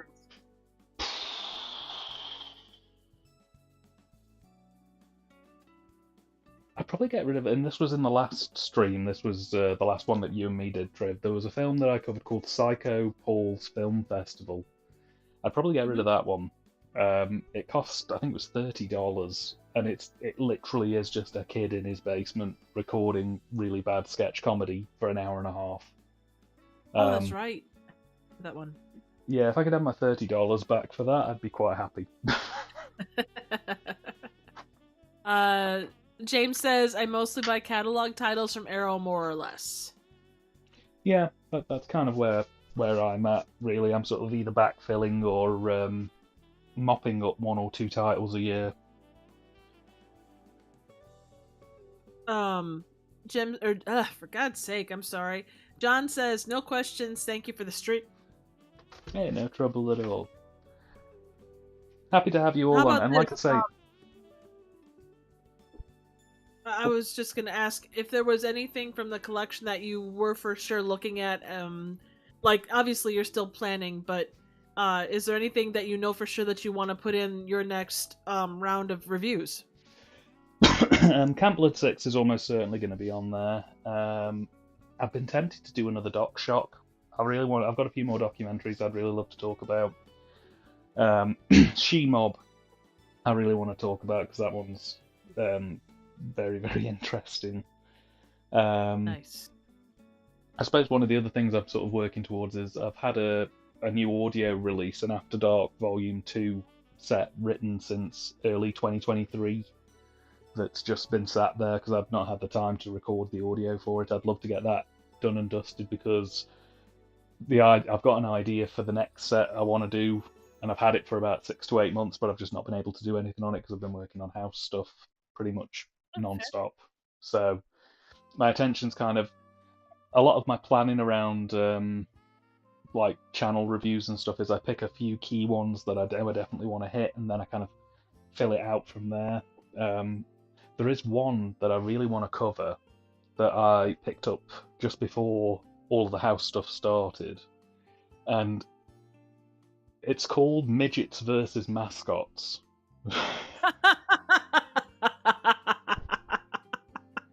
And it stars Jason Mewes and Gary Coleman. Oh God. And it's basically like Jackass, but like half the team are just, dwarves, and the other half are in mascot costumes, and they just like do Jackass stunts, and they have a bit of a competitive thing going on. It's really weird. I need to watch it, but that one is one that I would like to try and cover as well. And also, I've got a couple of SOV horror films as well I'd like to look into too. Nice. One final question. Jen asks, if you can regret something you already have, what would it be? I think probably the biggest regret that I have, and it's one that I always fall into, is buying expensive box sets and then realising they're limited edition out of prints, and then you can't really open them because you immediately knock a couple of zeros off the value of them. So it's like, for example, I've got the Godzilla Criterion set up in the corner of my room. I can't show it to you because it's too big to fit on camera. But that set cost £150 when I bought it. And it's like, if I unwrap it, it immediately drops to about 90 quid in value. And even though I wouldn't want to sell it, the sheer price drop is enough to kind of put me off opening it. So it just kind of sits there until eventually I can bring myself to open it. I've got a Herschel Gordon Lewis box set as well tucked away that is a first edition, limited edition version of a standard edition that's been issued. And the limited edition is something like 140 quid, and the standard edition is 30. And it's like, do I sell the limited edition for the standard? But the limited edition looks cooler. It's just, the biggest thing is to open or not to open, honestly. And if I could buy 2 of everything, believe me, I would. Fair point. Aye. Well, I think that takes us to time, ladies and gents. It's 3:51 a.m. where I am, and I got work in the morning, even if it is only a half day. I just want to say, first and foremost, thank you so much for joining us on this journey through sound and vision. It's been so cool to just hang and chat with you guys about these things. It'll be a very, very long time before I do this again, so it's been just so nice to be able to chill with you guys. Also, want to say thank you so much to Triv and Kurt, who've both joined me on this journey. You guys have been awesome. You've been knowledgeable, charismatic, funny, and charming, all in equal measures, even if you did try to cut my genitals off with a toilet seat. Just saying. You know what? You're taking this too personally. I'm telling you. I think you'll find most men will take it personally if you go for their genitals, Triv. Just saying. Kurt did have to peace out, but I'm gonna make sure to tell him where on the stream you said that, just so he can come back and check it out. No, it's absolutely. I'm glad that you're back, man. And I know everything that you were doing was important for all this, and I'm not gonna go into too much, but it's great to have you back doing this. So Absolutely, and thank you for letting me be part. Oh, no trouble at all. It's been genuinely delightful having you on, and hopefully, not too soon we'll have a Rift Track stream or something to really, really get things going. Yeah, other than that, it's just down to me to say, obviously we've got this housewarming party, virtual housewarming party coming to Discord on Saturday. Starts at 10 p.m. GMT. I think that's like 5 p.m. Central. 4 o'clock. 4 o'clock Central. 4 o'clock Central, yeah. 4 o'clock Central. There's going to be some really strange movies on there, some really weird television specials, some bits of everything that just to sort of really try and raise the roof. And there will be some competitions going on as well throughout there, so do join us. Like I say, there's an advert on my YouTube channel with a direct link to the Discord page. Get yourself signed up, and hopefully we'll see you there. And thank you again for joining us on this big journey. And with that, I'm going to slow zoom in on my Wicker Man.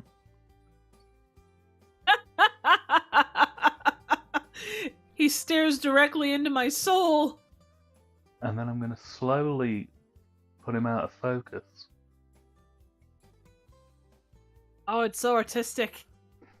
Oh my god. And with that, once my mouse lets me move around, we will say good night and thank you once again. Bye bye.